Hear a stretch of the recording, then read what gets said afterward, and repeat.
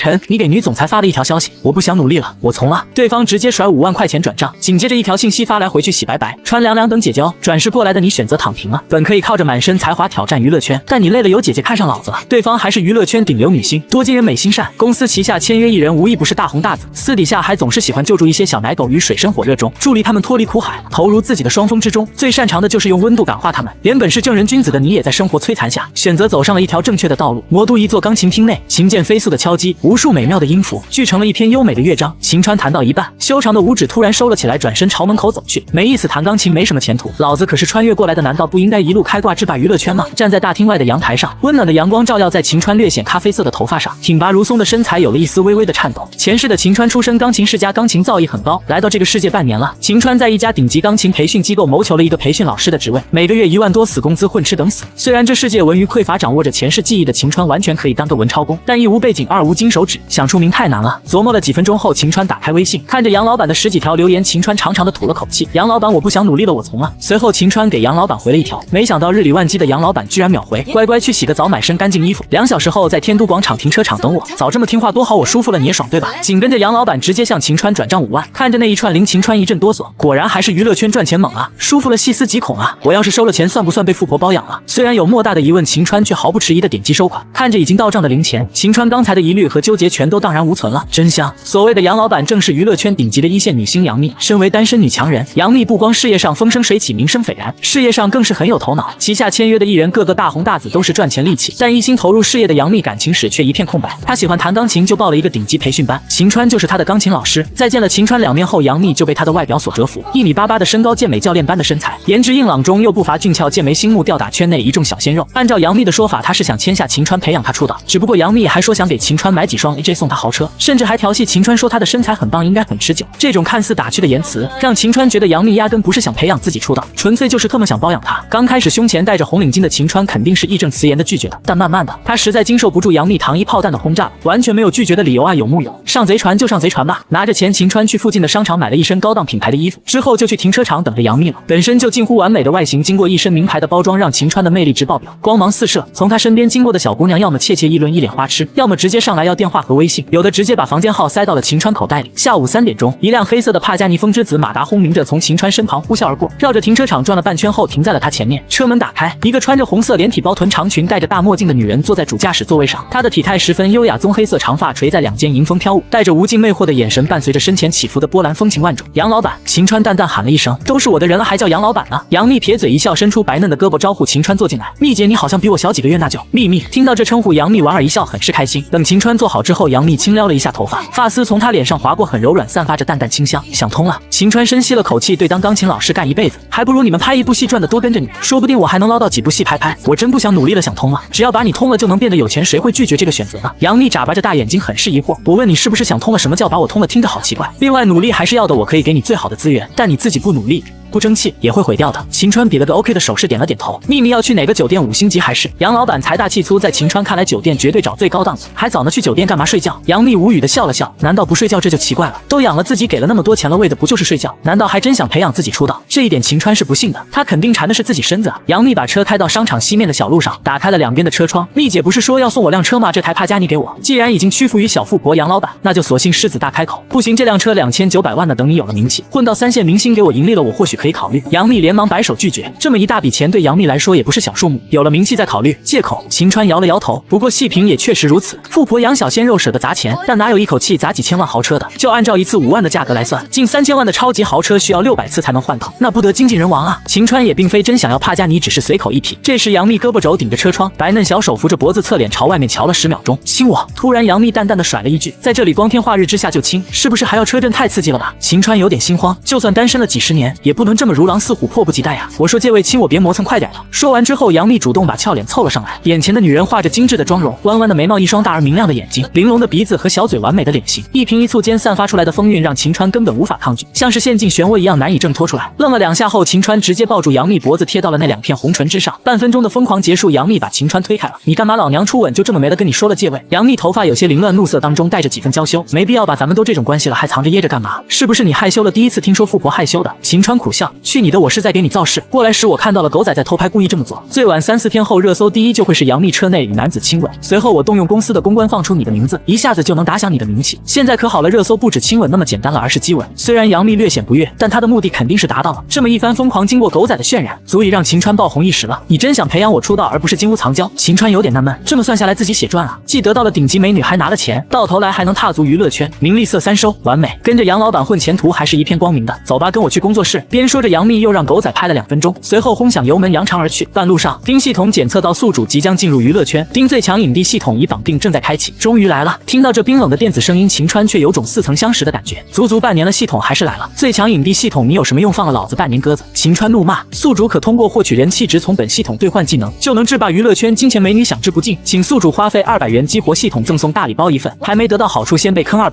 还好刚刚小富婆送了不少钱，不然还真舍不得花这冤枉钱。激活，在秦川选择激活后，银行卡被扣掉了200元。紧跟着，丁恭喜宿主开启系统，大礼包正在发放中，开始改造宿主身体。短短几秒钟的功夫，秦川能清晰的感觉到，他本来不算太好的皮肤迅速变得光滑如玉，皱纹、角质、黑头、坑洼瞬间被磨平，原本线条有些歪曲、维度和形状并不是很完美的肌肉，在系统的改造下也发生了变化，处处都毫无瑕疵，身体机能、精神力量都比之前强盛了10倍。丁恭喜宿主获得技能完美歌喉，丁恭喜宿主获得技能无敌演技，丁恭喜宿主获得技能幽默大师。除了身体发生显而易见的变化外，秦川在融合了技能后，知识储备也大为提升，他的声音浑厚嘹亮，充满磁性，脑海当中多出了许多演戏的经验和技巧，像是一个有100年功力的超级影帝。同时，秦川变得十分幽默，各种经典的包袱和段子信口拈来，拥有了大量讨富婆欢心的手段。这回真的是舒服了，秦川松了口气，有了系统加持，娱乐圈等着我来主宰吧。这会儿正在开车的杨幂不经意间瞥了秦川一眼，身边的男人似乎比刚才更加完美了，绝对的男神。杨幂的嘴角也浮起了一抹难以察觉的微笑，霸道女总裁竟然要把我带到办公室玩，制服诱惑，甚至公司里还准备了很多 T。 天啊，要不要这么刺激的？家行天下。杨幂工作室在魔都的分部，精致的装潢，高端大气的风格，充满了时尚和娱乐元素。由于昨晚刚举行过集体派对，所以旗下大部分艺人这会儿都还留在公司。帕加尼停在了大厦的地下车库，幂姐不去酒店，直接在工作室内啥？有点刺激啊。秦川笑了笑，在工作室怎么了？这是我的工作室，有什么问题？秦川摆手道，没什么。你工作室里有 T 吗？他没好意思发出 T 这个音，发的是字母 T 的音，有很多，随便换。杨幂边说边拎着包朝楼上走去，厉害了，公司里还有这玩意，会玩。秦川暗暗一笑，这有什么？公司里每个人都有，经常穿戴，很正常。我们是大工作室。杨幂解释道，大工作室都这么疯狂吗？贵圈真乱。秦川跟着杨幂回到工作室，1秒钟，杨幂从刚刚的性感女王切换到了霸道女总裁模式。幂姐好，幂姐来了。旗下艺人一个个都对她毕恭毕敬，甚至有点敬畏。这是谁啊？好帅，我从没见过这么帅的男生。是新签的艺人吗？这帅得过分了吧？老娘少女心都泛滥了。热巴，这回有人跟你抢头牌了，他要是不大火，天理都不容。长得帅有什么？帅能当饭吃，我们几个不比他差吧？依我看，怕不是幂姐从哪找来的男宠吧？在秦川从门口走向办公室的距离，艺人们纷纷聚在两边，对他指指点点，女的一脸花痴，男的则是轻蔑。不屑，你先坐沙发看会电视，我有很多事情处理。杨幂对秦川交代了一句，随后杨幂一直处在忙碌状态，直到晚上7点。在吃过外卖后，杨幂让孙婷把艺人们全都召集到了大厅。杨幂站在秦川跟前，向众人介绍，他叫秦川，以后就是咱们工作室的艺人了，欢迎一下。并不太热烈的掌声响起。好了，今天先这样，你们都回去吧，该拍戏拍戏，该休假的休假。杨幂遣散了艺人们，连经纪人孙婷她都让回去了。偌大的工作室只剩下了秦川跟杨幂2人。秦川，你先等一下，15分钟后去办公室找我，咱们开始。看着杨幂扭动的水蛇腰，听着哒哒哒此起彼伏的高跟鞋声，秦川有点莫名紧张。要开始了吗？应该没有快乐球什么的吧？办公室内，杨幂换上了一身标准的工作制服，白色短袖衬衫，虽然稍微宽松，却挡不住那呼之欲出的所在。下身的灰色短裙更是彰显出了丰腴和大腿的修长，身材无可挑剔。这会儿，杨幂左臂撑着脑袋，正伏案办公，在鹅黄色灯光笼罩下，更显得风姿绰约，给人一种神秘感。15分钟时间一到，杨幂缓缓坐直，扭头看了看秦川，露出了一个甜美的笑容。得到暗示，秦川连忙朝办公室走去。制服那啥货，真会玩。来到办公室，杨幂也朝秦川走来，她撑开双臂，顺势一个公主抱，把杨幂抱了起来，然后对着她双唇就是一阵狂怼。你要干嘛？疯了！杨幂从秦川怀里挣扎出来，有什么不对吗？不是这个流程吗？秦川一脸懵逼，什么这个流程？我让你来公司是打算培养你出道的，你居然对我图谋不轨！杨幂十分气愤，身前之物迅速起伏，但也没打算报警。是这样，我还以为你这小富婆要包养我，所以秦川尴尬一笑，他确实想偏了，包你个头！虽然你很帅，但我绝对没这个念头。杨幂快疯了，不过秦川也不惊慌，他确定自己很安全。如果是普通人对杨幂这么做，他会毫不犹豫报警，但秦川这样外形气质双绝的男神级存在。杨幂就只是愤怒而已，甚至几分钟过去，怒气也消了，只剩下羞涩。冷静下来后，二人很快达成和解。杨幂冲了2杯咖啡，二人对坐桌前交谈。你从哪看出来我要包你的？喝了口咖啡，杨幂撇嘴笑问：之前的聊天记录，你很主动，也很会撩，让我产生了错觉。秦川耸了耸肩，就这些，你那么帅，我聊一下不代表什么。那你要给我买 AJ， 还说送我好车，这不是疯狂暗示？杨幂白了他一眼。我素来大方，这是公认的。送我员工 AJ 和车子不算什么。再说你会帮我挣回来的。羊毛出在羊身上。最后一点，我问你有没有 T？ 你说公司很多，难道不是给我准备的？秦川仍有疑惑。对啊，公司有衣帽间，所有员工都备了很多套 T 恤，随便穿随便换。有疑问？杨幂很不解。懂了。即刻，秦川恍然大悟，露出了一个尴尬却又没礼貌的微笑。喝完咖啡，杨幂转身去办公桌上拿了一叠文件，打了个电话。这是剧本，你可以挑一个。然后我给你配了经纪人，是个入行没多久的，但能力很强。谢谢老板。杨幂扑哧一笑。怎么不把我当成养你的小富婆？称呼马上就生分了。有一说一，在公司我肯定叫你老板，等以后你成了我老婆，自然会叫秘密。滚！还没出道呢，先想着勾引老板，野心不小啊。杨幂嫌弃的白了秦川一眼，嘴角挂着娇笑。二人一通互动后，秦川开始选剧本了。剧本共有4个，请收下我的爱。如果还能再爱你，爱在心口难开。三生三世十里桃花。凭借着前世的记忆，秦川自然毫不犹豫选择了最后一个剧本。三生三世是彻底把迪丽热巴捧上一线女星的仙侠剧作，但凡杨幂旗下参演的艺人，也个个因此走红。而眼下这个剧本，杨幂给秦川提供的角色是东华帝君，原定是高维光参演，但如果秦川选了，杨幂即刻会把高维光踢掉，很有眼光。为什么不演前面几个肥皂剧？以你的姿色，不对，外形，随便演个霸道总裁，绝对吸粉无数，而且对演技要求不高。从角色而论，当然东华帝君逼格最高，再加上这部剧投资最大，还有杨幂、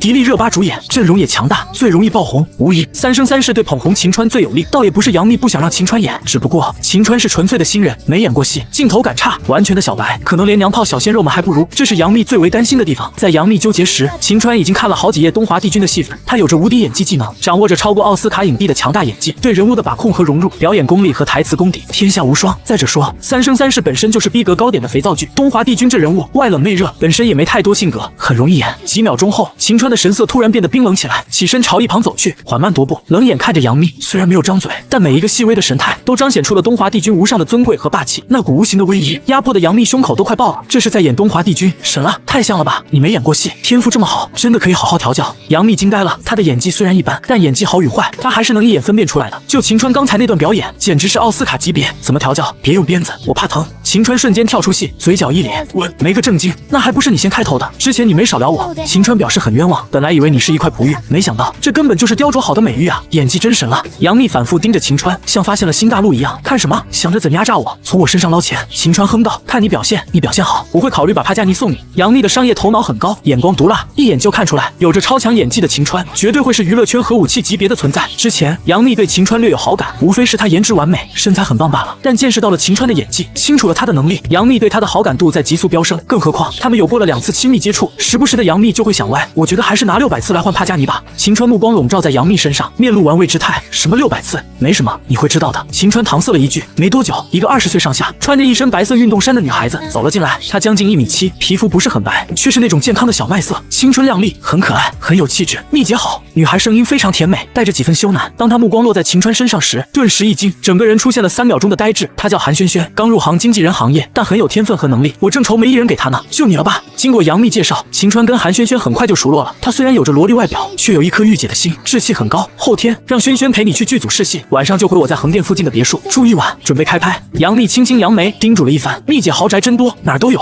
哈哈。韩萱萱实名羡慕。秦川嘴角一抽，这叫狡兔3窟，万幸兔子够大，还很白，你想死是不是？杨幂气爆了，在狗仔们将偷拍的照片发布后，微博、今日头条、贴吧、抖音等等平台瞬间爆炸，大量关于这条消息的新闻疯狂图版。虽然视频和照片不太清楚，但明眼人都能看出来，车内的女子就是杨幂，印证这点并不难。没多久，秦川来到了杨幂办公室，恭喜杨老板摆脱单身了。有人说我是超级富2代、矿主之子，还有人说我是被包养的小鲜肉。秦川毫不见外，自己抓起一个苹果啃着吃，被无数人爆破的感觉怎么样？待会儿放出你的名字和照片，估计你要被千夫所指。看到秦川一副无所谓的样子，杨幂添油加醋了一把，我就喜欢他们痛恨我又无可奈何的样子，我泡我的妞，让别人说去吧。去你的！谁让你泡了？要不是看中你，谁愿意牺牲名节？等你火了，我要狠狠从你身上捞回来。杨幂做出了咬牙切齿的样子，白了秦川一眼。我又没让你造势，自作多情。秦川对道，以他自身的条件，加上系统技能加持，只要能拍戏，要爆火太容易了。靠绯闻炒作什么的，根本就没必要。画蛇添足，你狗咬吕洞宾。那这么说，咱们还是情侣关系了。虽然你的颜值和身材跟我匹配差了点，但也算凑合，吃点亏我也认了。谁让你是老板呢？秦川不依不饶，你还亏了我。杨幂被堵得一句话都说不出来，好心好意用自己当饵，帮秦川造势炒绯闻，反过头来秦川还说他亏了，杨幂简直要气炸。韩萱萱坐在一边的沙发上，白嫩的长腿盘在一起，她一手卷起了一绺头发，一手紧捏着裙角，十分可爱。秦川，你应该给蜜姐赔罪，不然她肯定想办法整你的，对吧？蜜姐，韩萱萱捂着嘴娇笑了一声，朝杨幂甩了个眼色。没错，快给我赔罪，不然小富婆不开心了。杨幂也扑哧一笑，虽然跟秦川待在一起，她处处对他，惹他发火，但杨幂还真的非常享受这个过程，一点不觉得厌恨。换成别的员工敢这么对她，杨幂早就把他踢出工作室了。可能这就是颜值的力量吧。那我就随便唱首歌吧，我之前自己写的歌，凑合听吧，别拉到耳朵。有吉他吗？韩萱萱打了个响指。有，唱歌肯定要配吉他的，我懂，这样才装得像吗？秦川白了他一眼，挥掌打向他的屁股，吓得韩萱萱马上做贼心虚一样逃走了。公室里，我靠在沙发靠背上，一双大长腿撑开，将吉他抱在怀里，手指在弦上不断拨弄。中最亮的星，能否听清？带遥望的人心底的孤独和安息。这首歌的曲调本身就带着沧桑和忧郁，而在演唱时，我也故意将声音压得阴沉忧郁。强大的感染力让杨幂跟韩萱萱听得入迷了，不知不觉间二人连续叹了很多次气。该死的眼泪太不争气了，好感人。韩萱萱眼眶发红，一边擦眼泪，一边从网上查我是不是抄袭，搜了半天，还真没找到与这首歌半点相关的信息。杨幂也稳定了一下情绪，收回了自己身前起伏的波涛，不能再哭下去了，不然怕是凶器能把衣罩都给撕裂。太好听了吧？你自己会写这么好听的歌，嗓音也完美，唱功也好，高音飙的那么厉害，出道当歌手吧？我笑看着杨幂，我当然是知道现在音乐市场惨淡，没多少油水，可两者并不冲突。对于我来说，当然以拍戏为主，一部火爆大片动辄几十亿的票房，其暴利远不是其他行业能比的。我的乖乖，你简直就是个宝藏男孩，看来我签你真的签对了。不行，我要把1年合同改成10年。杨幂开始公然压榨我了，10年哪够一辈子？我一辈子都是你的人，行吗？虽然是玩笑话，但我的眼神很认真，霸道却又充满柔情。一向以女强人形象示人的杨幂，终归是女人，内心也很柔软，而我一下子就击中了她身上最柔软的部位。杨幂的双颊不自觉就开始发热，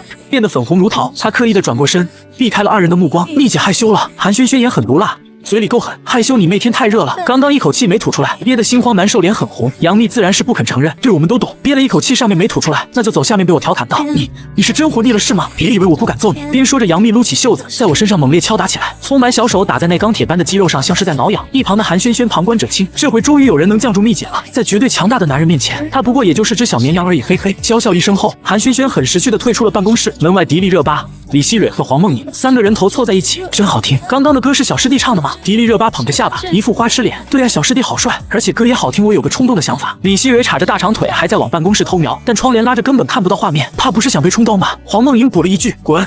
你个小妮子，骚得不像样！李希蕊痛骂。沉吟了片刻，韩萱萱一本正经地压低了声音：“我真的很有才华，蜜姐也很器重他，将来成为一线不难。另外，我告诉你们一个秘密。”什么秘密？八卦的心令3女都竖起了耳朵。蜜姐好像很喜欢我，言尽于此，你们自己琢磨吧。这话犹如重磅炸弹，瞬息之间，3女就灰头土脸的散开了。她们对我只是好奇、仰慕，并不是真想跟她谈恋爱，完全是被她吸引了而已。但杨幂喜欢我，这就给了他们一个信号，离我远点。得罪了老板，那结局有多惨，可想而知。在公关部门将我的名字和照片散播出去后，原本就闹得沸沸扬扬的话题再度火山喷发，开始霸屏图版模式，微博、抖音这些大平台随便一刷就能刷到几十个与之相关的话题。之前新闻的焦点集中在杨幂身上，因为是杨幂与人激吻，她是重点，而现在几乎所有的焦点全都放到了我身上，只做过了简单 PS 的几组照片，简直太完美了，颜值无可挑剔。还有爆炸的肌肉、大长腿、人鱼线、鲨鱼肌等等。事先关于我的种种猜测，如今也全都被打脸了。什么矿主之子、超级富二代、圈内大佬等等，全都是谣传。我纯粹就是靠帅征服的杨幂。横店3生3世剧组拍摄现场，这部剧已经开拍了，大部分主演和群演都已经到位。虽然秦川还没试戏，不过试戏无非是个流程罢了。身为主演兼投资者，杨幂要把秦川塞进来，就算别人有意见也改变不了结果。总导演林玉芬刚刚拍完2场戏，正原地休息。这会儿帕加尼停在了剧组外面的停车场，杨幂带着秦川一路朝拍摄现场走来。尽管二人没有保持亲密的动作，但还是吸引了无数围观的路人，包括群演乃至很多工作人员，都聚在两边指指点点开始吃瓜。好高好帅，真人比照片上还好看，难怪蜜姐能看上他。这尼玛换成我也愿意被透啊！超级男神，这哥们来剧组干嘛？不会要拍戏吧？刚炒绯闻就拍戏，这是要火的节奏啊！秦川跟杨幂自然无视这些围观者，径直来到了林玉芬跟前。导演，这是我安排的东华帝君扮演者，说好今天试戏。在看到秦川第一眼后，林玉芬就惊为天人，形象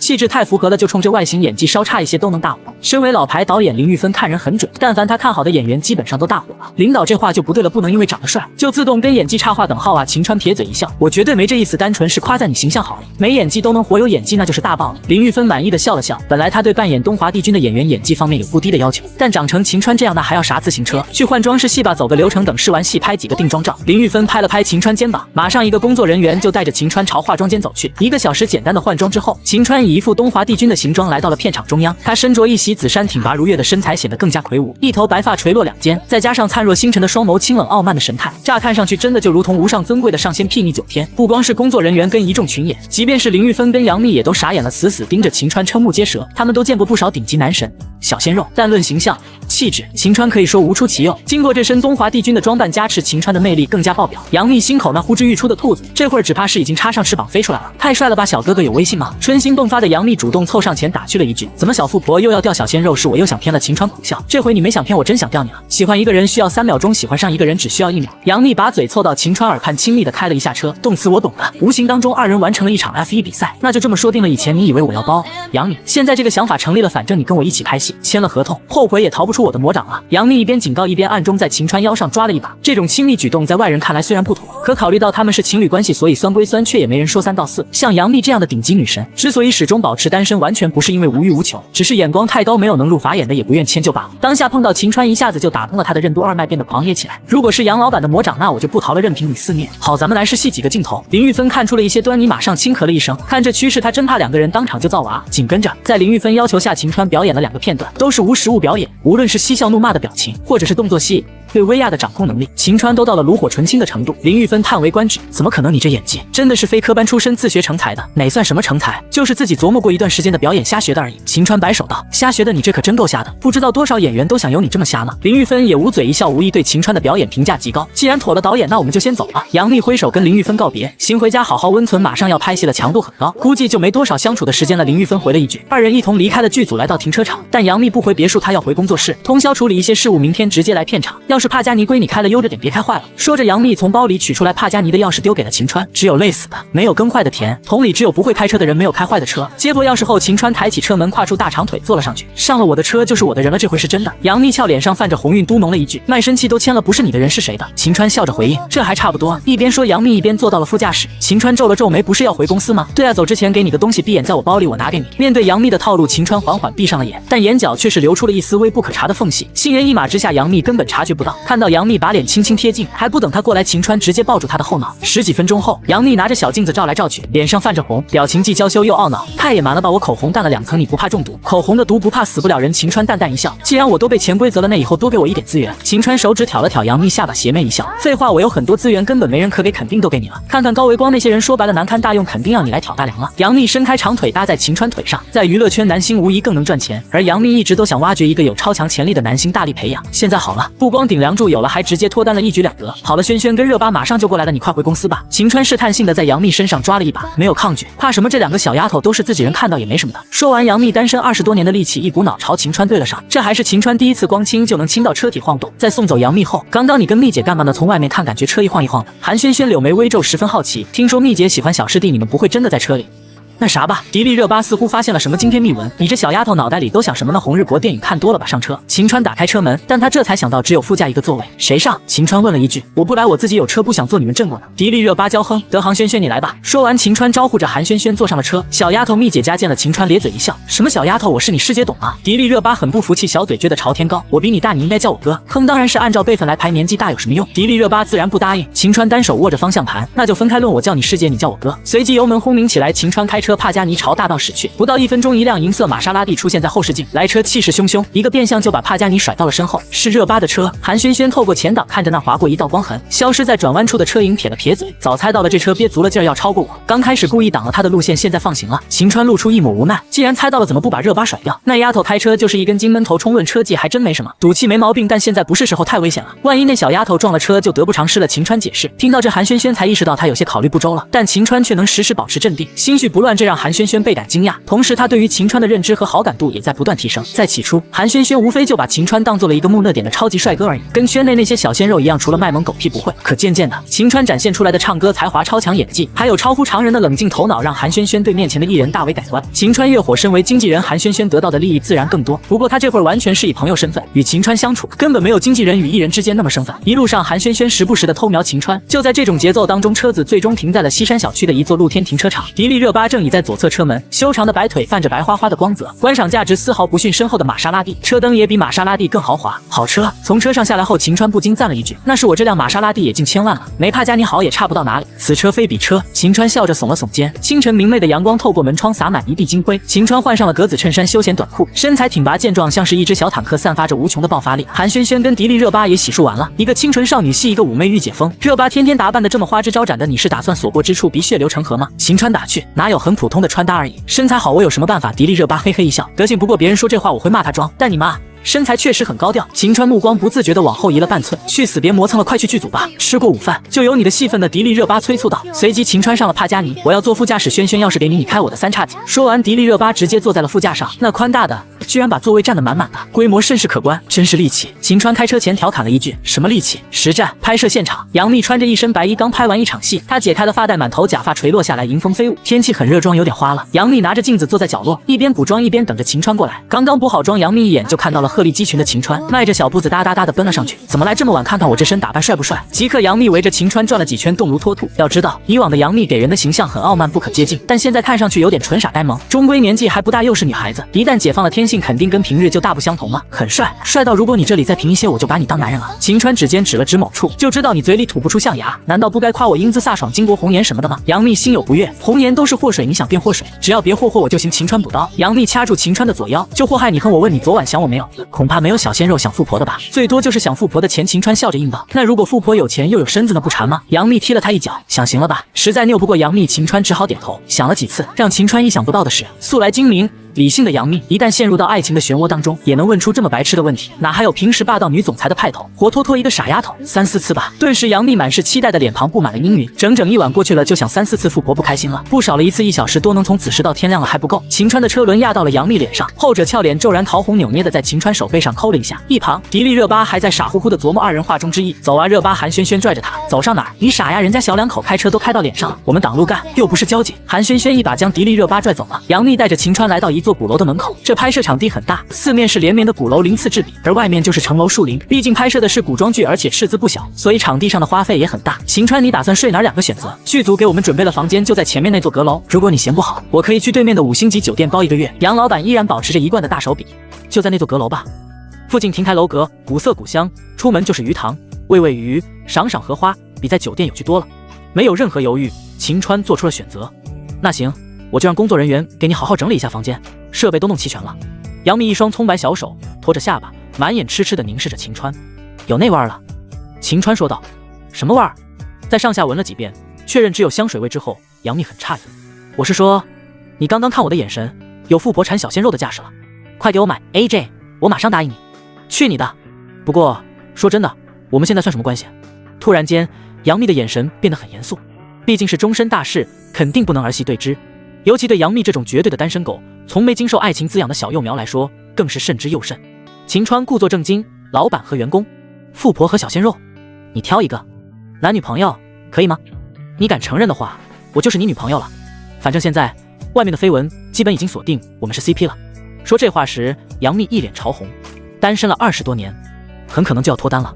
对她这一心扑在事业上的女强人而言，算是里程碑一般的时刻了。行，你要非这么称呼，那我就勉为其难了。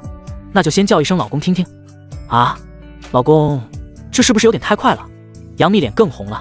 秦川咧嘴一笑，不快，你刚刚已经喊了，不是挺自然的吗？又被你套路了。既然都是我老婆了，那应该可以动手动脚了吧？秦川眉头一挑，杨幂即刻打了秦川一拳。不行，这就想动手动脚，那结婚了岂不是要一起生娃了？想得美！说完之后，杨幂自己都忍俊不禁了。哦，好吧。秦川摊了摊手。否！杨幂的回答让秦川直接吐血。他以一副一本正经的样子丢出了这么污的梗，还显得很无辜，场面实在很好笑。你厉害！都是老司机，惹不起。我先去换装了，马上要开拍了。紧跟着，秦川跟杨幂纠缠了几分钟，就一路小跑去化妆间了。看着秦川离开的背影，杨幂嘴角扬起了一抹玩味的弧度，也不知道什么时候能把真相告诉秦川，只能说尽快吧。站在原地叹了口气，杨幂就转身离开了。而此时的秦川根本没有想到杨幂的深层目的，直径来到了化妆间，用了2个小时才换好妆。吃过午饭，秦川就匆匆赶赴拍摄现场，即将迎来他第1场正式戏份。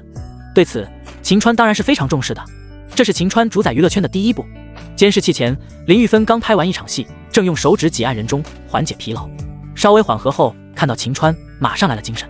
这会儿的秦川，一头雪亮的白发随风飞舞，紫色长袍衣袂飘飘，再加上一对灿若星辰的双眸，释放着凌厉如电的目光，那气场真如东华帝君本尊将士一般，看得林玉芬等人差点跪下顶礼膜拜。哥们，你这么帅，让我压力好大啊！一旁的赵又廷眯着小眼走了上来，发出苦笑。跟秦川相比，他的颜值身材被全方位吊打，身为男主被男二都不算的演员碾压，心里实在是苦。听哥一句劝，你这颜值高到不适合拍戏了，会遭人排挤的，给谁当配谁遭殃。秦川低头看着赵又廷，那我当主角不就行了？还有，跟我老婆拍戏尽量借位，霸气。对，咱就当主角。跟秘密拍戏一直都是借位啊，拥抱的戏都是替身。看来你这老婆挺忠心，我也算帅哥了，但她根本懒得靠近我，人比人得死，货比货得扔。加油啊，老公，我会在旁边支持你的。杨幂走了过来，凑到秦川耳边嘀咕了一句，然后她搬了一个小凳子，坐在了导演后面。准备好了吗，小秦？别有压力，毕竟是你第一次拍戏，多 NG 几次没事的。林玉芬脸上的肉堆在了一起，倒也显得十分和善。好了，在秦川点头后，林玉芬吩咐了下去。3分钟后，继续下一镜的拍摄。终于轮到我们拍了，好慢，我们在戏里的戏份太少了。在秦川身旁，迪丽热巴一边熟悉着台词，一边撕扯一朵小花的花瓣，扔了一地。对啊，戏份太少了，但好像有好几处吻戏，还有床戏，倒也够丰富了。秦川笑了笑，即刻，迪丽热巴抬起小脚，狠狠地踩了秦川2下。看把你美的，你就没想过拍那种戏，其实是我占你便宜吗？嘿嘿，都一样的。秦川表示无所谓。很快，剧组转移到了一片树林里。按照剧情，迪丽热巴饰演的白凤九，在前往青丘时，路遇猛兽，吓得仓皇而逃。在这时，途经的东华帝君出手，将其击退，救了白凤九。在秦川跟迪丽热巴都吊好威亚后，各部门注意啊！第9场第3镜准备开拍，3、2、1，开始。在进入正式拍摄后，所有机器和工作人员开始紧锣密鼓地运转起来。副导演在一旁进行指挥，林玉芬坐在监视器前面进行查看。咔！刚刚热巴吊威亚的角度偏了，再来。刚开拍就 NG 了一条。虽然电视剧在品质要求方面跟电影相差甚远，出现一些不好的镜头或者穿帮镜头都无所谓，但太过明显的失误，自然还是要重拍的。青丘外的树林当中，白凤九在化成人形的凶兽追击下疯狂逃跑，迪丽热巴跟一个群演吊着威亚在离地几米的空中划过。这时，秦川朝威亚师比了个手势，准备出场。在融合了系统的演技技能后，秦川有着超过奥斯卡影帝的强大演技，而且是全方位无死角的强。对于威亚的掌控能力，在威亚上做出各种高难度动作，当然也不在话下。当然了，那些高难度动作目前拍电视剧不太用得到，以后在电影中会很常用。在林玉芬示意之后，威亚师开始吊起威亚，而秦川也顺势升到半空，滑翔了出去。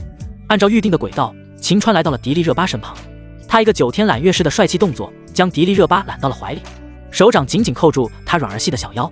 由于迪丽热巴腰很细，而秦川手很大，所以一只手就握住了1半多。被秦川紧抱在怀里，抓着小腰，本来很高挑的迪丽热巴反而像是小兔子钻在嫦娥怀里。一时间，迪丽热巴两颊布满了潮红，浑身都在发热，紧张的一颗小心脏都快要蹦出来了。还好镜头给的是旋转镜头，没有给迪丽热巴特写，不然的话，以她现在喝了2斤白酒嫣红的脸，肯定是要 NG 的。秦川跟迪丽热巴吊着威亚，在半空拥抱着对视，在秦川霸道的眼神直视下，迪丽热巴心跳直接爆表，俏脸上不禁浮现出了娇羞之态。好，这表情到位。监视器旁的林玉芬不禁拍手称赞，非常满意。虽然秦川演的东华帝君表面上冷漠无比，没有表情，不过秦川却把东华帝君的霸气演绎得十分到位，冷酷却不无情，霸气而不蛮横，跟那些面瘫小白脸的没有表情是完全不同的概念。每个眼神都满满的是戏。本来林玉芬还担心迪丽热巴表情不到位，没想到她居然把白凤九初见东华帝君时怦然心动的感觉演得这么贴切。什么到位不到位，这还用演吗？肯定是那小丫头真的害羞了，根本不用入戏，本色演出。在一旁观看的杨幂用幽怨的眼神盯着迪丽热巴，颇有微词。二人在空中盘旋了10几圈后才落到地上。迪丽热巴依然痴痴地盯着秦川，意乱神迷，心猿意马，把白凤九对东华帝君一见钟情的场面演得入骨3分。这段戏怕是迪丽热巴生涯演技巅峰了。你还想这样抱着我多久？画风突变，东华帝君冷冷地对白凤九哼道。白凤九马上松手，发出一声娇哼：“你真的是东华帝君？不像吗？不像，我在折颜德的藏书里看过你的画像，真的不像。”迪丽热巴嘴角不自觉地浮起了一抹笑容。她这才发现，虽然自己演过了一些戏，而秦川还是纯粹的新人，但跟秦川对戏，迪丽热巴精神完全没办法集中。刚刚如果不是强行压着情绪，只怕当场就要笑出来了。毕竟这是她在这部剧里的第一场戏，肯定还是要拿出态度的。热巴这小丫头演技什么时候这么好了？旁观的杨幂一脸疑惑，她把情窦初开的白凤九演得活灵活现，无可挑剔。我看这小丫头纯粹就是自己对秦川入迷了，等回去了我要敲打她几下。片场拍摄继续，折颜是10里桃林的上神。白凤九娇声道：“你是他什么人？”东华帝君依旧声音冰冷：“我是青丘五荒之北荒帝君之女，九尾狐之后，青丘白凤九见过东华帝君。”迪丽热巴一脸崇拜和痴女表情，凝视着秦川。这既是白凤九仰慕东华帝君，同时也是迪丽热巴对秦川一眼倾心。原来是白家人，白家的人竟然还会怕一只金泥兽，你还未飞升上仙吧？没，原本林玉芬打算喊停的，但这个长镜头二人演得很好，他根本不觉得是在拍戏，仿佛是在看电视剧，津津有味。所以林玉芬就打算尽量让二人把这个长镜头一镜到底。秦川跟迪丽热巴正打算收工，可看到林玉芬并没有喊咔的打算，只能继续演。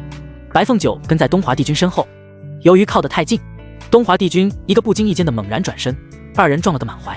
迪丽热巴那高软的所在，把秦川弹得退后了一步。顿时迪丽热巴发出一声娇哼，二人再度四目对视。由于二人在这部戏里是情侣，所以难免会有很多暧昧的戏份。这一次双方四目交接，迸发出了更加强烈的火花，像是2道闪电交接，炸出了漫天星火。东华帝君冷视着白凤九：“你还想跟我多久啊？我只是想要报恩。”白凤九一脸痴迷，眼神呆滞，双拳紧握在胸前，心砰砰乱跳。这会儿迪丽热巴早就忘了自己是在演戏，在秦川的带动下，她跟白凤九已经完全融为了一体。唯一清楚的就是她喜欢面前这个男人，无论他是秦川还是东华帝君。咔，太好了，小秦演技完美，好强大。虽然是这么冰冷的一个人设，但演得有血有肉。热巴今天演技也爆发了呀。林玉芬终于从导演椅上站了起来，一副酣畅淋漓的感觉。这种演技和效率，如果整部戏都能保持，怕是能提前1个月杀青，而且品质也超过预期。晚上月明如水，一座精致古朴的古雅房间当中，秦川跟杨幂、迪丽热巴围坐一圈，正在啃西瓜。这些西瓜的薄厚、大小十分均匀，仿佛是被机器切割的一样，几乎分毫无差，彰显着超强的刀工。从早到晚，秦川一直都在跟迪丽热巴拍戏，今天大部分场次都是二人的戏份，这显然是杨幂特意安排的。毕竟二人虽然角色重要，但戏份很有限，他们是杨幂工作室的顶梁柱，杨幂自然想尽量让他们早点杀青。而秦川演技爆表，但凡是他的单独镜头，几乎95%以上都是一镜到底。今天素来演技平平的迪丽热巴也演技喷发，单纯可爱的小狐狸白凤九被她演绎得十分逼真，堪称演技巅峰。所以二人拍戏速度很快。啃完一块西瓜，杨幂擦了擦嘴角的水渍：“热巴，今天演得很好吗？小狐狸的娇羞可爱，春心萌动，演得真好。”杨幂黑着脸道：“这不都是幂姐的功劳吗？”嘿嘿。迪丽热巴欣然接受这赞美：“你以为我在夸你呢？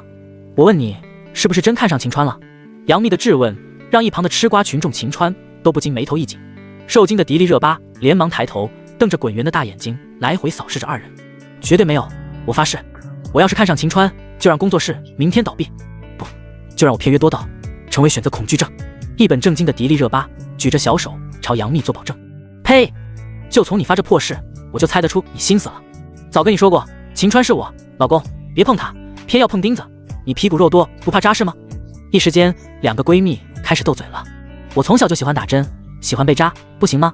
再说我真没看上小吃店，老板你想多了，疑神疑鬼的。”面对质疑，迪丽热巴坚持自证清白。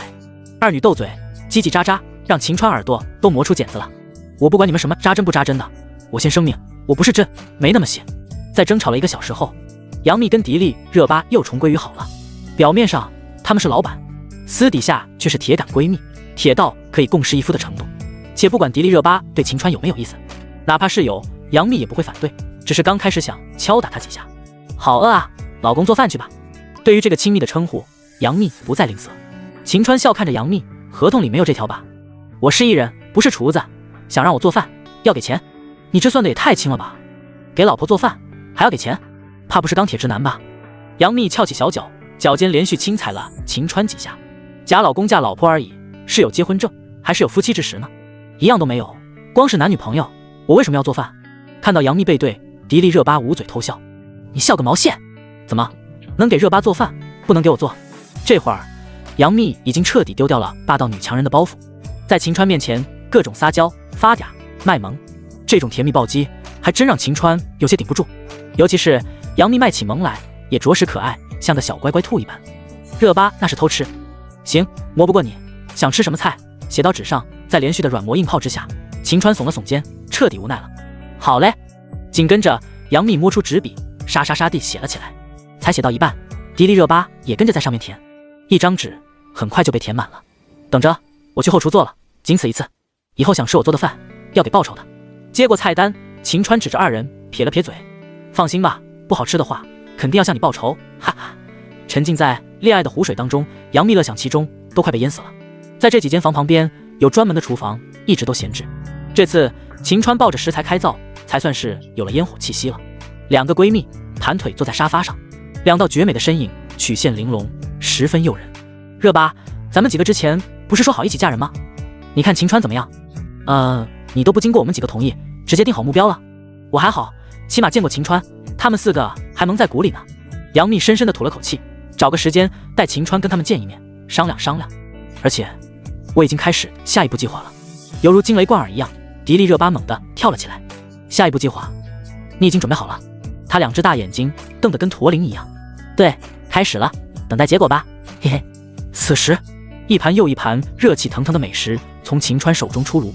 他根本不清楚杨幂跟迪丽热巴等人的谋划，更不知晓杨幂有什么下一步计划。有系统辅助，无数技能加持，秦川不会受任何人掌控，反而会掌控一切。即便精明如杨幂之流，在他面前智商也不够看。两头小猪过来端菜。秦川打了个电话，20秒钟，两个大猪蹄子穿着拖鞋就奔向厨房，争抢着端菜了。古典红木桌上满满一桌子美食，见过各种大鱼大肉的杨幂，这会儿就跟饿狼一样疯狂饕餮。好香，这个很嫩，比我皮肤还嫩，味道好鲜啊，这手艺绝了。虽然杨幂完全抛弃了形象，却也没人笑话她，因为对面的迪丽热巴比她还没人样。哇，以后要是跟你结婚，天天能吃到这美食，太幸福了吧。杨幂一边嚼着肉片，一边崇拜地盯着秦川。真打算让我吃软饭？那是，我突然后悔了，把你养在家里，给我当厨子，似乎比出去拍戏要好，哈哈。轻轻拍了拍鼓起来的肚皮，听到几声闷响，杨幂得意地笑了笑。现在后悔晚了，本来我打算安心给你个小富婆养着，不过我改主意了。秦川笑了笑，得到了最强影帝系统加持，秦川肯定不甘心吃软饭，偶尔吃几口还是很香的，吃多了就不好了。晚饭过后，迪丽热巴赖在秦川房间不走，她摊开修长的双腿，整个人横在了沙发上，居然给占满了。杨幂斜卧在一旁，白嫩的小脚搭在秦川腿上，正用脚跟砸来砸去，自娱自乐。老公，睡觉前给我们讲个故事吧，就说说你自己的事迹。杨幂拖着下巴，一脸迷醉地盯着秦川，眼冒桃花。我也要听，多讲点，现在才9点，讲到12点吧。明知自己是250度大电灯泡，迪丽热巴毫不顾忌，偏要发光发热。热巴，你先回房间吧，你房间离得远，晚了回去不安全。杨幂疯狂暗示。我知道，你故意把我房间安排在了对面大楼里，所以我特意跟剧组申请了一间房，就在隔壁的隔壁，跟蜜姐对门。听到这话，杨幂直接吐血，够狠。那我就先讲讲我女朋友的事情。秦川眉头一挑，女朋友？秦川有女朋友？不光杨幂脸色瞬间铁青，就连一直装作讨厌秦川的迪丽热巴也面目全黑。老实交代，什么女朋友？前女友吗？几个？一时间，杨幂用一个剪刀脚的姿势锁住了秦川，像是审问战犯一样。秦川也毫不客气，大手直接抓住了她的丰腰，拇指的位置即将跟那呼之欲出的存在接触。有过大概10几个女友吧，不过基本都不在人世了。秦川淡淡应道：10几个都不在人世了。即刻，本来很享受秦川抚摸的杨幂触电一般弹射了出去。天生克女友？不会吧？要真是这样，那我就该准备后事了。杨幂使劲地摇头，显然不信。不过秦川并没开玩笑，他在前世确实有10几个女友，而且同时保持着关系，但这个平行世界上就没有他们的存在了。不用，你不会死的。为啥？难道我命硬？杨幂摸不着头脑。秦川一把将逃开的杨幂又拉扯到了怀里。他们并没死，只是以另外的方式存在着。而你有3条命，不会死掉的。我怎么就3条命了？哦，我明白了，嘿嘿。杨幂即刻恍然大悟，她名字里面就有3次方的意思。那你有没有跟他们说到这儿？杨幂用很严肃的眼神看着秦川。全部一血，去死吧，变态！顿时杨幂委屈巴巴地躲到了一边，她连小手都没跟人拉过，而秦川居然几10人斩，太不公平了。你应该这么想，那么多女人都得不到的男人居然落到了你手里，是不是感觉很骄傲？是不是觉得自己拯救了银河系，想挑小苹果？在秦川的忽悠下，杨幂愕然的点头应了一声。呸呸呸，什么就骄傲了？还拯救银河系？我看我上辈子毁灭了宇宙，才跟你个变态在一起。哼，那分手。秦川在杨幂身上拍打了一下，那颤巍巍的手感让秦川很满意。不分，打死都不分。富婆盯上的人不会松口的。原本略有怒气的杨幂听到分手2字马上服软了。不就女人多吗？那样更有经验，是好事。杨幂嘿嘿一笑。当然了，杨幂对这件事也没那么大的介怀，因为按照她的计划来看，秦川的所作所为不算什么大事。别腻乎了，你们今晚打算住一起？迪丽热巴被秀得头皮发麻，马上轻咳了几声，存了几秒钟。杨幂看着秦川的双眼，心潮澎湃的点了点头。我们住在一个屋里，谈谈这部戏，不会有别的事。说得好真诚，我信了。那祝你们不要中奖。突然间，迪丽热巴莫名感到无限失落，她的步子变得很沉重，半天才走到门口，看着盘在一起的2人，良久才把门关紧。清晨，昨夜刚下过一场小雨，天还阴着，凉爽的空气透过窗棂门缝钻进来，让屋内都充斥着凉意。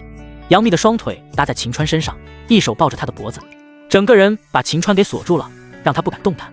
一整夜，2人都在谈论拍戏跟娱乐圈的事情。谈完后，只是亲了一番，就各自休息了。我们算是一起看日出了吗？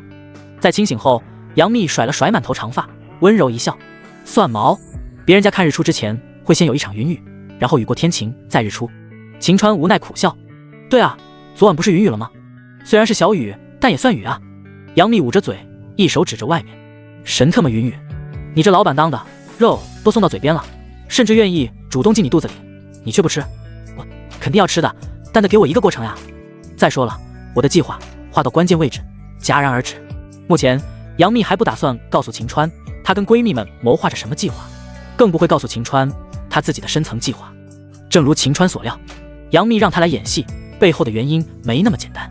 这时杨幂收到孙婷发来的信息：老公，我先忙去了，下个月有个重要的密谈会，我先去准备一下，接下来几天都是你的戏份，辛苦了。杨幂马上退了一步，吐了吐舌头就跑了。对了，密谈会我尽量会让你参加的。跑出门后，杨幂又折返到门口，喊了一句：什么密谈会？秦川很纳闷。绝密，但可以肯定的是，都是圈内大佬，超级大佬。杨幂神秘一笑。秦川无所谓的耸了耸肩。什么狗屁大佬，关我什么事？有美女吗？没有。我算吗？不算。顿时杨幂气得七窍生烟，做出了拖鞋砸秦川的动作。别拖鞋，你脚臭。秦川开始玩杨幂这个梗了。你他妈昨晚没闻过吗？再说我脚，我踩死你。拍摄现场，迪丽热巴早早就换好妆，在小板凳上温习台词了。看到秦川压着时间点来，赶紧哒哒哒的跑了过去。真准啊，说8点到，就差3秒。秦川笑了笑，我这叫惜时如金，早来有什么用？3秒都算长了，3秒对很多男人来说足以完成一项2亿的工程了。又胡说什么人3秒能做2个亿的工程？盖茨都不行吧？这种回答让秦川直接懵逼，他想不到娱乐圈居然还有如此单纯的女明星，想在她面前飙车，奈何此路不通，根本无法加速。拍摄开始，在杨幂的调整下，秦川跟迪丽热巴的戏份会集中在前面拍摄，且由林玉芬亲自盯着，反倒是杨幂跟赵又廷的不少场次交给副导演去拍。好了，准备开拍了，真是一场及时雨啊！本来这一场戏是夜戏还是雨戏，原定到了晚上人工降雨，谁能料到现在居然又开始下雨了，而且雨势非常大。如此一来，把夜戏提前到现在拍摄，无疑会更逼真。虽然是大白天，但可以用特效做成晚上。哟，要提前拍摄了吗？迪丽热巴心里扑通扑通直跳，整个心脏都快要从嗓子眼里蹦出来了。因为这场戏对于白凤九跟东华帝君而言是至关重要的一场戏，二人有几个镜头要在 train 上拍，按拍摄计划，这戏份在晚上，所以迪丽热巴还有心理接受的过程。但现在来了个突然袭击，她就万分惶恐了。站在亭子一角，迪丽热巴一手抱着木柱，一边偷瞄着秦川挺拔的身姿，白皙如玉的小脸上泛出了几分红晕。这部戏跟前世还是有不小差距的，虽然这个世界文娱匮乏，但社会很开放，在尺度上面还算比较大的。林玉芬给这段戏增加了不少动作设计，为的就是吸引眼球。有2个镜头更是东华帝君跟白凤九赤身相拥。快来啊，愣什么呢？林玉芬的声音惊醒了迪丽热巴。东华帝君来到凡间历劫，而白凤九决定成为他的皇妃，守护左右。此时秦川穿着一身帝王龙袍，也不再是白发，而是满头黑发，加上小胡子，显得成熟而霸气。亭子下面雨水哗啦啦下个不停，满天飞溅。皇帝与皇妃正在亭子下避雨，你们都退下吧，把伞留给朕。秦川冷声吩咐了一句，言语和神态把帝王之相演绎得非常到位。在皇妃惊愕的眼神当中，秦川伸出手轻抚着迪丽热巴的发簪，从发簪摸到肩膀，一直到小腰。跟秦川如此接触，迪丽热巴只觉得浑身燥热，如同触电般一阵哆嗦。不管平日里迪丽热巴如何鬼马精灵、调皮捣蛋，或者走性感女神路线，但她终归是感情史一片空白的小女生。被秦川这样的顶级男神撩，发生如此越线的肢体接触，不紧张不心动是假的。殊不知圈内多少演员因戏生情，有的甚至因为一部戏而出轨，跟别的演员开房，干柴烈火的这种事还算正常。而眼下秦川这团烈焰已经把迪丽热巴的干柴团团包围了，准备熊熊燃烧。亭子下，皇妃眼神诧异地问道：陛下让他们就这么走了？这下好了，雨下这么大，即便有伞，你在怪朕？朕背你回去。秦川双手握住了迪丽热巴双肩，霸道而充满柔情、宠溺的眼神直击心灵。瞬间，迪丽热巴的心理防线完全崩溃了，她有点后悔这部戏了，天天被秦川撩，心脏受不了啊！爽归爽，就是太伤身了。这怎么行啊？皇后娘娘会责骂臣妾的。迪丽热巴低下了头，声音中带着几分惶恐。秦川死死地握住了迪丽热巴的手，本来充满帝王威压的双眼，完全被柔情跟欲望取代了。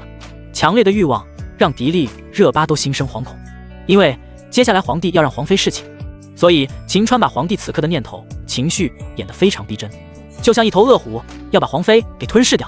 纯情的小女生迪丽热巴在秦川这样的顶级男神老司机面前，怎么可能顶得住？难道非要让朕下一道圣旨吗？上来！随即秦川弯腰蹲下，而迪丽热巴顺势爬了上去。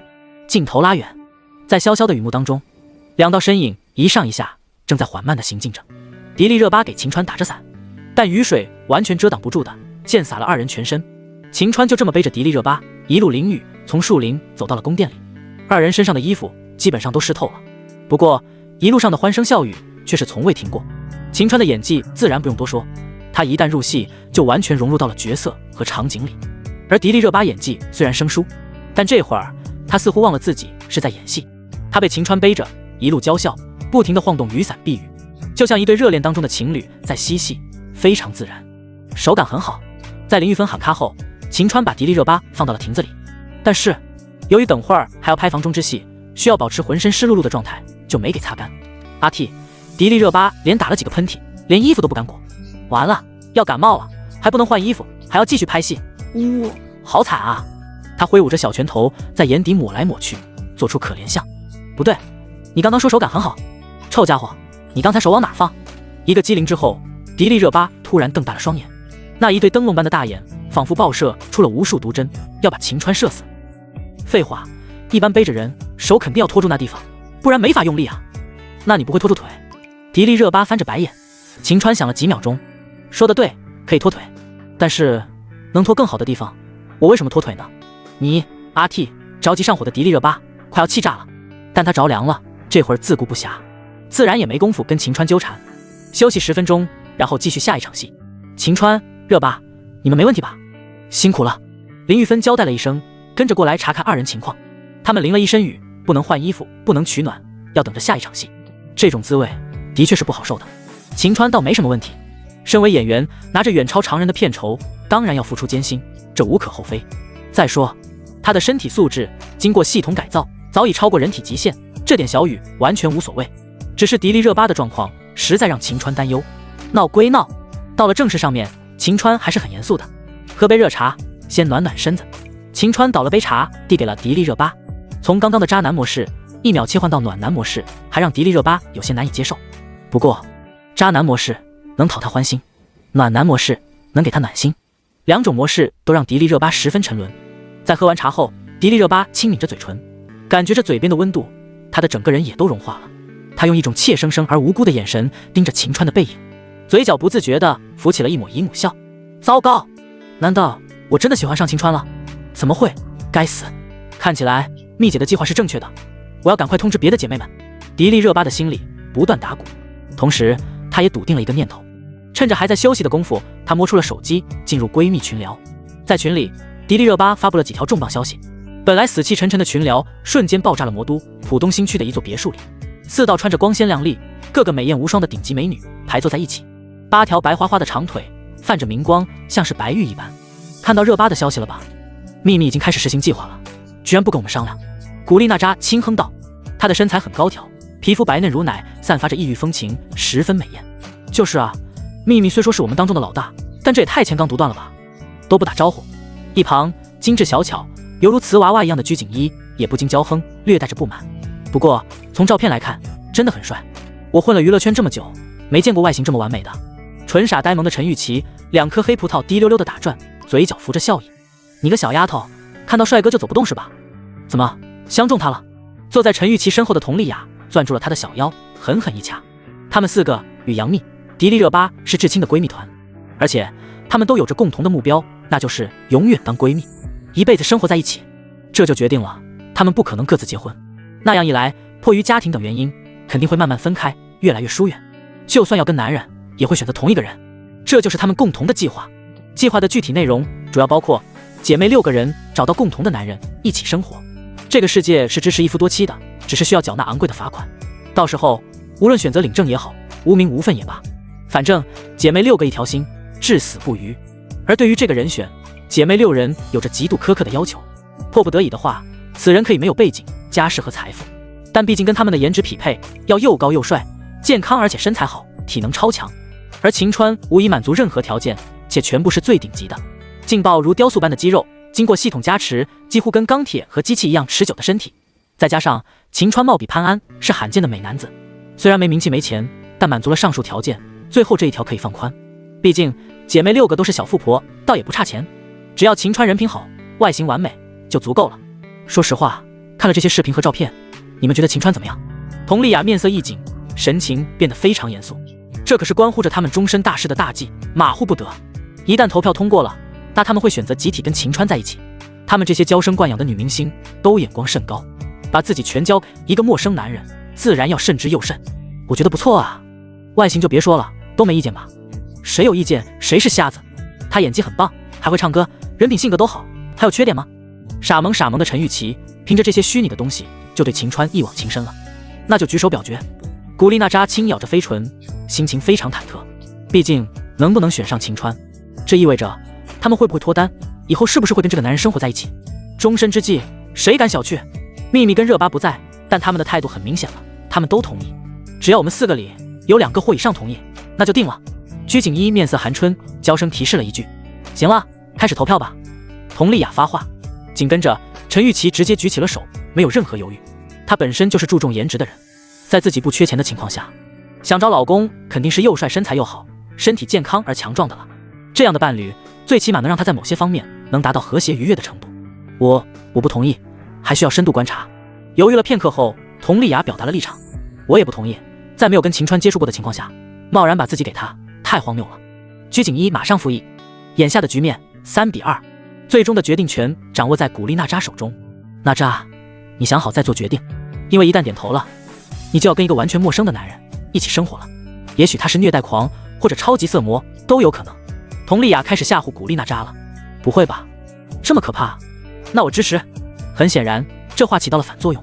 佟丽娅越是劝他拒绝，而古力娜扎偏要赞同。4比2，好了，从今天开始，我们几个就尝试着接受秦川，跟他在一起吧。除非他有不可饶恕的劣迹或者问题，否则都要不离不弃。能做到吗？佟丽娅很有契约精神，虽然她持反对态度，可既然自己输了，那她也会严格按照预定的计划来，把自己许给秦川。姐妹4个齐声高呼，跟搞传销的一样。片场短暂的休息过后，东华帝君跟白凤九的重磅戏份来袭。电视剧跟电影有所不同，电影追求极致的视听享受，而且敢于表达，所以经常可以在电影当中看到许多暴露的场面和火爆戏份。而电视剧时间太长，预算有限，不可能跟电影一样每一帧都追求完美，那太烧钱了。只不过林玉芬对于这场亲密戏份却做了很多处理和要求，跟其他电视剧那种2个人往榻上一躺，黑幕一拉就完事了不同。为了彰显2个人的爱情，林玉芬决定用3分钟来表现他们这段痴缠戏份。热巴，准备好了没有？林玉芬拍了拍迪丽热巴，关切地问了一句。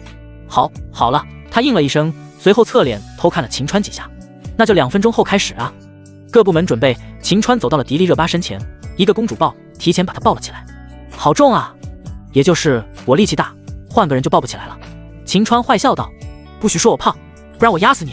迪丽热巴挥动粉拳在秦川身上打了几下，她湿漉漉的头发垂落在秦川的手臂上，还在滴着水，把他本就湿透了的黄袍弄得更湿了。湿了吧？活该。迪丽热巴似乎察觉到了，咯咯一笑。湿这词用我身上不合适。好，3、2、1 ，As item。在场记打板后，秦川皮笑肉不笑的表情瞬间变得严肃起来，眼神炽热如火焰，恨不得把迪丽热巴吞没。而胖迪则是一脸迷醉的盯着秦川，完全入戏了。他演的白凤九很简单，纯粹就是个对东华帝君无限花痴的女人，就跟当下犯花痴的迪丽热巴本人一样。所以这根本就是本色演出，不需要太多的粉饰。按照剧情走，秦川将迪丽热巴放到了榻上，轻解罗裳，每一颗扣子的解开都给了特写。随即秦川脱下黄袍挂在了一旁，迪丽热巴虽然俏脸通红，有点忘乎所以了，但还是入戏了，做出一副娇哼的表情。咔，辛苦了，这条过了。林玉芬喊了停，秦川也及时收手了。你们快去换干衣服，别真的感冒了，等调整好了再来继续拍。走吧。秦川把躺着的迪丽热巴拽了起来，这一次迪丽热巴更配合，马上就站起来了。她害怕秦川还说她胖，当然秦川并不认为迪丽热巴胖，只是相比于那些骨感美女而言，迪丽热巴非常丰满罢了。身前身后那些部位就有相当的重量了。在这点上，迪丽热巴跟她的老板都是非常相似的。一整天的戏下来，进度很快。秦川拍戏几乎从不 NG， 至少不会因为他的原因而 NG。导演再苛刻，也从秦川身上挑不出半点毛病来。生活跟现实中都是秦川小迷妹的迪丽热巴，在秦川带动和指引下，也演技爆发，效率奇高。深夜，厨房里，在杨幂以陪睡为条件求秦川做饭后，他还是同意这次交易了。虽然只是睡素觉，但慢慢的，素的也能变成荤的。饭要一口一口吃，秦川并不着急，反正都在嘴边了。地上铺着一张竹席，由于是6月份，开着空调还是很热，只能席地而坐。杨幂跟迪丽热巴面对着面，4条笔直修长的白腿排列在一起，宛如艺术品。幂姐，你真的喜欢秦川？迪丽热巴压低了声音，贴耳问道。对啊，本来是纯粹想签他当艺人的，没想到他会演戏会唱歌，人品也好，几乎没缺点。我琢磨着，反正咱们也要找个男人一起嫁了，干嘛不找秦川呢？知根知底。杨幂握着迪丽热巴的小手摸来摸去。干嘛？我可没那种爱好。杨幂白了他一眼。废话，我们6个决定永远在一起，但却都是钢铁直女，要不然为什么非得找个男人却不搞拉拉呢？真是便宜了秦川这家伙，6个美女，这回应该喂饱他了。迪丽热巴声音带着娇哼，却并没有怨恨，因为自打跟秦川拍亲密戏份时，他就已经掉坑里了，一旦进坑，再想爬出来就没那么容易了。正所谓士之耽兮，犹可脱也；女之耽兮，不可脱也。你呢？对秦川感觉怎么样？杨幂反问。开始只是觉得他帅，后来了解了，觉得他又帅又有才华，直到今天拍那2场戏，我就你懂的。话到一半，迪丽热巴不再说下去了，点到为止，心照不宣。你这是一茬动情？身为老板兼闺蜜，杨幂在迪丽热巴面前也是无话不说，而且尽是虎狼之词。你这用的什么破词？能不能文雅点？肢体交流确实让我心动，但更重要的是他的人品和才华让我欣赏。即刻，迪丽热巴抬起小脚踢了杨幂几下，那就叫一日动情。毛线人品，他就喜欢调戏你这样的无知少女，哪有人品可言？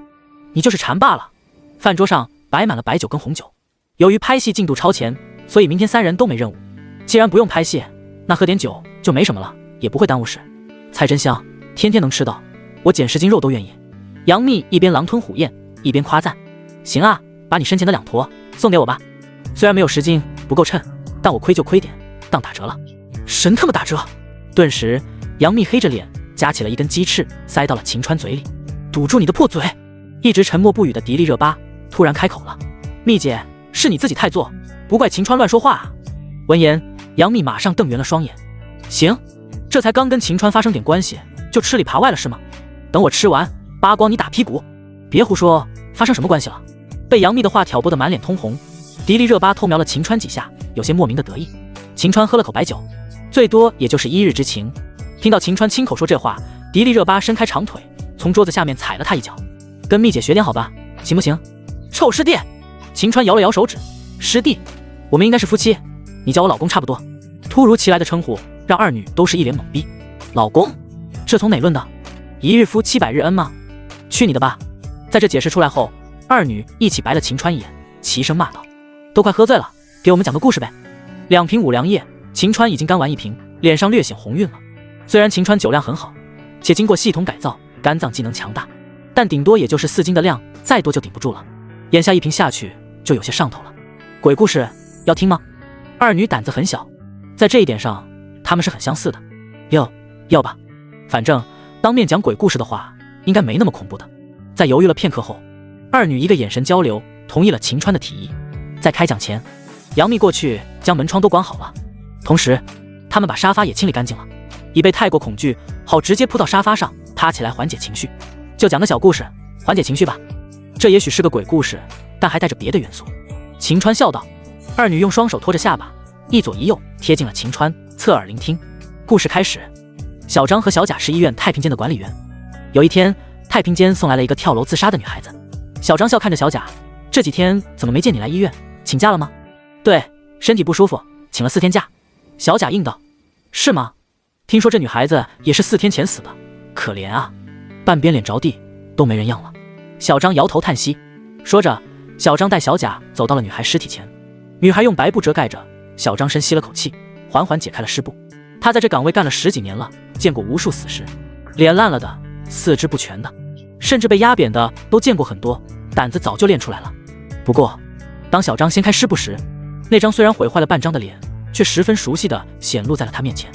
屋子里，杨幂跟迪丽热巴很紧张，二人拳头紧握，脚尖绷得很直，比看岛国电影还紧张。是谁？半天后，大气都不敢喘的杨幂咬着牙问了一句：“是小贾。”在秦川说出答案时，二女全都心里咯噔一阵乱跳。他们只觉得耳边响起了恐怖的音乐，有鬼影在漂浮，极度吓人。这时，小张无比惊恐地抬起头看向小贾，他却发现话到这里，秦川故意稍微顿了2秒钟。他发现小贾的半边脸已经烂掉了，跟身边的尸体一样，露出了诡异的笑容。啊！即刻，2声尖叫爆发了出来，那穿透力比狙击枪和穿甲弹威力还大，差点没把屋顶给掀翻。同时，二女一同冲向了沙发，一个人抱住了一只抱枕，趴在上面瑟瑟发抖。这就怕了？还要继续听吗？不听不听，王八念经。秦川继续拍，不起来我就不停拍，你们不会说我趁人之危吧？秦川苦笑，害怕归害怕，但二女也很喜欢让秦川拍打。抛开故事本身，哪怕单纯为了秦川多打几下，他们也不愿起来了。那我边拍边讲，这样讲故事的方式我愿意天天讲。小贾诡异的笑容吓得小张半死，不过小贾却没伤害他，而是告诉他自己是被人推下楼的，让他查找凶手。紧跟着小贾就烟消云散了。等等，这是个破案故事。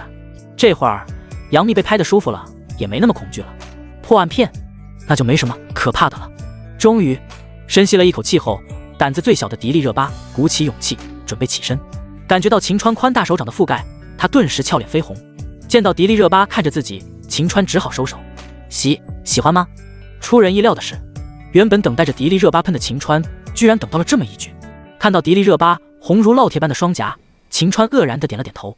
喜欢是不是就能深入一步了？去你的，又不正经了。迪丽热巴转过身踢了秦川一脚。一旁的杨幂捂着嘴偷笑道：不容易深入的，热巴这丫头有点大。是吗？可我有个外号叫悟空，身怀金箍棒，咱们比划比划。听到秦川的话，二女一起起身掐了他2下。故事还没讲完，要继续听吗？秦川笑了笑。经过一番嬉闹，这会儿二女基本上完全没有恐惧感了，干脆他们靠在了一起，盘腿坐着，小手握着脚板，相互传递力量。后来，小张找到了杀人凶手，是一个医生老王。老王欺骗了小贾感情，在小贾要检举他时，被他推下了楼。但老王很有魅力，小张爱上了他，两人啪啪了。故事讲到这儿，有点很扯了，但二女竟然还是听得津津有味。啊，这女的也太……竟然跟那男人睡觉了，那不就是爱情动作故事了？二女都羞涩一笑。这还没完，小张发现他跟老王居然是失散多年的兄妹。小张注定不能跟老王在一起，他得不到的男人只能毁灭他，所以小张杀了老王，然后自首了。伦理故事，犯罪故事，好复杂啊！这故事，杨幂有些晕头转向。看到二女充满疑惑的眼神，秦川不禁又喝了几杯酒。你们是不是傻？听不出来我在扯淡？听出来了，纯粹是扯淡。不过前面还真的挺吓人的。迪丽热巴直言。突然间，杨幂脸色一变，从刚刚的乖巧变成了严肃凝重。秦川，有个事情我要告诉你，你不会生气吧？说吧。秦川淡笑。那你先喝3杯，我再说。随即，杨幂把3个大杯子推到了秦川跟前，3杯加起来起码有斤1斤的量。但秦川并没犹豫，把3杯白酒都吞了下去。大量酒精冲顶，让秦川有些迷糊了，但还不至于失去意识。紧跟着，杨幂就把自己跟闺蜜们的计划和盘托出。只是杨幂本身的深层计划并没告诉秦川，这是好事，对吧？这么多人服侍你一个人，你应该高兴才对，所以不会怪我们先斩后奏的吧？看到秦川惊讶的眼神，迪丽热巴轻咬着手指，等待回应。还好吧，我从来都是宠辱不惊的，这件事就按照你们的计划来吧。他们都同意，秦川当然不会拒绝。姐妹6个都是圈内顶级的女神级存在，每一个都是可遇而不可求的俏佳人，能够尽归秦川之手，享受其人之福，傻子才会拒绝。同意，等拍完这部戏，咱们就在一起聚一聚，联络一下感情。杨幂应了声。那这么说，你也同意当我老婆？秦川的目光锁定了迪丽热巴，后者眉眼含羞的点了点头。懂了。在得知了6女的计划后，秦川又跟2女喝了一些酒。由于喝得太多，秦川第一个醉趴下了。杨幂刻意控制着酒量，而迪丽热巴也很鸡贼，每次喝只喝1点，所以迪丽热巴虽然小脸通红，但也只是略有醉意。2女合力把秦川抬到了卧室。幂姐，今晚你看着他，我有点头晕。迪丽热巴扶着前额，眼球里都泛着红色。行，交给我了。杨幂已经完全把自己当秦川老婆看待了，老公喝醉，身为老婆当然要守护左右。可是她低头看了看手机，上面有不少的公司事务要处理，今晚根本不能待在剧组了，好多麻烦事，我怕是要马上坐车回去了，明天上午才能赶回来。要不你来照顾秦川？唯一让杨幂担忧的是，眼下迪丽热巴也不是太清醒，不知道她能不能胜任。那好吧，就由我来吧，我洗把脸，涂几次应该会好很多，你放心去吧。担心归担心，除了迪丽热巴，还有剧组那么多工作人员呢，杨幂也就不杞人忧天了。10分钟后，杨幂就风风火火地离开了，而迪丽热巴吐过以后，就侧卧在了秦川身边，仔细地审视起来。榻上，这床榻还是那种古式木榻，很硬，即便铺着软垫子，还是硌得慌。迪丽热巴侧身而卧，仿佛一条大水蛇一般端向着秦川。俊俏的面孔，硬朗的五官和面部线条，挺拔修长的身材，强悍到钢铁般的肌肉，每一个部位每一寸都散发着强悍的野性魅力。身为纯情少女，迪丽热巴当然是越看越喜欢了。算蜜姐眼光好，找到了这么个男神，换成别的男人，恐怕还真配不上我们6个。一边说，迪丽热巴一边探出葱白手指，在秦川下巴挑了挑。这时，夏天，天亮得很早，雄鸡唱晓。韩萱萱5点半就来到了门口，敲了半天门，没动静。不过她有房间钥匙。身为经纪人，韩萱萱其实也充当着部分助理的角色，有太多琐事要她处理，所以肯定要备一把钥匙的。打开门，穿过偏厅就是卧房，那种古式床榻，拉着帘子。韩萱萱深吸了口气，慢慢用手指捅进帘缝，朝一边拨开。即刻，秦川2人出现在视线当中，一个散发着阳刚之气，一个阴柔绝美。这会儿他们都在沉睡，酒精的作用加上过度劳累，根本醒不来。天哪，这看来有必要告诉蜜姐，让她来收拾这烂摊子了。韩萱萱柳眉微皱，一阵苦笑，惊讶和羞涩交织。不过她还是忍不住多看了几眼这画面。半小时后，杨幂风风火火地闯进来了，她抡圆了巴掌，在迪丽热巴柔软上打了一下，啪的一声脆响，迪丽热巴骤然惊醒。蜜姐，萱萱，你们怎么来了？还好意思说，看看你什么样的，穿上衣服，今天临时给你加了戏份，等着你去拍呢。杨幂抱拳在胸，气得脸都红了，把衣服丢到了迪丽热巴身上。哦，小脸绯红的迪丽热巴在2女面前不好意思地快速换上了衣服。一个野丫头，心机婊，我还没动手，你就抢了先机，看我回去怎么收拾你。杨幂瞪了他2眼，嘿嘿，这不是情到浓处，再说是你让我照顾他的，如果昨晚你留下，咱们就角色互换了。说到这个，杨幂顿时掩面叹息，昨天找我谈业务那几个人，老娘巴不得弄死他们。韩萱萱也打趣道，幂姐别生气，肉就在嘴边，你想吃就吃，不在早晚。没多久，在韩萱萱离开后，杨幂沉吟了片刻，问道，感觉怎么样？很好啊，从昨晚11点到5点基本没休息，秦川太强了，完全 hold 住我们6个。作为先锋官，迪丽热巴率先打探到了对手的底细。那就行，我本来还担心呢，看来多余了。幂姐你也抓紧吧，不然我就天天霸占秦川了，那滋味让人舍不得放手啊。看到迪丽热巴挤眉弄眼的样子，杨幂直接在她小腰上拧了一把，德性，说你一日动情不是开玩笑的。哼，嚣张什么，早晚我们会殊途同归的。迪丽热巴很不服气，杨幂一副黑人问号脸，殊途同归。上午10点钟，秦川醒了，杨幂一脸幽怨地盯着他，臭老公还说最喜欢我呢，怎么昨晚对热巴动手了？昨晚我喝多了，应该是受害者吧，我是无辜的。看到秦川一脸无奈的表情，杨幂不禁打了他一拳，老娘信了你的邪，热巴说你根本没停，不让他休息，差点直接把他送医院了，我会信你的鬼话。好了，今天陪我去逛街，不许找热巴那小丫头。这件事情上，杨幂并没责怪秦川，既然6女决定要跟他在一起，这本来就是水到渠成的事情。走，带我兜风去。说着，杨幂拉着秦川上了帕加尼。横店影视城很大，再加上这里面有很多的剧组拍戏，消费需求极大，所以附近有不少的商场，还有奢侈品店。秦川开车拉着杨幂朝一座大型的奢侈品商场驶去，车子驶入了一条比较窄的巷子。离开这条巷子，前面就是大道了。但就在这时，一声闷响从车外传来，咣一声巨响，帕加尼马上一阵晃动，车子整体偏离了轨道。只见一辆宝马从右侧冲了出来，撞到了车头上，2辆车都有严重的损坏，车头都变形了。啊，这怎么开车的？居然把我的帕加尼给撞了！可恶！杨幂尖叫了一声，恨不得冲下车狂骂对方。但考虑到他的身份，杨幂只能压制怒火，不然跟泼妇一样骂街，分分钟上热搜头条。心疼吧？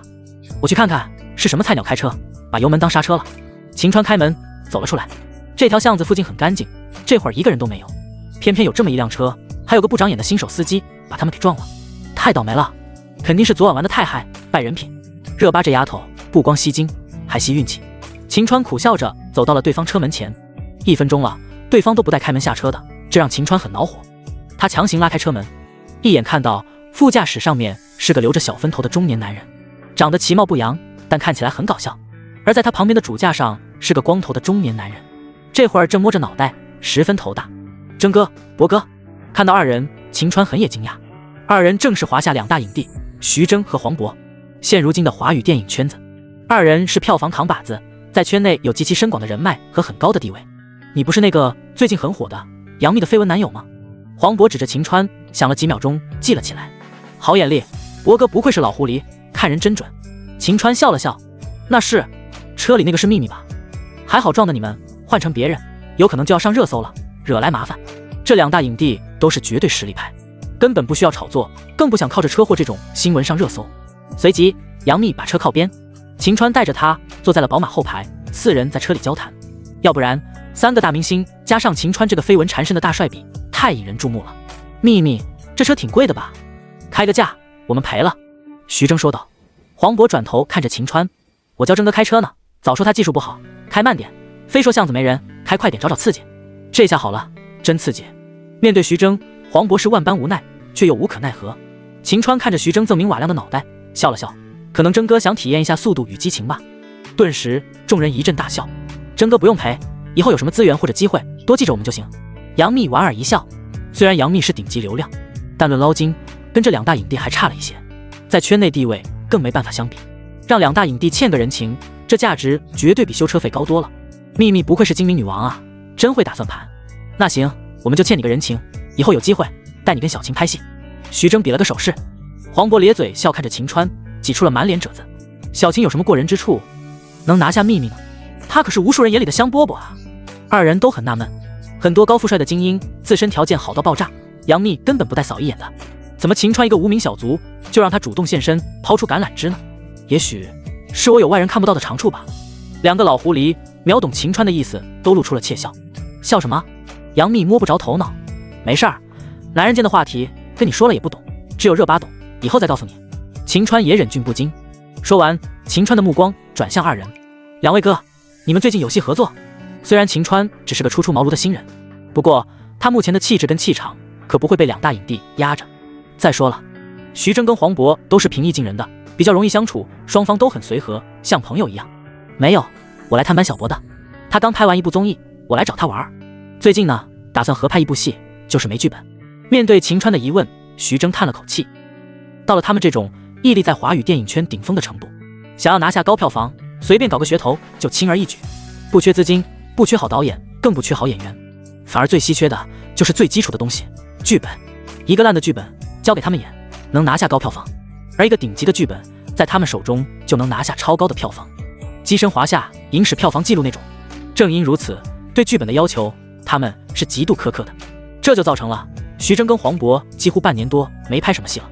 至于合作的机会，就更可遇而不可求了。剧本吗？这个倒是容易。秦川接了一句。剧本容易？徐峥手掌沿着光滑的脑袋边缘来回搓了好几遍，一阵错愕。写剧本是容易，但写出顶级的优秀剧本太特么难了，好不？老公，别胡说，咱工作室哪有剧本能让峥哥和博哥两位大佬看上眼？杨幂轻踢了秦川一下，以防他装逼过头难以收场。你找来的那些剧本，最好的也就是《三生三世》了，其实也很一般。而我呢，平时自己乱写一些剧本，刚好觉得有个剧本适合两位哥。秦川侧眼瞄了杨幂一眼，这话让杨幂十分上头，红着脸哼了一声。行，那咱们就详聊，去找个酒店吃顿午饭吧。我助理马上到了，车子的事情交给他们处理。徐峥说道。虽然对秦川的剧本没什么兴趣，但不打不相识，撞车的缘分也是缘分，借机结交一些好友，对两大影帝来说也不亏。毕竟他们都很看重人脉，杨幂在圈内的地位也不算低。没多久，徐峥的助理来了，叫人把2辆车都给拖走了。杨幂打电话告诉自己的首席助理，让他协同处理。随后，黄渤开着车朝附近的酒店驶去。车上，秦川在查看系统属性面板，经过绯闻的持续发酵，以及剧组放出的一些剧照等各类宣传，都给秦川带来了源源不断的人气值。这会儿，他的人气值已经达到了 304W。此前，秦川看过剧本之神技能，只需要 290W 人气值就能够解锁，这是他敢跟徐峥和黄渤打包票的原因所在。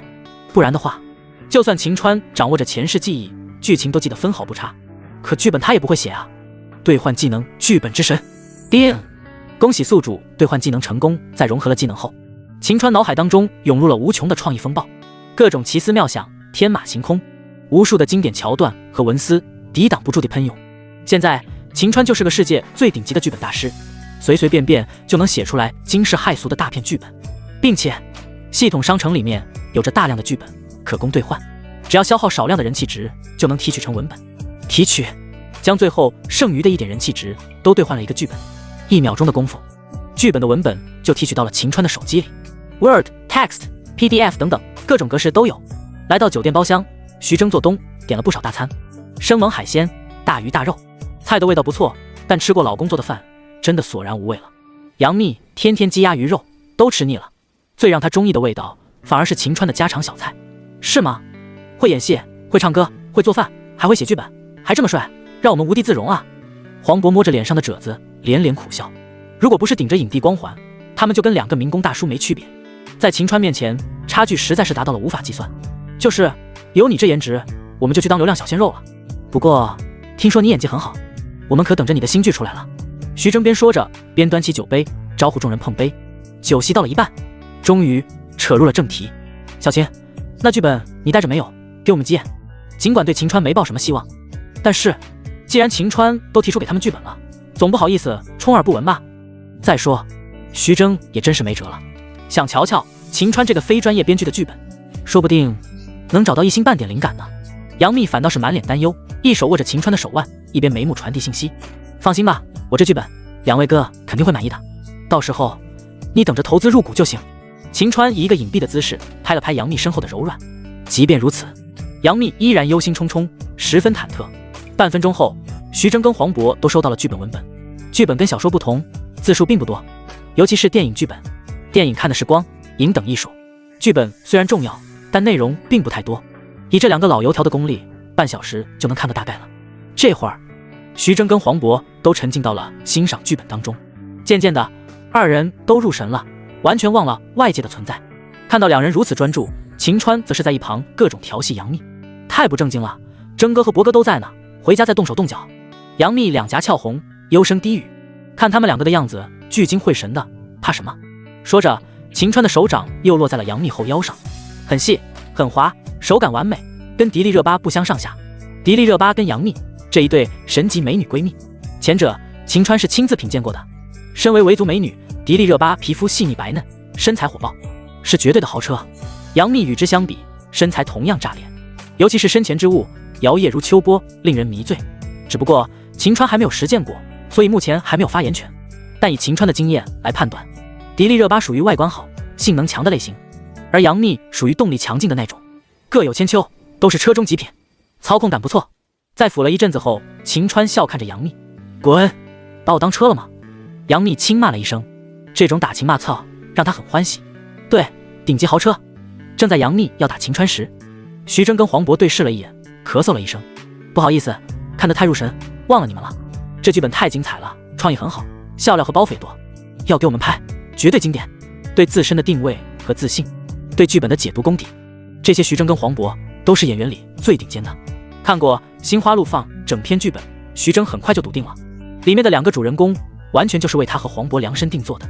对啊，哪有这么合适的剧本啊？你这两个角色，一个高大上，适合我；一个略微脑残，适合峥哥，太完美了，定做都没这样巧合。黄渤不忘挖苦徐峥一下，扯犊子，明明耿浩这个角色比较中二，好意还是很有逼格的。徐峥白了他一眼，连杨幂都想不到，两大影帝居然接受了这个剧本。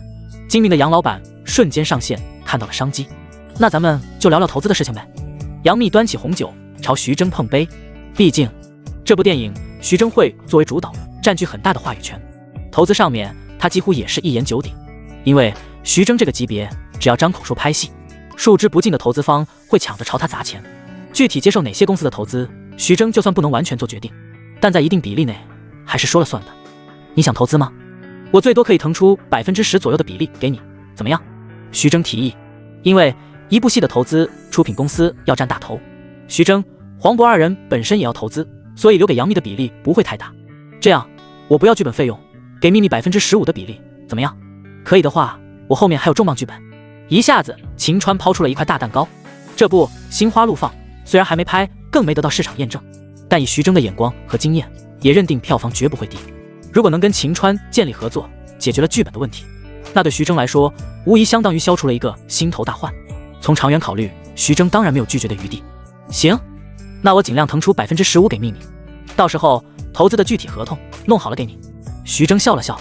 徐峥跟秦川一见如故，虽然是合作，但他也真心想交秦川这个好友。那你呢？合着你什么好处都没拿到啊？这对你不公平啊，老公。杨幂眨巴着大眼睛，很是诧异。秦川这么做，最后钱都进了自己口袋，他自然过意不去。当然了，在杨幂看来，以后自己若跟了秦川，自己的钱就是他的。只是目前终归还没结婚，还是有必要分清一些的。简单啊，小秦给你钱，你给他人啊。杨老板你可是千金难换啊。徐峥这老司机直接发车。顿时杨幂脸一红，偷瞄了秦川一眼，风情万种。我不是被你这小富婆养了吗？以后多给点包养费，哈哈。秦川打趣。吃过饭，众人又在一起待了半下午，就分道扬镳了。秦川带着杨幂在附近的商场狂买了一通，回到剧组时已经是晚上8点半了。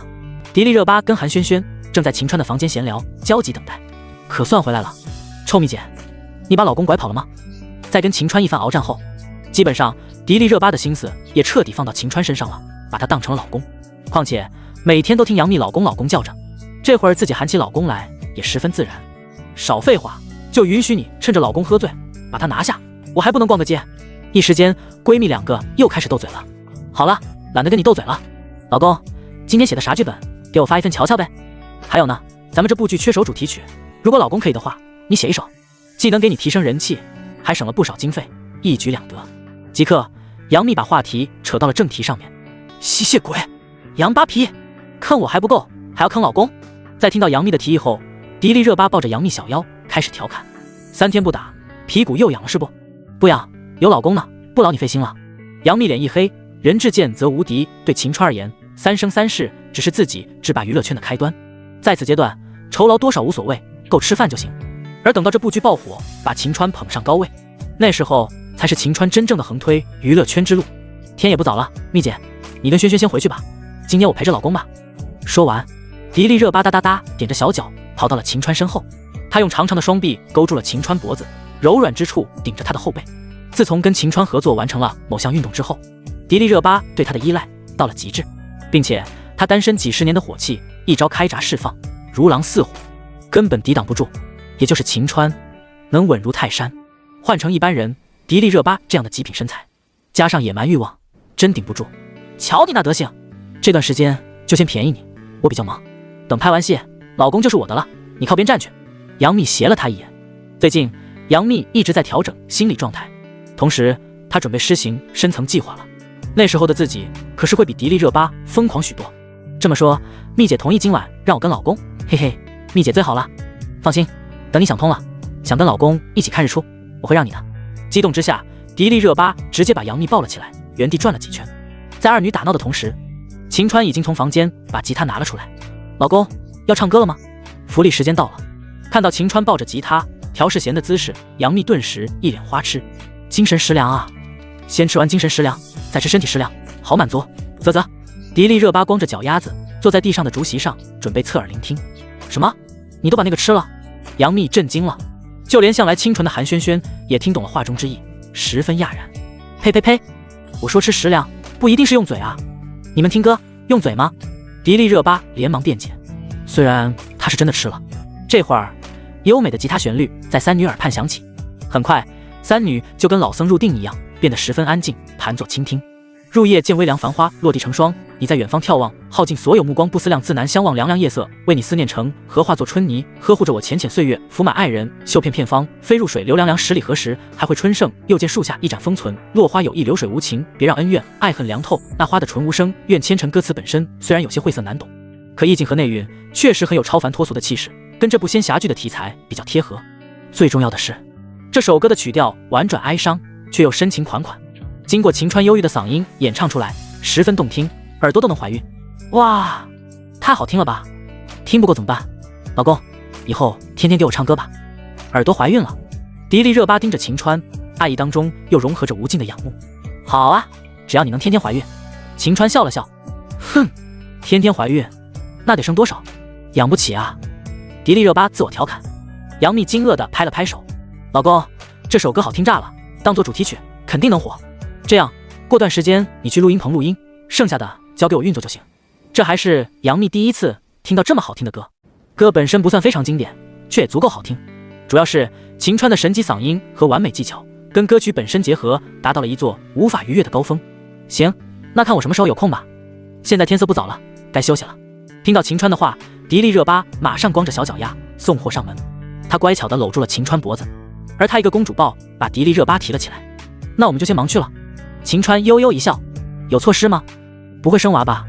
杨幂脸色很难看，如果迪丽热巴不小心真有了，那就破坏了她的计划。不会的，放心吧，蜜姐。迪丽热巴娇笑了一声，朝二女吐了吐舌头，扮鬼脸，十分开心。走吧，蜜姐，想一起吗？韩萱萱苦笑着道，被这臭妮子抢了先，以后我会找回场子的。杨幂十分恋恋不舍地离开了。没多久，龙吟凤鸣，此起彼伏，直到黎明，历时1个月的拍摄时间。秦川东华帝君的戏份以及迪丽热巴白凤九的戏份基本拍完了，今天是最后2场，然后就能杀青领盒饭了。由于此前秦川尚未入组时，这部剧已经拍摄了1个多月，其实大部分演员的戏份差不多都该杀青了。按照拍摄计划，杨幂也会在第2天杀青离开剧组。最后2场戏也非常顺利，在秦川跟迪丽热巴关系亲密后，2人的默契提升了许多。在秦川带动下，迪丽热巴演技彻底爆发，效率很高。拍完后，2人并没离开剧组，而是等到了第2天，杨幂也拍完戏，准备一起离开。恭喜你们都杀青了，接下来就是后期制作了，不过很快就会完成了。林玉芬跟秦川3人一一握手。这个世界文娱匮乏，作品很少，但特效公司和后期制作公司却很多，所以制作效率当然就远比前世高得多。本来整个制作周期起码3-4个月，再经过重重的审批、版权出售和等待档期、宣传等等，没有1年怕是难以播出。在这个世界上，显然就省事多了。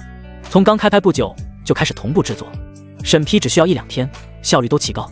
可以预料的是，虽然才刚杀青，但最多1个半月就能上映了。小琴演技真强，我没想到你一个新人的演技居然不逊色于那些顶级老戏骨。况且这种类型的戏，很多老戏骨都演不了呢。对于秦川，林玉芬简直赞不绝口。身为一个老牌湘江导演，跟林玉芬合作过的大牌演员不计其数，但唯有秦川最让他惊艳，而且还是个新人。在秦川身上的潜质简直如同深渊，看不到底。领导过奖了，那我们杀青宴就不吃了，急着回家呢。秦川笑了笑，行，有急事就去忙。秘密，你可是钓到了一个金龟婿，好好供着吧。林玉芬拍了拍杨幂肩膀，眼露羡慕。这样的男人谁不垂涎？说实在的，如果没有杨幂罩着，以秦川纯粹新人的身份，林玉芬都想对他下手进行潜规则了。放心吧，领导，幂姐照顾不过来，我帮她。这时迪丽热巴探出了脑袋，接了一句。林玉芬早看出来了，两个人都很馋秦川，不过她也不觉得奇怪。娱乐圈本来就很乱，拍戏这么多年，什么没见过。小琴，保重身体，我先去忙了，回见了各位。在送走林玉芬后，秦川准备跟二女一起回家。我要坐副驾，老公，行吗？迪丽热巴抱着秦川胳膊，嘟嘴卖萌，各种撒娇。老公，我也要副驾。你都宠幸热巴了，这件事就该照顾照顾我，平衡一下吧。何况还是我的车。杨幂抓住了秦川另一只胳膊，二女像是司机腿一样，要把秦川给4分5裂了。既然都想做帕加尼，那要不你们两个上车，我换车。秦川挑了挑眉，二女争执不休。最后杨幂让助理找了辆高尔夫，秦川带着他们从高速回魔都。几个小时的车程，在抵达魔都时已经是下午3点钟了。不对啊，这不是回我们家的方向呀。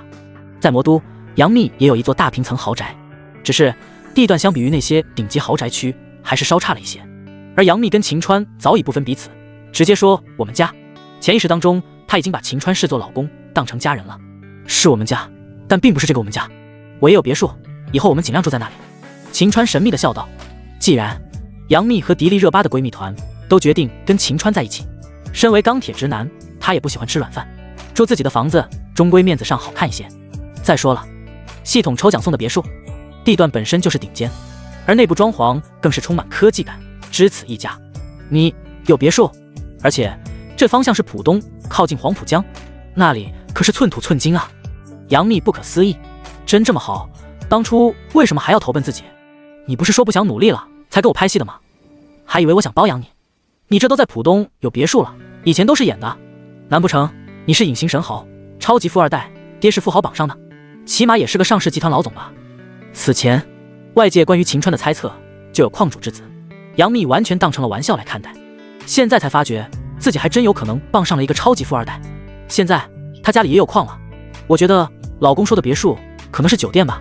逗我们玩呢，你还当真了？迪丽热巴看得很开，根本没任何幻想。别猜了，等到了自然就清楚了。随即秦川轰响油门来到了滨江别墅区，按照系统定位找到了自己的这套别墅。这也是秦川第一次来到这套别墅，它的地理位置很好，位于整个别墅区西北面，毗邻黄浦江。经过系统清扫，别墅崭新如洗，平整宽阔的路面，两侧是花园和露天泳池，此外还有篮球场和车库、小型影院等等。进入别墅主楼，大厅装潢的极为豪奢，古典西欧风格跟中式风格相结合，每一块地板、每一件用具都是最顶级的奢侈品。墙上用来装饰的10几幅中西名家的画作全是真迹，整座别墅的估价在3亿以上，突破了秦川和二女的想象力。这真是你的别墅？迪丽热巴惊呆了，原以为秦川在开玩笑，谁能料到居然还真有一套滨江别墅。她踩着高跟鞋哒哒哒地走到阳台，坐在阳台的遮阳伞下面，迪丽热巴拿起了桌上的一杯新鲜果汁，一边喝一边感受着来自黄浦江的阵阵凉风，十分惬意。哇，这比我的房子好多了，好舒服。老公，以后我可以住这里吗？迪丽热巴跑到秦川跟前，各种撒娇。废话，不然我让你来别墅干嘛？喝西北风吗？秦川在迪丽热巴柔软上用力一拍，那恰到好处的力道让他又不自觉地轻哼了一声。就知道老公最好了，嘿嘿。我赶紧挑房间去了，商量好晚上跟轩轩去逛街的。这套别墅有近10间卧室，总会有一间的装修风格适合迪丽热巴。老公，主卧西面的卧室归我了，咱们紧挨着，嘿嘿。他们几个后来就挑剩下的。迪丽热巴得意地翘着嘴角。近水楼台先得月，占了闺蜜们便宜，摆了他们一道，迪丽热巴自然激动不已。然后杨幂把秦川的卧室东面的房间占了，二女一左一右，跟两大护法似的。吃过晚饭，迪丽热巴就跟韩萱萱去浦东的顶级商场逛街了。见到这超级豪华的别墅时，韩萱萱自然也惊叹不已。只是，身为经纪人，她可没有在别墅里得到一席之地的机会，这不免令韩萱萱有些失望。客厅里，杨幂穿着一身粉红短裙，穿着拖鞋走来走去，来到露台。这会儿，露台外面一片黑暗，但在露台内部却有着星空的特效设计，亿万星辰周天涌动，聚成浩瀚星海，永恒运转。那场面不光震撼，更是神圣无比。这里能看到小半个浦东的夜景，太美了。杨幂整个人趴在窗户上，眺望着远处霓虹灯闪烁的魔都。热巴跟萱萱不回来了？秦川凝声问道。他们估计会逛到深夜，然后一起处理点事情。杨幂轻声一哼，顺势秦川走到了杨幂身后，他宽大的双手很自然地笼罩在了高原地带，如同触电一般，一股强大的麻意传遍杨幂全身，差点没令她瘫痪。对于秦川的举动，杨幂没有抗拒，反而开始迎合。从踏上高原到进入原始森林，自然而然，水到渠成，并且秦川这次前往森林并没有披外套，对此杨幂竟也毫不在意。2次过后，已经是凌晨了。休息了10分钟，秦川想继续，但在这时，杨幂的电话响了，是佟丽娅打来的。幂幂，开下门，我们来了。怎么后半夜过来？杨幂很惊讶，从苏北到魔都咫尺之距，什么时候来不行，偏要搞到深夜，来个突然袭击。半夜来就半夜来吧。最要命的是，正是跟秦川温柔缱绻的关键时候，还好之前已经有过2次，如果开局就被破坏。等几个闺蜜来了，杨幂怕是把她们煮了的心思都有。挂断电话后，杨幂匆匆穿上裙子，秦川带着她一起到门口迎接。古力娜扎开着一辆奔驰，拉着佟丽娅、陈钰琪和鞠婧祎。车门打开，4道娇美的身影从车上缓缓走了下来，她们都穿着鲜艳亮丽的衣服，在其衬托下，每个人都显得光彩照人，十分耀眼。佟丽娅优雅妖艳，端庄典雅；陈钰琪清纯可爱，俏皮欢脱；鞠婧祎虽然个子小，却很冷艳；古力娜扎颜值绝美，充满异域风情，燕瘦环肥，每个都堪称顶级美女。再加上杨幂和迪丽热巴，这群闺蜜不光颜值强大，星光更是璀璨。这堆人基本是整个华夏娱乐圈最活跃女星的半壁江山了。你们4个臭家伙，怎么现在来？还好没休息，不然半夜吵醒我，我有起床气。杨幂迈着小步子上前跟4女拥抱致意。娱乐圈犹如一滩浑水，但凡在其中涮2遍，就会被染脏。泡得久了，自身基本上也会变脏。不知多少所谓的圈内友情都是塑料，富贵时门庭若市，落难时门可罗雀。但是6女却宛若一股清流，她们6个有的自幼相识，有的进圈后才认识，相互之间非常坦诚，且有共同的目标和追求，自然就聚在了一起。从姐妹团成立到现在也有3、4年了，6女间的情谊比亲姐妹还深，形同一人。毕竟连嫁人都只想嫁一个打算白头偕老，什么样的姐妹可以做到这份上？感情有多深厚，可想而知。这不是路上出了点事故吗？还好没事儿。怎么，这别墅是你买的？佟丽娅搂着杨幂的脖子，看着面前流光溢彩、灯光闪烁、逼格很高的豪华别墅，她不禁讶异地捂住了小嘴。哪有，是老公买的，我就是住在这儿而已。说着，杨幂走到秦川跟前，抱住了他的胳膊，依偎在肩膀。那甜蜜的气息加上恋爱的酸臭味，让4女压根都烂了。老公他们都没料到，才几个月没见，一向奉行单身主义的杨幂就变得这么腻歪了。不是说秦川只是个钢琴老师吗？难道是隐形富豪？陈钰琪眨巴着灵动的大眼盯着秦川看，本来他只是想从秦川身上求证他的身份，但盯着他看了几秒钟，那绝美的神颜和身材让陈钰琪怦然心动，一下子眼冒桃花，心里小鹿乱撞，面红耳赤。我只有这套别墅，没有存款，算是富豪吗？秦川耸了耸肩，手在杨幂小腰上一抓，算是吧。这套房子卖了，你就是富豪。不过按照说好的，我们都要住在这里，所以最好先别卖。佟丽娅声音清冷地回了一句，放心，这是老公金屋藏娇的资本，怎么会卖呢？外界不可能会想到这套别墅里会住着7个明星。杨幂大笑了一声，真的，秦川跟圈内6大顶级花旦住在一起，如果被狗仔爆出去这个消息，绝对能在娱乐圈爆发出12级地震。粉丝们给秦川寄的刀片，估计能堆成一座魔都堡垒。6大女神，不知多少人觊觎，都被秦川一个人叼走，不成全民公敌都难。随即秦川带着5女进了客厅，泡好了咖啡，秦川一人倒了一杯。你们的计划，秘密都跟我说过了，你们真打算都跟我在一起？秦川还有些惶然，长得帅，真的能为所欲为？这么多顶级女神都甘心倒贴？不然呢？我们6个是打算一辈子不分开的，所以只能在一起生活。但我们也有需要。古力娜扎很含蓄地回应了一句。佟丽娅喝了口咖啡，很苦，撇着嘴道：就是生理需求。虽然我们都想单身，可是某些事情也是不可避免的。而且有个男人在，可以承担很多，解决不少麻烦。最重要的是，有个男人可以跟我们一起生娃。无论如何，将来肯定要有孩子，养老送终的。一下子，佟丽娅滔滔不绝地说了一堆，但基本上将立场都表明了。他们跟杨幂、迪丽热巴不同，这2人跟秦川拍了几个月戏，还一起合作进行了某种运动。从感情上来说，早跟秦川水成一渠了。佟丽娅他们虽然对秦川有好感，也只是初次印象而已，根本不熟。无论态度还是立场，都要即刻表明。没问题，那我们都各自想一想条件。这时，古力娜扎突然开口：臭那渣，想什么条件？事先可没说这么多吧？杨幂白了他一眼，虽然姐妹情深，但若是谁想坑秦川，她第一个不答应。你以为都跟你一样？你们都同居了，甜言蜜语的，我们不是还不熟吗？先尝试着立一些协议，保障我们的权益。四女并没有刁难秦川的意思，毕竟秦川对他们而言虽然算外人，但有杨幂跟迪丽热巴2条纽带在，也没那么生分。况且他们要以夫妻身份相处，慢慢磨合，更不会胡乱要求什么。所谓立下协议，只是生怕以后万一在生活中出现什么磨蹭和矛盾，能按照协议来走。从另一方面来看，固然有保障四女自身权益的意图，但更多的还是为了能尽快跟秦川融入到一起。有杨幂跟迪丽热巴2个例子在，他们的信心就提升了很多。这2个励志要当万年单身狗的存在，认识秦川才多久，就乖乖变成舔狗了。好，那我们各自商量一下协议的内容。秦川点头同意了。商定协议。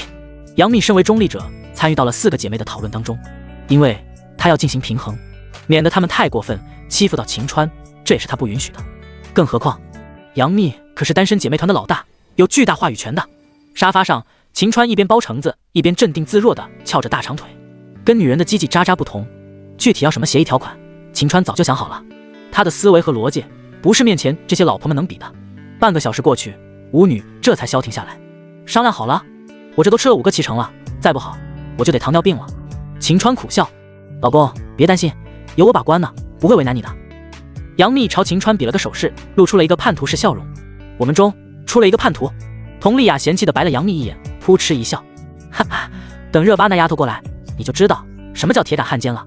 你们要欺负老公，他能跟你们拼命。杨幂捂嘴大笑，那起码印证了秦川人还不错，应该很好相处，这是好事。一直沉默的陈钰琪开口声援了，无疑这又是一个叛徒的苗头。紧跟着，杨幂说出了闺蜜们的条件。第1条就是住在别墅里，跟家人一样，这点秦川早就决定了，可以忽略。第2条，秦川必须跟每个老婆合作拍戏或者参加综艺，且给他们写歌。等秦川兑换了导演技能，可以自主投资，好资源肯定要留给自家老婆，这一点也不算什么要求。第3条，秦川要经常给他们做饭。巴拉巴拉，看到这一条条的协议，秦川要吐血。4女来势汹汹，本以为会有什么霸王条款，没想到通篇都是一些二货协议。但第10条，也就是最后一条，秦川必须要在1年内跟其中1人造娃成功，3年内跟第2个老婆造娃成功。而这一点，也就是姐妹6个的深层计划，也是杨幂要跟秦川在一起进行的深层计划。幂幂，你是打算自己跟我生娃？秦川盯着杨幂，一阵错愕。这会儿，杨幂有点不好意思，小脸通红。对啊，反正我们的计划是6个里面的2个先生宝宝，而我身先士卒，算是一种大无畏精神吧。舍己为人，活雷锋啊！虽然有点害羞，但杨幂还是一阵俏皮。不行，我们说好的要抽签，公平选人。佟丽娅抗议，对他们6个顶级女神而言，巅峰期生娃会对人气造成很大影响，这不算好事。不过孩子至少是亲生的，这比当小妈肯定要舒服一些，而且在家里的地位也会提升到很高，各有利弊。6女不排斥，也不趋之若鹜，只想抽签决定。但杨幂很想生娃，所以就单独行动了。哼，抽签就抽签呗，1/3机会，我怕什么？深吸了一口气后，杨幂也横下了心，搏一把。等真抽到了自己，她非要当着他们的面疯狂造人不可。与此同时，佟丽娅看着秦川，屏气凝神，很显然这是在等候着秦川的要求。毕竟出于公平起见，他们自然要给秦川提要求的机会。至于接受不接受另说，我只有1条要求，既然是我老婆，还要生娃，对吧？那就肯定要跟我一起，你们懂的。最迟1个月，我要你们4个都真正成为我老婆，明白我的意思吧？对秦川而言，也不能要求这几个女神老婆做什么了。他可以宠她们，疼爱她们，但是起码要先成为自己老婆，再考虑别的。1个月，这太快了吧？居景一开口了，毕竟她太娇小了。之前居景一看过秦川健身的视频，那力量和爆发力，他害怕秦川把自己给撕碎了，肯定需要时间来接受。我一向都是宠妻狂魔，只有这一条要求，你们考虑吧。同意的话，以后在家里可以为所欲为的。秦川并没有马上要回复，明晚给你答复吧。现在先抽签。向来冷艳的佟丽娅也很难淡定了，脑海当中自觉浮现出了很多比较污的画面，里面的主人翁自然就是他自己跟秦川了，顿时面红耳赤。随后秦川找了6张相同的卡片，在其中1张用笔划了1道，另一张划了2道，打乱顺序后扣在了桌子上，让6女挑选，哪个抽到划了1道的，意味着第一个生娃，2道就是第2个，空白的暂时安全。虽然秦川有些像6女的生娃工具，但如果都是自己老婆生下来自己的娃，那也没什么。秦川很想要女儿，借着这个机会能生个女儿当奶爸也未尝不是一件好事。当然了，这个计划实施起来时间还很长，秦川也没想那么深远。平整的桌面上6张卡片列成一排，5女都是屏气凝神，个个心情紧张。虽然迪丽热巴不在，但只要5人都抽了，剩下的自然属于她。一起抽吧，别磨蹭了。看到姐妹们全都畏畏缩缩的，居景一把小手放到了1张卡片上，随即5人各自选定了1张，迅速拿起来捂在了掌心，不敢马上查看。这场面让秦川觉得有些搞笑。虽然她们都是顶级女星，十分娇贵，而且姐妹情深，不愿分开，所以才找同一个男人生活。看起来种种举动都有点作，可实际上她们内心都很单纯，甚至想法有点幼稚。不过这种幼稚也给了秦川机会，到嘴的鸭子他可不会白白推走。啊，我中大奖了！我早说过了，肯定有我一个名额的吧。这会儿杨幂十分激动，欣喜若狂，她重重地把卡片拍在了桌面上，上面赫然有一道痕迹，这就叫天选之人，注定要我来跟老公一起创造人类。弟弟们往后稍稍。杨幂深深地吐了口气，心头的一块巨石落地了。刚刚她也没什么底气，这玩意儿说到底完全就是靠运气。有2道的卡片被佟丽娅拿到了，本来6女当中她跟秦川在一起的意愿是最低的，可谁能料到偏偏让她也成为了孕妇候选人之一。还好是第2个，起码要等到几年以后了。让你嘚瑟，怎么样，中奖了吧？看到佟丽娅一脸哑巴吃黄连的样子，杨幂忍不住取笑。还早呢，怕什么？但我有个疑问。佟丽娅定了定神，如果最后第一个怀宝宝的不是秘密呢？这个也是所有人的疑问。孩子这东西可不是想要就有的，要看个人体质还有运气。没事，我会努力的。而你们目前尽量少跟老公接触，或者用防范措施呗。防微杜渐嘛，这一点上杨幂倒是很有把握。不过秦川却始终有着一种不祥的预感，在将一切最基本的条款和协议都商定后，4女跟秦川之间其实已经有些亲近了。2个小时的相处让他们没了初见的陌生感，并且他们现在可是准夫妻的关系了，无形当中距离就会被无限拉近，这与纯粹的普通人相处是截然不同的。那我们去挑房间了。古灵精怪的陈钰琪凑到了秦川身后，眼巴巴看着他。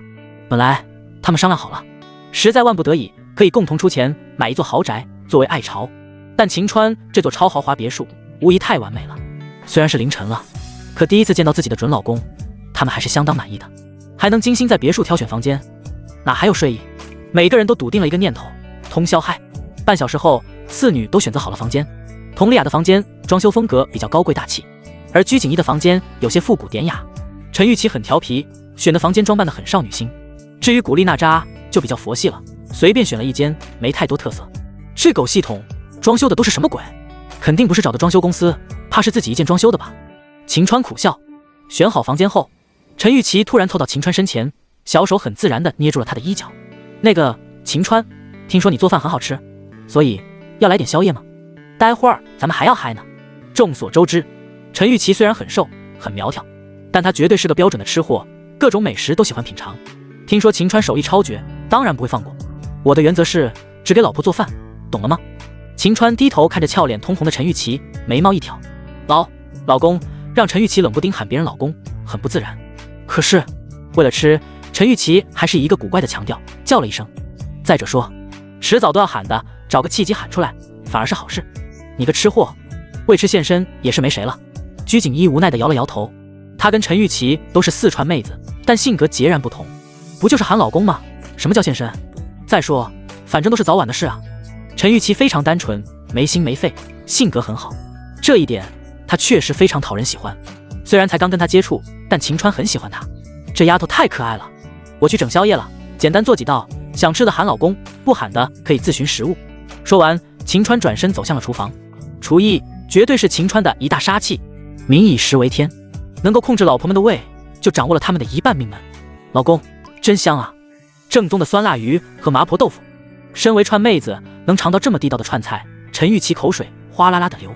对于一个吃货来说，这简直就是致命诱惑，比制服还要诱惑。老公公公，老公公，老公。很快，一直还端着的佟丽娅三女也彻底屈服了。原本他们是绝对禁止宵夜的，因为会长肉。身为顶级女星，要时刻保持完美身材，但这样极品的美食当前，看而不吃就是暴殄天物，所以也只能放纵一把了。下次一定减肥，不吃宵夜了。下次一定。杨幂已经没他们那么疯狂了，毕竟吃过见过。她跟秦川坐在沙发上，两条白而长的腿勾住了秦川的长腿。老公，该考虑下部戏了吧？你绝对要当男主。杨幂笃定地道。三生三世无非是小试牛刀而已，完全是把秦川带进娱乐圈的作品。而接下来才是秦川真正大展宏图的时刻。老公，想要什么剧本？我那里最近又有不少剧本，现代的、古代的、谍战的、玄幻的都有。杨幂用小手撑着脸蛋，满眼爱慕地盯着秦川。老公不是会写剧本吗？给真哥刚写了一个剧本，你就忘了？这时耳朵很灵的古力娜扎插了一句，我怎么把这茬给忘了？老公，你有合适的剧本想演吗？可以的话，我马上帮你进行筹备和运作。即刻，杨幂的目光落在了秦川身上，忖了片刻，秦川找了一些这个世界上并不存在的影视作品开始搜寻。我演的第一个作品是东华帝君，那第二部就还演个高逼格的角色吧。皇帝，老公演皇帝很帅啊，那肯定是个少年天子，英气勃发的那种。有剧本了吗？自家老公太过完美了，无论形象还是演技，都是娱乐圈最顶尖的。杨幂就是秦川的脑残粉，对他的话无条件服从。有，大汉天子，我演汉武帝刘彻，等会儿把剧本给你。紧跟着，秦川就从系统里面把剧本提取了出来。汉武帝，哇，好厉害的样子，我都迫不及待想看老公的剧本了。如果有合适的角色，杨幂显然很想继续跟秦川拍戏。当然，身为演员兼老板，杨幂的档期塞得很满，跟秦川在一起腻乎也是推开了很多通告才挤出来的时间。大汉天子，好霸气的名字，我最近档期很空啊，我要角色。猛地吞了几口饭，陈玉琪快步跑了过来。佟丽娅三女虽然很镇定，不动声色，可是从他们的神色当中能看出来，显然都对这剧本很好奇，想拿到一个角色。尤其是跟秦川一起拍戏，几个月待在一起，无疑也是加深感情的一种方式。很快，五女凑在一起，把秦川围在了中间。每个人都是衣着简单，皮肤光鲜白嫩，散发着超强的魅惑力。这样5个绝顶美女环绕一圈，简直就是名场面。也就是秦川心性笃定，不然非得挨个冲档不可。老公，里面都有什么女性角色？鞠婧祎伸长了脖子，凑在杨幂跟前，看她手机里的剧本。看到五女对这部剧都是趋之若鹜，秦川泡了一杯茶，边喝边进行讲解。里面的主要女角色有4个，第一个就是念奴娇。念奴娇本是前朝将军的女儿，为报仇成为舞女，能歌善舞。在剧本当中，秦川稍作改动，让她成为了刘彻的妃子。第二个就是卫子夫，大汉皇后。第3个是平阳公主，是刘彻的姐姐。最后一个是秋蝉，跟念奴娇是好姐妹，最后也嫁给了刘彻。在剧本进行了一些改动后，相应的情节之类当然也会发生不少变动。听到秦川的阐述后，舞女都开始思索起来。我要演皇后，都没意见吧？杨幂盯着姐妹们，眼神凌厉。身为精明的老板，还是姐妹们的老大，素来杨幂都是充当着大佬的角色，真要有皇后，那她绝对是当仁不让的。凭什么胸大就能当皇后了？你胸大你说了算。卫子夫好像很温柔很贤惠，不是你这种胸大有心计类型的。鞠婧祎不服气，双手叉腰朝杨幂哼唧。看到她挺着胸，杨幂也抖了抖身前之物，吓得鞠婧祎马上缩了回去。我倒是觉得念奴娇不错，毕竟是女主，戏份多。佟丽娅显然对女主感兴趣，那你们就私底下商量吧，等有了结论告诉我也不迟。秦川笑了笑，好，老公，我好困，要不去休息吧。这时杨幂打了个哈欠，神情有点萎靡。已经凌晨2点钟了，跟秦川忙碌了2次后，杨幂已经困得不行了，而初来乍到的4女却个个精神百倍，毫无倦意。你们先慢慢浪，熟悉环境，毕竟以后都要在这里生活的。说着，杨幂走过去揽住了秦川脖子，让他抱自己回屋。不许睡觉，我们刚来，起码要多陪我们一会儿吧。天亮，行不行？天一亮你就去睡，睡成死猪没人管你。古力娜扎拦住杨幂，哈哈，那扎你就直接说让秦川留下不就得了？至于秘密，他爱睡不睡。鞠婧祎捂着嘴，扑哧一笑。在鞠婧祎无情的揭露真相后，秦川只是淡淡一笑，并没表态。虽然杨幂想让秦川跟闺蜜们多待一会儿，可既然秦川都不睡，那她只能应承着了。那就给我们唱歌吧，但有要求。突然间，佟丽娅开口了。他们都清楚，秦川唱歌好听，还会写歌。不过，初次跟秦川相处，还是要给他一个下马威，让秦川瞧瞧他们的厉害。什么要求？秦川皱了皱眉头，看起来四女是在给自己挖坑，但秦川有绝对把握，让这坑把他们给埋了。10分钟内写出一首歌，必须是原创，必须是情歌，边弹钢琴边唱。主题嘛，必须要表达见到我们时的心情，最关键的一点要好听。在跟秦川渐渐熟络后，向来比较端着的佟丽娅也放下姿态，开始跟秦川互动了。凭什么唱？我要是唱出来有什么好处？秦川不傻，四女提了要求，他肯定也要提，等价交换。如果唱出来，给你钱。琢磨了半天，佟丽娅想到了一个回报的方式。不要钱，我要你。秦川的眼神凶烈如猛虎，霸道当中又夹杂着柔情，直击佟丽娅灵魂深处。我。顿时佟丽娅身体一阵颤抖，这赌注未免有点太大了。虽然来到这儿就是为了跟秦川一起生活，迟早要经历这一步，但那都是细水长流。秦川不要细水，开局就来瀑布，让佟丽娅很是心慌。那你要唱不出来呢？先不说同意不同意，佟丽娅开始反问秦川，要杀要剐随便。秦川笑了笑，那好，你要唱不出来或者不好听，那就罚你给我们洗衣服1年，每天都做饭，给我们写剧本，端茶送水，怎么样？很显然，佟丽娅接受了这个赌局，因为主动权无疑掌握在她手里。行，点了点头后，秦川径直走到了乐器室。他打开灯，坐在钢琴前，随意地按了几遍琴键，找找感觉。在灯光照耀下，秦川整个人都散发着光芒，仿佛是要唤醒公主的王子一般，充满圣洁光辉。这一幕突然让四女捕捉到了他的完美外形，就算苛刻如佟丽娅、鞠婧祎之流，也不得不感慨，秦川真的是白璧无瑕，完美到连他们都不忍心亵渎。亵渎这词一般都是男人对女人而言，可这会儿四女的脑海里几乎同时产生了这个念头。难以忘记初次见你一双迷人的眼睛，在我的脑海里，你的身影挥散，不去握你的双手，感觉你的温柔真的有点透不过气，只怕我自己会爱上你，不敢让自己靠得太近，怕我没什么能够给你。爱你也需要很大的勇气，想念只让自己苦了自己爱上你，是我情非得已爱上你，是我情非得已。秦川食指飞速的敲击琴键，仿佛无影手一样，美妙的钢琴伴奏缭绕着整间屋子，同时他的嗓音深情而忧郁。情非得已这首歌的调子本身也十分婉转迷人，完美嗓音，顶级唱功，世界级钢琴水准，再加上经典的歌曲，无数的元素都融为了一体。从刚开始的看热闹，到最后舞女都完全沉浸在了歌声当中，如痴如醉。而佟丽娅甚至都听哭了，因为她跟秦川立下了赌约，她完全把自己带入了进去。一个完美的王子弹着钢琴唱着歌向她求爱，多么浪漫。说到底，佟丽娅还是个恋爱小白，经受不住这种冲击。最后随着钢琴音符慢慢散去，歌唱完了，舞女半天才回过神来。佟丽娅偷偷抹了抹泪，不敢直视秦川了。搜了下，没这首歌哎，的确是原创的，我的妈啊，太刺激了。古力娜扎用度娘搜索了半天，越搜越惊叹，真的太好听了吧。放到乌烟瘴气的歌坛，这首歌还不吊打坤坤、小鹿和 SK2 这些人。鞠婧祎也惊为天人，看来秦川是赢了，毫无疑问。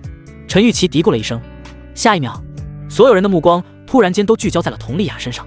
乐器室门口，佟丽娅扶着门框，修长如白玉般的长腿紧紧盘在一起，由于太过紧张，身体都在微微颤抖。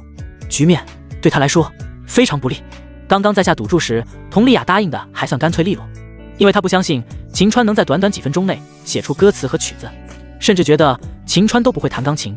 谁料到琴技顶级，词曲顶级，唱功更是 bug 一般。佟丽娅彻底傻眼了，这他妈是个妖孽吧？虽然输了，但输给妖孽似乎不冤。唱完了，你觉得怎么样？秦川走到佟丽娅身前，眼神凌厉地看着她，而她却目光闪烁，连连往后退了几小步，摸着你的良心说话。这时杨幂把小手放到了佟丽娅胸口，好，还不错吧？很好听了好吧？听听那歌词，爱上你是情非得已，我要是个女人肯定马上跟他好，从了吧。鞠婧祎推了佟丽娅一把，一下子佟丽娅扑入了秦川怀里。不用投票表决了，秦川肯定赢了。丫丫要履行诺言，不然我们瞧不起你。杨幂哼了几声，虽然杨幂才刚跟秦川深入交流，意犹未尽，但既然佟丽娅也有这个机会，杨幂自然就先让给她。姐妹几个的感情已经深厚到了不分彼此的程度。我能不能一时间？佟丽娅小脸通红如血，后悔给秦川挖坑了，这不是自作自受吗？迟早都要挨那一刀的，怕什么？刚开始有点疼，后面很好的。其实我也在你们来之前才刚刚跟老公。看到佟丽娅犹豫不决，杨幂开始添了一把火。噗，我们来的时候你正跟老公？那啥，我的妈呀，太刺激了！古力娜扎又说起了口头禅，挨一刀，还有性命危险。听到闺蜜们的话，佟丽娅稍微放松了一些，不再紧张了。但杨幂的言辞还是令她有点心慌。开个玩笑而已，别当真。杨幂耸了耸肩。可是我还不等佟丽娅说完，清晨，温暖的阳光照在佟丽娅的身上，由于太过疲累，反正太阳都晒皮骨了，依然纹丝不动。天很热，但秦川还是给佟丽娅盖上了薄单子，不然的话光着确实有点不雅。由于杨幂等人都睡得很晚，这个点儿他们才刚入睡，一个个跟死猪一样。秦川换上了一身装备，打算去跑步。说是早晨，其实已经8点多了。秦川刚出门就碰到在门口热身的古力娜扎。你醒了？没有啊，我一直都没睡，熬到天亮了，索性懒得睡了，跑步去。刚好约跑吗？古力娜扎眨巴着美丽而明亮的大眼睛。换成4声我倒可以接受。走吧。二人沿着别墅的小路开始跑步了。这座别墅的占地面积很大，一路上绿树成荫，鸟鸣啁啾，非常有情调。跑了没多久，二人就满身大汗了。古力娜扎有点累了，就停了下来，用毛巾擦汗。好累啊，你都不累的？怪物，还好吧，感觉我还能跑2个全马。秦川笑了笑。古力娜扎顿时满头黑线。你昨晚跟秘密跟丫丫，然后彻夜不睡，现在还能跑2个全马？我看把你送去切片吧。这会儿古力娜扎也开始跟秦川打趣了。她是那种外表冷艳实则很逗逼的女孩子，从她的口头禅就能听出来她很幽默很搞笑。美人在侧，如果没有足够强悍的身体，怎么当你们老公？不是守活寡吗？秦川撇了撇嘴，搂住了古力娜扎的小腰。突如其来的举动让古力娜扎很惊讶很不适应，但这是他们自己的决定，所以秦川搂着她，古力娜扎也没反抗。毕竟是自家老公，迟早都要捅破那层关系，这种亲密举动反而会加速感情升温。看把你美的，是不是有点小人得志的样子？古力娜扎轻哼了一声，用手指点了秦川鼻尖一下。我都说过了，我是受害者，你们6个女人公然要对我下手。我瑟瑟发抖，不敢吱声，只能等待着你们的魔掌伸向我。听到秦川这话，古力娜扎直接要吐血了。受害者魔掌当个人吧，好吗？得了便宜卖乖。古力娜扎张开嘴，在秦川左手上咬了一口，咬出了一道浅浅的齿痕。属狗的。秦川无奈地道。汪汪汪。秦川林荫小道上，秦川揽着古力娜扎纤细至极的小腰，途经一座篮球场。这座别墅区有不少明星都在里面买房了，二人一眼就看了出来。西北角的场地上，邓潮、陈赫兄弟2个正绑着发带，跟几个圈内小明星3打3。秦川坐在长椅上，古力娜扎很自然地把头放在了秦川胸口。二人一边交谈加深感情，一边看比赛。老公，那几个人看着眼熟，好像也是明星吧？不过8线以外了，只有印象，很难认出来。古力娜扎握着秦川的手，幽声呢喃：大胆点，10线开外。不过我现在可没资格说别人。秦川一阵苦笑。目前秦川还是娱乐圈纯粹的新人，靠着跟杨幂炒绯闻火了一把，但那根本不算人气。只要肯踏实演戏，提升演技，10线也值得尊重。而不思进取，靠着炒作卖脸卖肉，水军哪怕混到1线也是垃圾。古力娜扎轻声呢喃，能看得出来，古力娜扎对于圈内的流量明星还是很痛恨的。她虽然也是流量，但一直都在努力磨练演技，只是效果嘛惨不忍睹。老公，以后教我演戏吧。古力娜扎哼道。没问题啊，你其实还算有天赋，就差画龙点睛了。只要破了那一层膜，你就踏进演技派的门槛了。破了那一层，我怎么感觉你在胡说八道呢？古力娜扎白嫩的脸蛋爬满了绯红，打了秦川几拳。说起朝哥和陈赫来，我们似乎都签了同一起王牌对王牌的合同，过几天就要去录制了。古力娜扎突然拍了拍脑门。是吗？那还真是有缘。秦川耸了耸肩，看到古力娜扎并没有反抗，秦川的手掌也在一寸一寸朝关键部位移动。咸猪手，你昨晚都拿下了我2个闺蜜，现在还缠我，你顶得住吗？面对秦川的攻势，向来害羞的古力娜扎现在反而开始反撩了。要不试试？秦川挑了挑眉。算了，你自己试吧。古力娜扎抱紧了秦川的胳膊，翘着小腿来回摆动。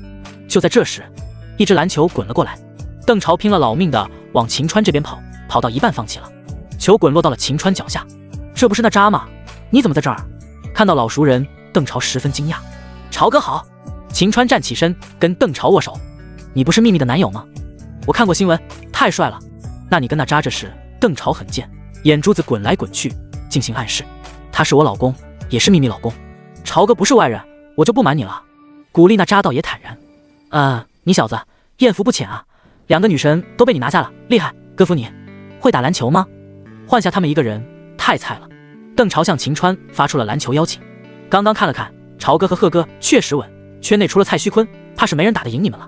秦川打趣，太平了，走吧，在老婆面前不露一手吗？说着，邓潮拽着秦川朝场地走去。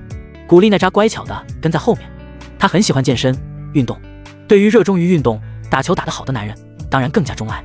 邓潮、陈赫跟另一个年轻肌肉男一组，而秦川跟2个菜逼一组。10个球打完，我们就该去机场了，还要录王牌对王牌，要早点过去对台本。邓潮发话，紧跟着邓潮把球丢给了秦川，让陈赫防守。老公加油！古力娜扎高声喊道，直接破音了。秦川是吗？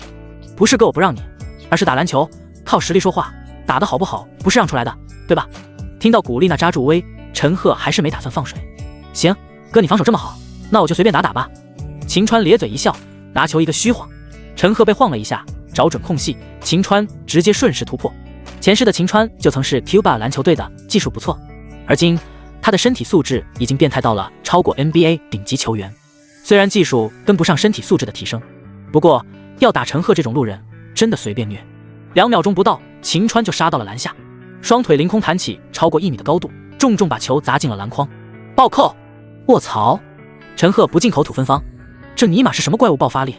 太可怕了吧！邓潮和其他球员也都傻眼了，恐怕那些民间扣篮王也达不到这种程度吧。再来，刚才的不算，让你一个。陈赫放了狠话，但他不清楚为什么自己一边放狠话一边身子哆嗦呢。好啊，我也就是热热身而已。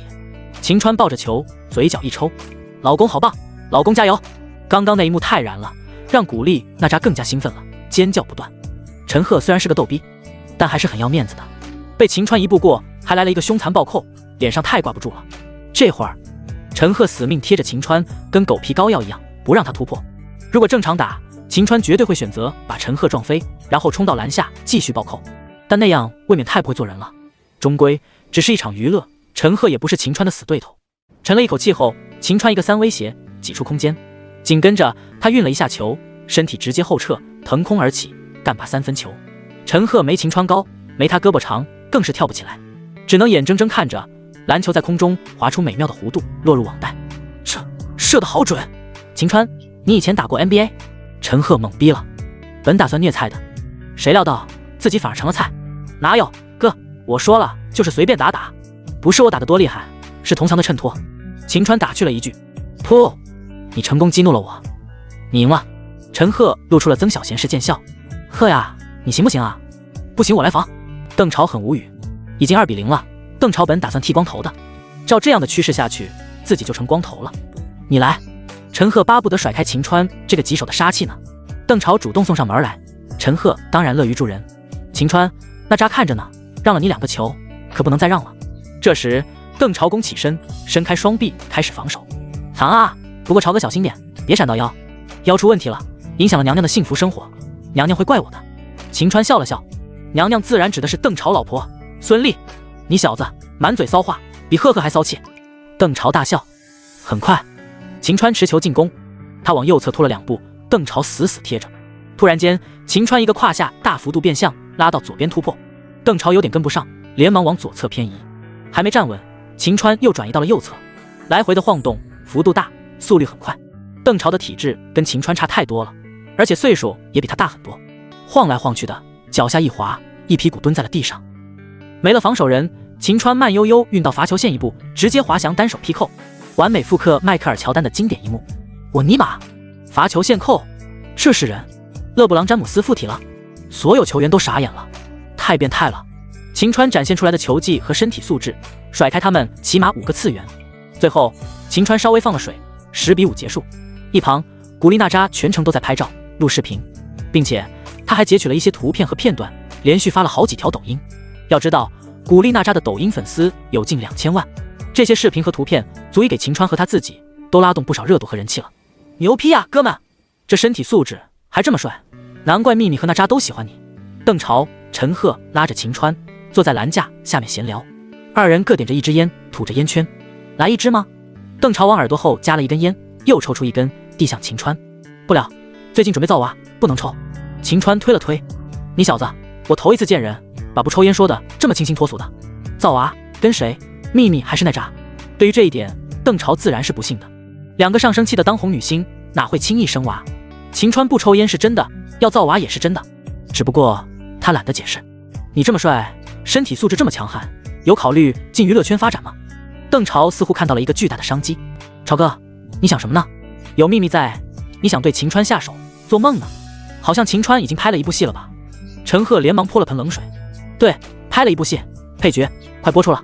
秦川笑了笑，可惜了。不过秘密真够精明的，早早就抓住了你。以你的颜值和身材，当个流量都能吊打小鹿、吴死哥那些人。邓潮摇头惋惜。对了，好像这期的王牌还缺一个 MC， 要不你去？娜扎也在，你们算作伴了，我们出面协商。听到这个提议，古力娜扎的眼眸也明光大放。对啊，老公，要不咱们一起录王牌呗？我们几个一起跟蓝台商量，绝对没问题的。古力娜扎十分激动，嘴角不自觉地扬起了一抹弧度。行啊，反正我最近很闲。秦川应了下来。目前大汉天子刚开始筹备，他基本上都赋闲在家，能参加这种顶级综艺，提升一下曝光度，增加人气值，显然是不错的选择。那就这样，我们先走了，赶飞机，路上我跟蓝台商量。邓潮跟秦川撞了撞拳，就跟陈赫匆匆离开了。别墅客厅内，在古力娜扎发布了那条抖音后，迅速火爆，点赞、评论和转发数量都在飙升，不光登上了热点第一，古力娜扎和秦川还分别进入了爱豆榜前5，即便是杨幂等人也在谈论着这个话题。那不是潮哥吗？碰到老公被打爆了吧？意料之中，杨幂翘着嘴角，一副胸有成竹的模样。哈哈，老公扣篮的画面太凶残了，身体素质这么强吗？以前还真不清楚。迪丽热巴一副故作无知的模样，装什么傻？你又不是没跟老公那啥，就你次数多，就你最了解他了。陈钰琪在迪丽热巴屁股上轻轻打了2拳，白了他一眼。嘿嘿，这几条抖音让古力娜扎粉丝暴涨，同时秦川的粉丝数也在疯狂增长。短短几个小时的功夫，从300W 就涨到了405W，堪称炸裂。卧槽，这爆发力绝对怪兽级别，难怪大秘密会爱上他。啧啧，这体能哪个女人受得了？我懂大秘密的心思了，爱了爱了，路转粉。啥时候新剧播出呢？好期待秦川的表演，怎么样？这扣篮太恐怖了吧！弹簧人，之前我以为他是什么被包养的小鲜肉、娘炮呢，看起来我想多了。这么生猛的吗？我有个大胆而冲动的想法，看似普通的几条抖音，却引起了极为广泛的关注，让秦川的人气值疯狂飙升，好评度也越来越高。回到家里，我宣布一个消息，老公可能要陪我去参加王牌对王牌了，嘿嘿。古力娜扎十分开心，直接开门见山。真的？太好了！陈钰琪激动地跳了起来，因为她跟古力娜扎会参加同一期，有秦川作伴，无疑就有趣很多了。只是有可能，别激动，潮哥应该正在跟蓝台协商吧。秦川泼了盆冷水，看到二女变得灰头土脸，杨幂又烧了一把火。别灰心，真是巧，我正打算让老公参加一档综艺，就联系了蓝台的王牌对王牌，他们已经同意了，很快会发来邀请函。是吗？秘密万岁，爱死你了！古力娜扎扑了上去，抱着杨幂就是一阵狂亲。变态啊你！我不是拉拉，想拉拉找小居去。杨幂很嫌弃，鞠婧祎一脸愕然，什么鬼？老娘躺枪！明天老公就要离开家里了，太空了，不能跟他一起参加节目，好痛苦。迪丽热巴搂着秦川胳膊，小脚在他身上踩来踩去，各种撒娇。那就来个泡别吧。秦川笑了笑，什么是泡别？一时间六女都有些不解，从没听过这词儿。秦川咧了咧嘴角，你品，你细品，太坏了，臭老公就不能好好说话吗？什么泡别？我是炮架吗？迪丽热巴恍然大悟，是六女。这会儿六女凑在一起，正在闲聊。秦川坐在露台上的沙发上，打开属性面板，宿主秦川，体力155，普通人50，精神力148，普通人50，技能完美歌喉，无敌演技，幽默大师，剧本之王，等级4线明星，人气值403W，抽奖机会这段时间，三生三世剧组进行了各种宣传，加上杨幂工作室对秦川的宣传，以及古力娜扎的抖音等等，让秦川的人气值提升得很快，居然已经有400W 人气值了吗？想兑换最强导演，还差1倍呢，好虚啊！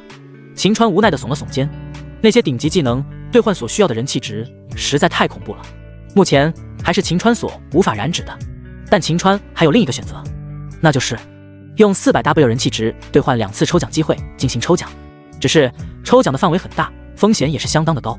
搏一搏，单车变摩托，来兑换2次抽奖机会。叮！恭喜宿主兑换抽奖机会成功，2连抽。秦川继续道：叮！宿主进行第1次抽奖，叮！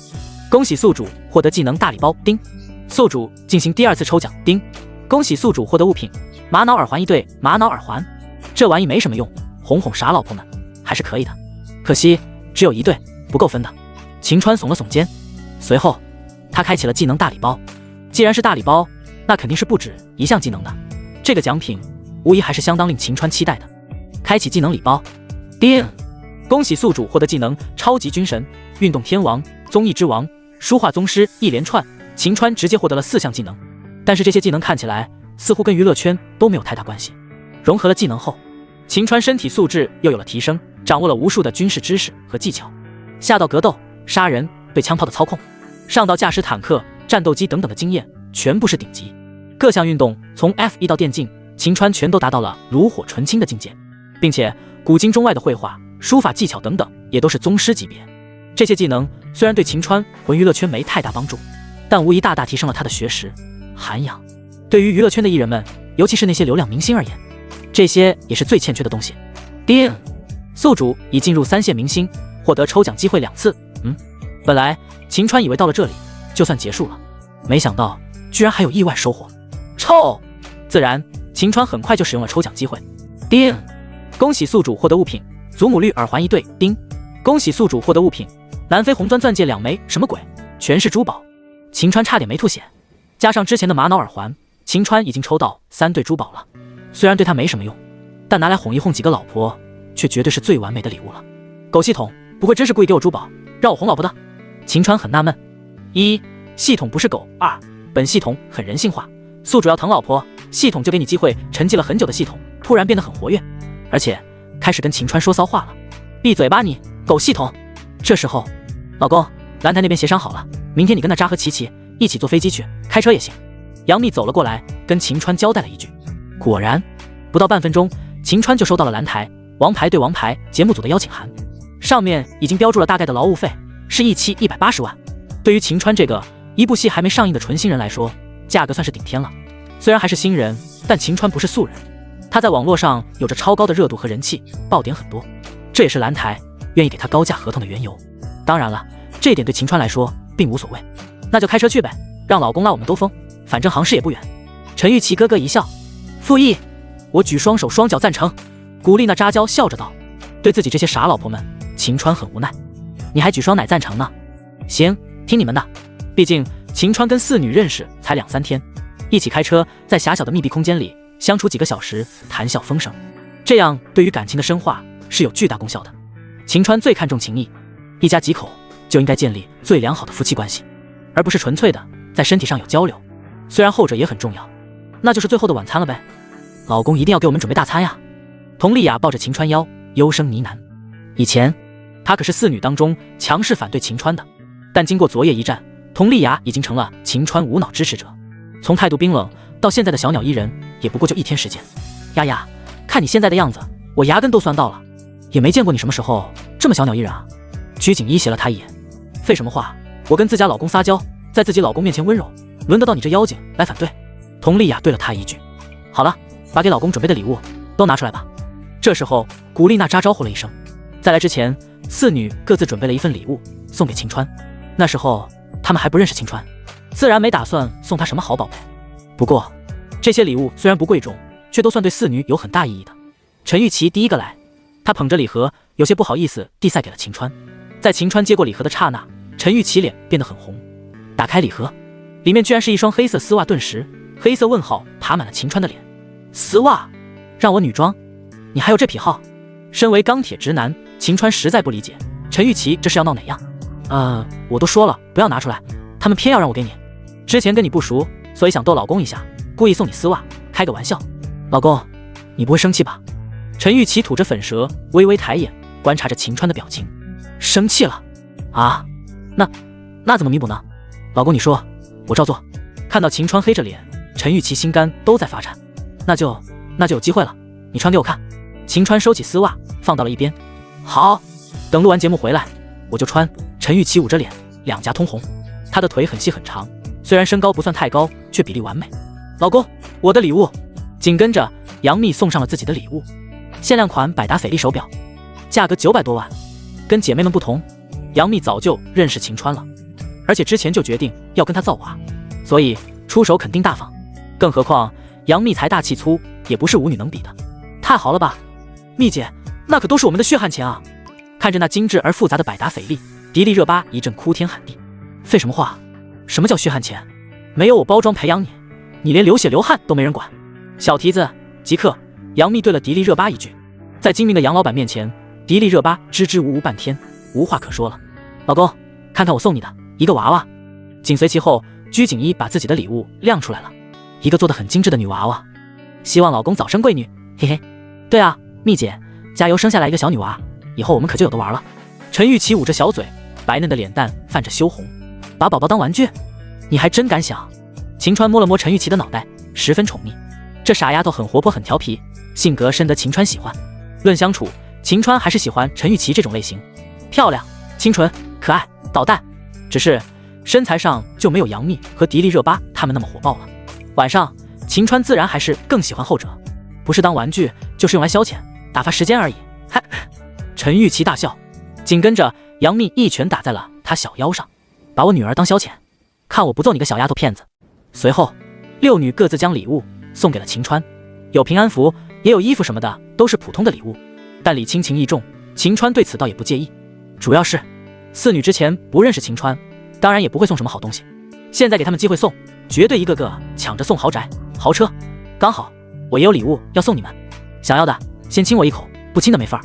话音刚落，杨幂、迪丽热巴、佟丽娅就抢着凑上脸来了。他们跟秦川的关系显然比另外三女亲近许多，毕竟进行过肢体上的深入交流，而虽然还有些扭扭捏捏，但慢慢的，古力娜扎、陈玉琪和鞠婧祎也各亲了一口。3对6件珠宝，你们自行挑选吧。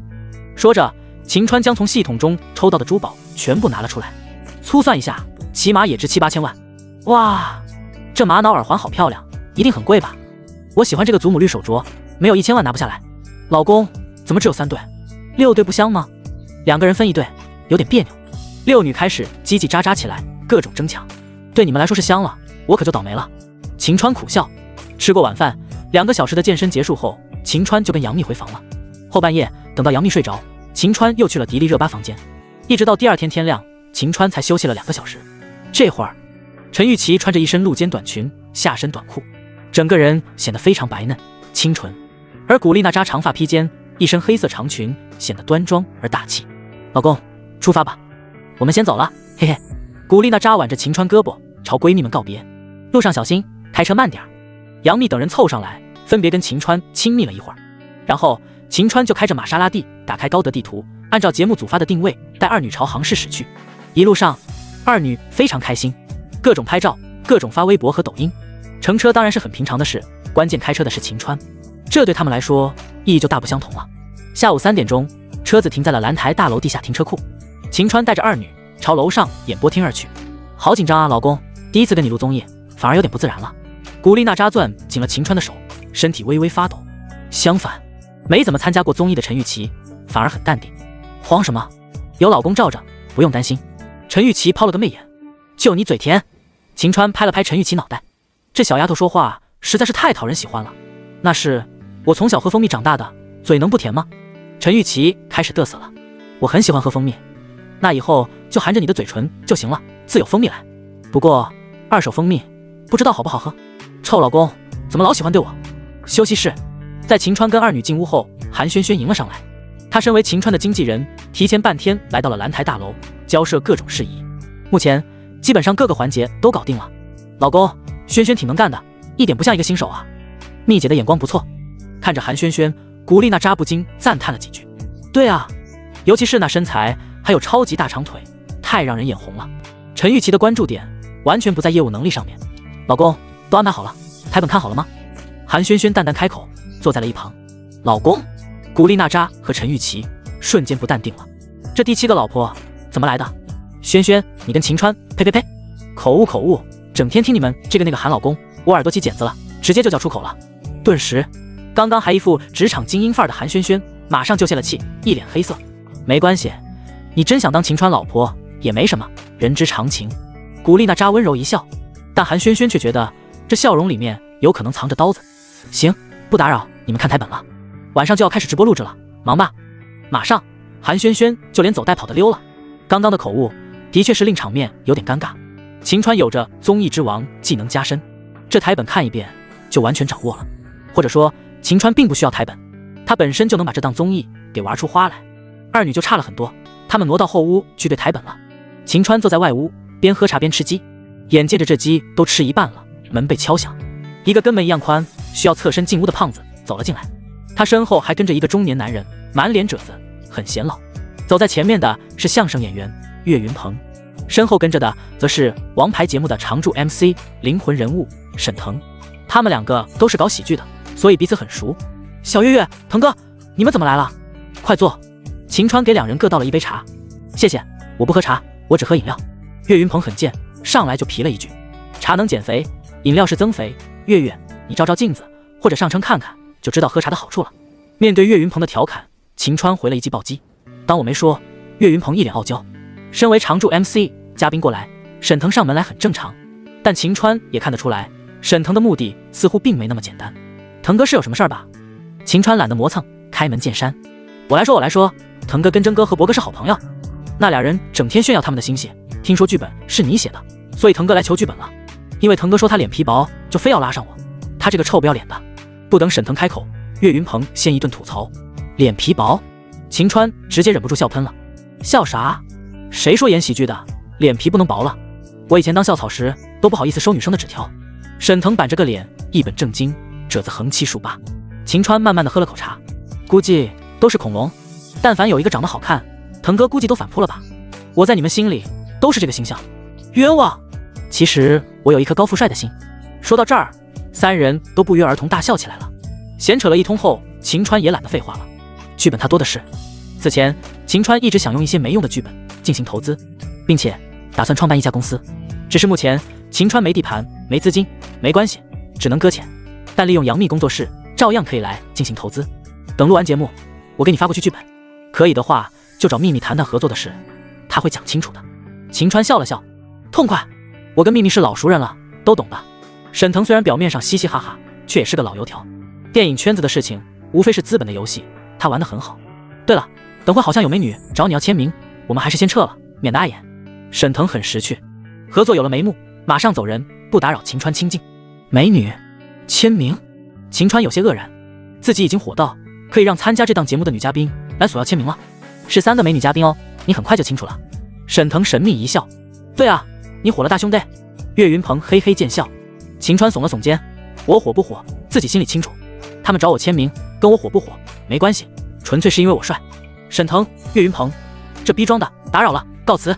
蓝台，王牌对王牌演播厅后台，一间客厅，3个美女穿着华丽光鲜的长裙，正在密切交谈，一个笑容甜美，一个温柔可爱，一个妩媚丰满，正是最近大火的3个女星李小庆、李二彤和李纯，3李组合。3女本身也是好闺蜜，听说秦川到了，该去要签名了吧？我太崇拜她了，抖音上我天天刷她视频。李小庆嘴角一咧，笑得非常清纯甜美，这笑容不含糖，却能让人跟吃了蜜一样。对啊，好喜欢她，虽然只是个新人，没拍过戏，但唱歌真好听，白马王子。李二彤白嫩的胳膊托着下巴，清澈的双眸也是一片心驰神往。我看你们是春心萌动了吧？已经不止羡慕了，快爱上他了。在一旁，李纯扑哧一笑，身前之物来回摆动。真能嫁给他，我可以，但人家不是有杨幂了吗？咱们眼红眼红就好，能要到签名就不错了。这会儿李小庆完全是一副狂热小迷妹的心态。事先声明，我可不是秦川铁粉，陪你们去的。李纯白了2女一眼，然后他偷瞄了一下自己手机上赤着上身满是钢铁般肌肉的秦川壁纸。3女敲门来到了秦川的休息间。你好，秦川是吗？我们可以要你签名吗？李小庆倒也直接，他拿着签名卡和笔，体态扭捏地坐在了秦川身旁。我又不是大明星，我签名有什么用？秦川苦笑，只要是我们崇拜的偶像就行，明星不明星没关系。再说，你早晚会火的。李二童也乖乖地递上了签名卡，秦川也没犹豫，他拿着笔在3张签名卡上各自签了名。以秦川如今书画宗师的能力，3个签名用了3种字体，但无疑都非常优美，犹如艺术品一样，跟大部分明星那种鬼画符式的签名完全不是一个概念。哇，写的字这么好看，字如其人。李小庆红着脸彩虹屁了一波，真的好看，能不能教教我们呀？把我们3个名字写一遍，以后我们当模板练习，行吗？李纯之前故作镇定，但真正见到了秦川，再也坐不住了。完美无瑕的神颜，高大挺拔的身材，加上狂野魅力和浑身散发的才华气息，哪怕秦川把他强奸了，李纯自问也不会报警，反而觉得自己占便宜了。这就是绝对实力的好处，实力足够强大，任何人都会上赶着倒贴。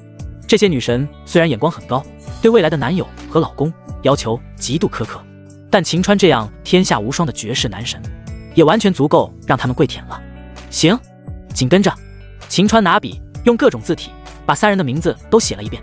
这字写得太好看了，以前是书法家吗？你的毛笔字肯定更好看吧？李小庆马上尝试着模仿了一遍，写得歪歪扭扭，狗爬一样。且不说完全没有秦川笔下的神韵，连形似都做不到，这就是宗师级别，跟菜鸟的巨大差距。慢慢练吧，没有几年练不出其中的神韵，顶多看起来像而已。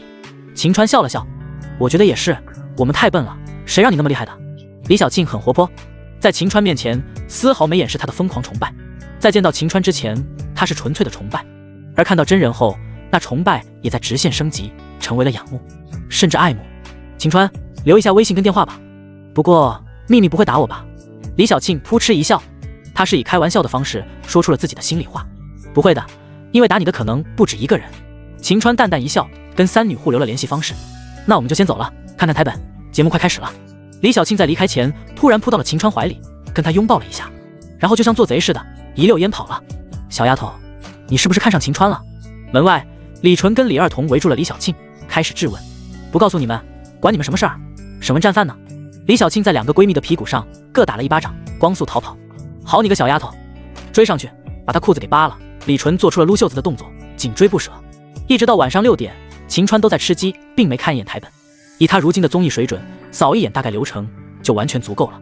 各种梗、各种包袱和段子，张口就来，个个经典。吃过晚饭后，导演吴彤和主持人沈涛就把所有嘉宾聚在了一起，准备最后对一次台本。对完台本，已经是晚上8点，正式录制开始。杭市夜晚，夜色如水，演播室大厅几百个观众席已经爆满了。身为当前华夏最火爆的室内真人秀节目，王牌的观众席不光场场爆满，甚至还要收费，票价还不低。毕竟这节目光常驻 MC 就有好几个大明星，每期更是会请来不少飞行嘉宾，很多都是大咖。光是这些明星就足以保证买票绝对物超所值了。舞台上五颜六色的灯光闪烁交织，每个观众内心都很燥热沸腾，因为这一期的嘉宾据说是整个第4季阵容和规模最庞大的。也正因如此，每个人都怀着炽烈的心情迫不及待了。听说有秦川来，我太喜欢他了，超帅的，能征服杨幂的男人。为秦川而来，好想看看他活人什么样，图片和视频里帅炸了。我喜欢那渣，她是我女神。潮哥，威尔伐木累，太激动了，秦川快出来吧。靠颜值让大幂幂神魂颠倒的男人，肯定很有魅力吧。场下的观众已经个个兴奋难耐了。而在后台的大厅，对完台本后看了眼时间，5分钟后就该去舞台后准备登场了。除了沈腾、贾玲、华晨宇、关晓彤4个常驻嘉宾外，这一期足足请来了12个飞行嘉宾。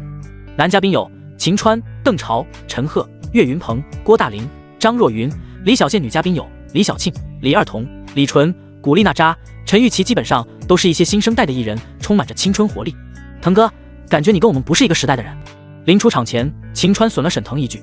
众所周知，沈腾跟岳云鹏这几个都很毒舌，对待他们的方式只能更加毒舌。那说明我值钱啊，老古董，你们这些现代品便宜。沈腾反应很快，马上就接住了这句话。对以腾哥的身价，怎么这也是千年木乃伊？还不等秦川开口，李小庆就接了一句话，或许是觉得不好意思。李小庆偷瞄了秦川一眼，吐了吐舌头，十分可爱。秦川笑着继续道：大胆一点，法老王，你们是小两口吗？一唱一和的。即刻，沈腾抓住了重点，进行反杀。李小庆脑子转不过来，再加上心生娇羞，小脸马上一红。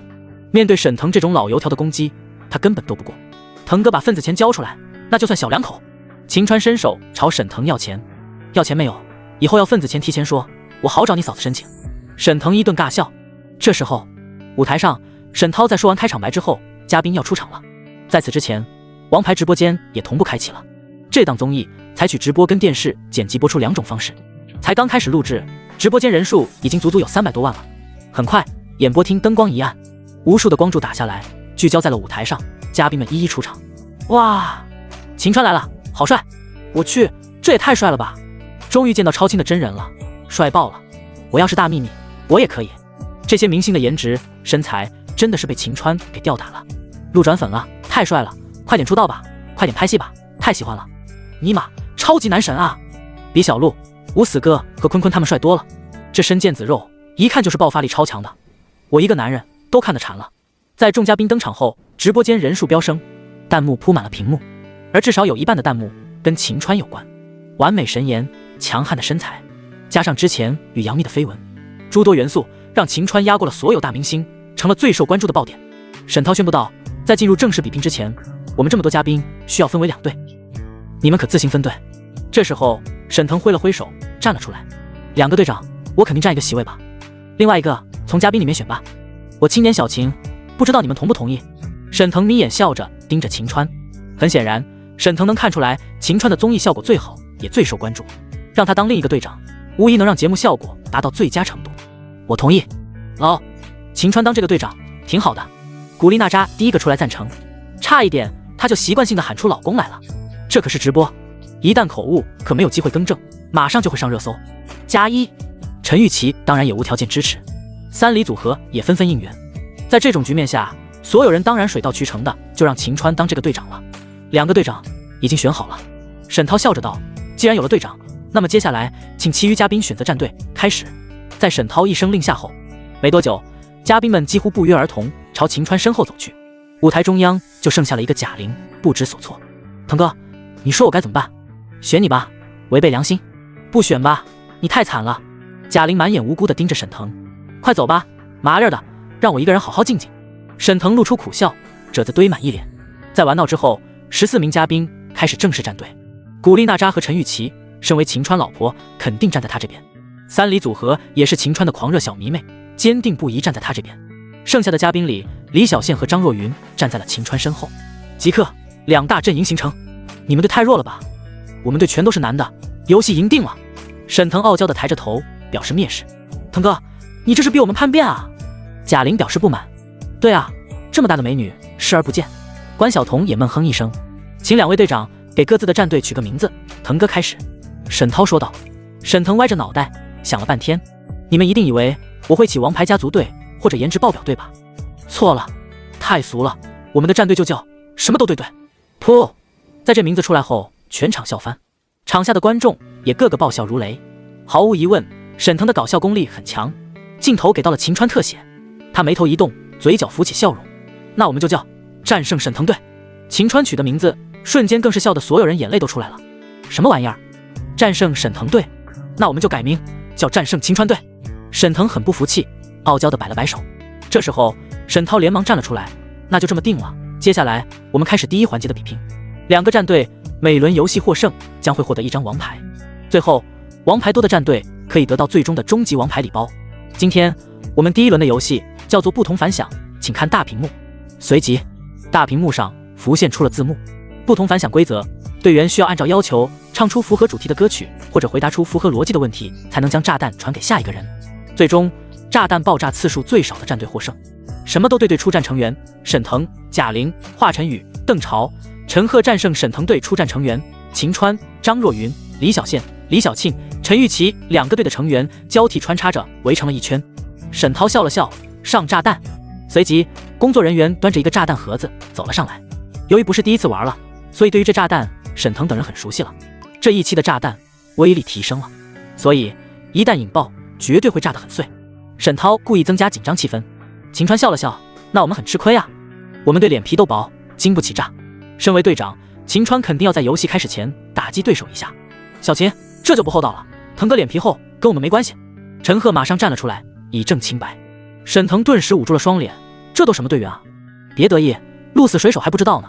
输了的队可是要得到惩罚的，准备好吧。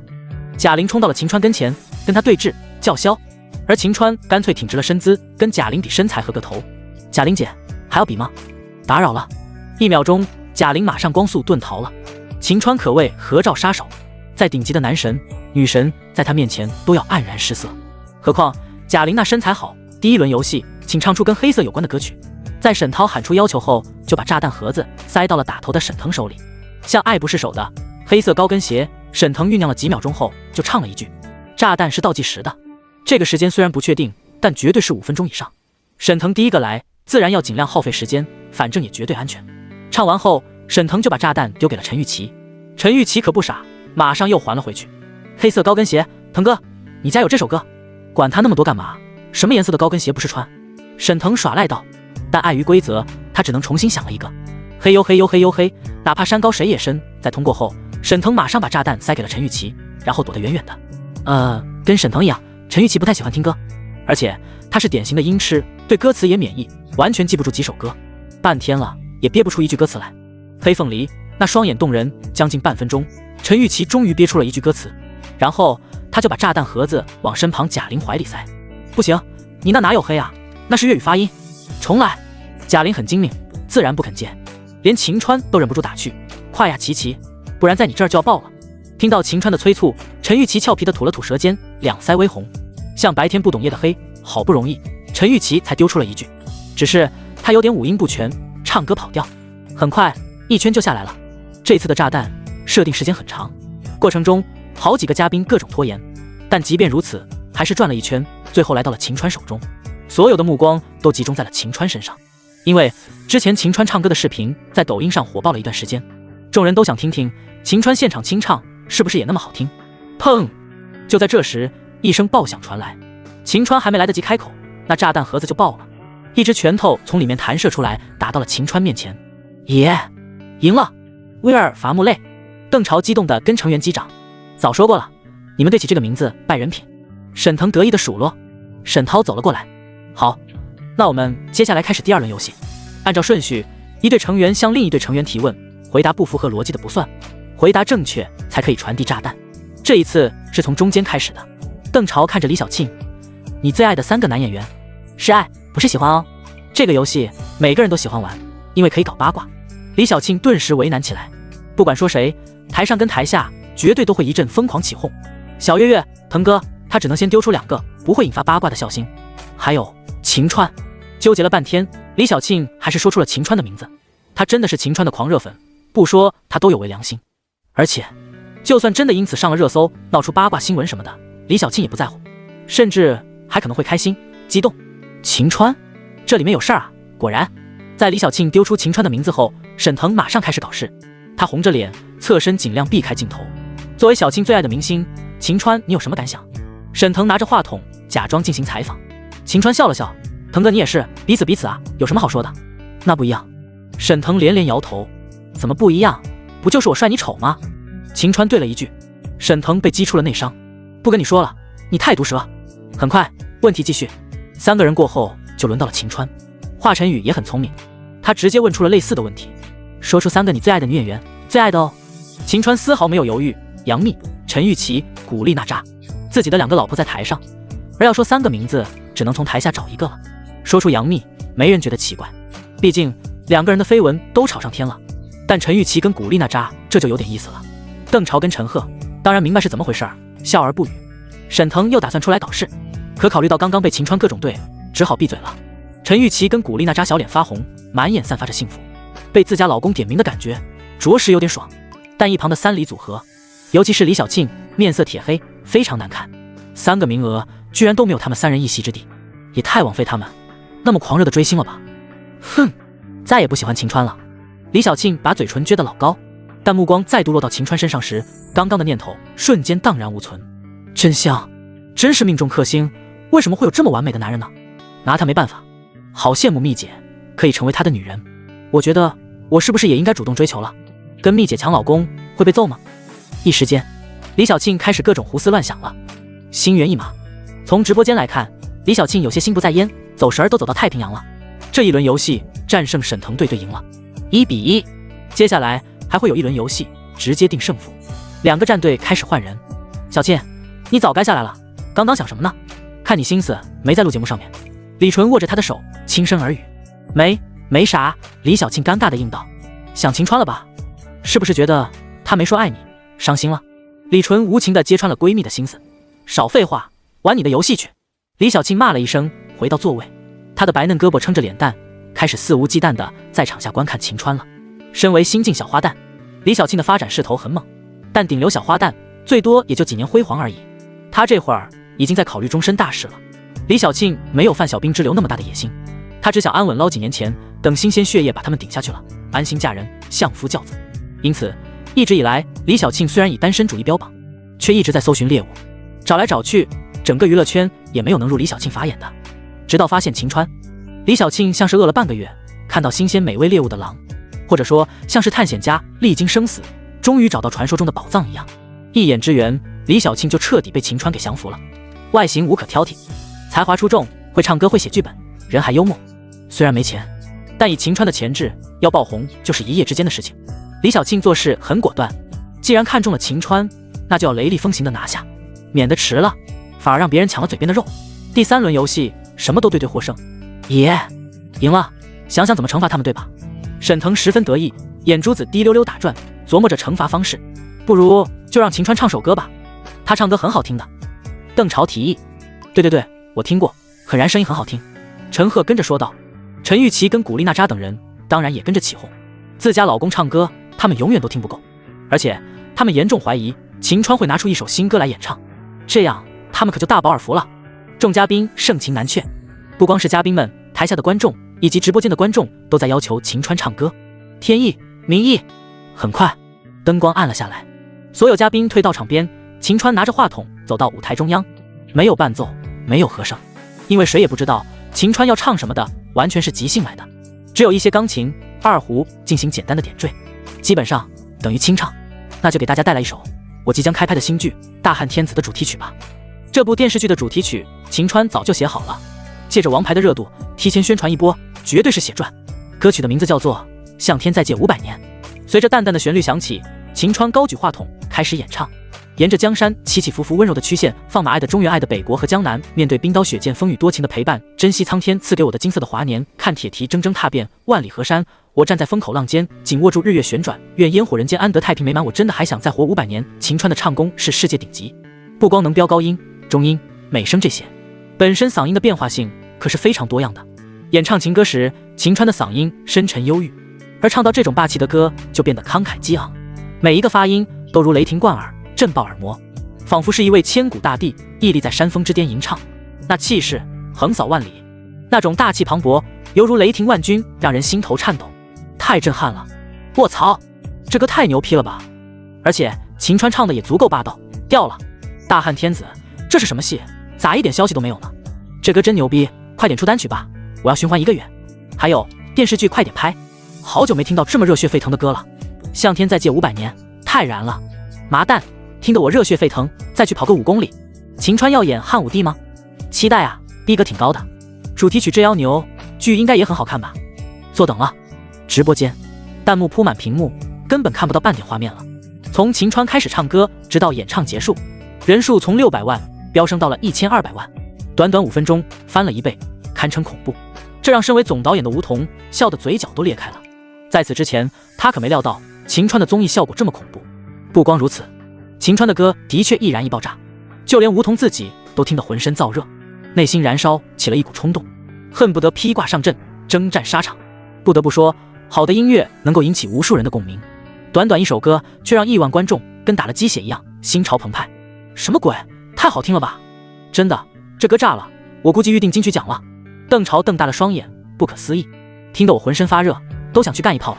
陈赫跟着说道。看到众嘉宾奇怪的目光，陈赫这才解释了一句，想去找人干仗了。打架时别听这歌，容易上头。即刻众人一阵哄堂大笑。王牌对王牌，身为华夏最火爆、关注度最高的综艺之一，有着超高的收视率和极高的网络点击量，基本上每一期的王牌都会有至少一个热点上热搜。而这一期才直播到了一半，秦川就直接登上热搜，并且排名也从20多名一口气攀登到第1名，甚至于在这条热搜下面还衍生出了很多条其他相关的热搜。秦川向天再借500年，秦川太燃了，大汉天子是什么剧？什么才是真正的完美艺人？一连4条微博彻底制霸了整个热搜，而且热搜第1名直接爆了，热度达到了近2000万，堪称恐怖。在这条微博下面，很多大 V 发布了秦川演唱向天再借500年的片段，下面评论、点赞和转发都相当恐怖。怎么可能？这歌太好听了，我那么懒一个人都听得我热血沸腾。现在的歌坛一潭死水，真的很难再见到像秦川这样新生代唱功超强、创作力那么恐怖的歌手了。还有之前的时候，秦飞得意也是非常的经典。秦川真是个怪物，写的歌都这么经典。现在终于理解为什么大幂幂跟他在一起了，有颜值又有才华，都那么强，哪个女人不喜欢？我要给秦川生猴子，生大象都行。妈妈问我为什么跪着听歌，这才是真正优质的艺人，最完美的演员模型，外形、气质、才华、能力都是超一流。我看到又一个巨星崛起了，甚至于这首歌的轰动引起了娱乐圈很多著名演员和歌手的评论。胡歌，这首歌真是好听，刚刚还很困，听完之后动力满满，马上就去拍了一场戏。陈道明，虽然我已经上岁数了，但这首歌听了让我依然觉得自己还青春年少，仿佛回到了20年前的自己，比那些无病呻吟的小鲜肉强太多了。林俊杰，我一直都在追求唱功，但才发现秦川的唱功真的是完美，无可挑剔，希望以后我们能够合作。王力宏，兄弟，什么时候有空咱俩聊一聊？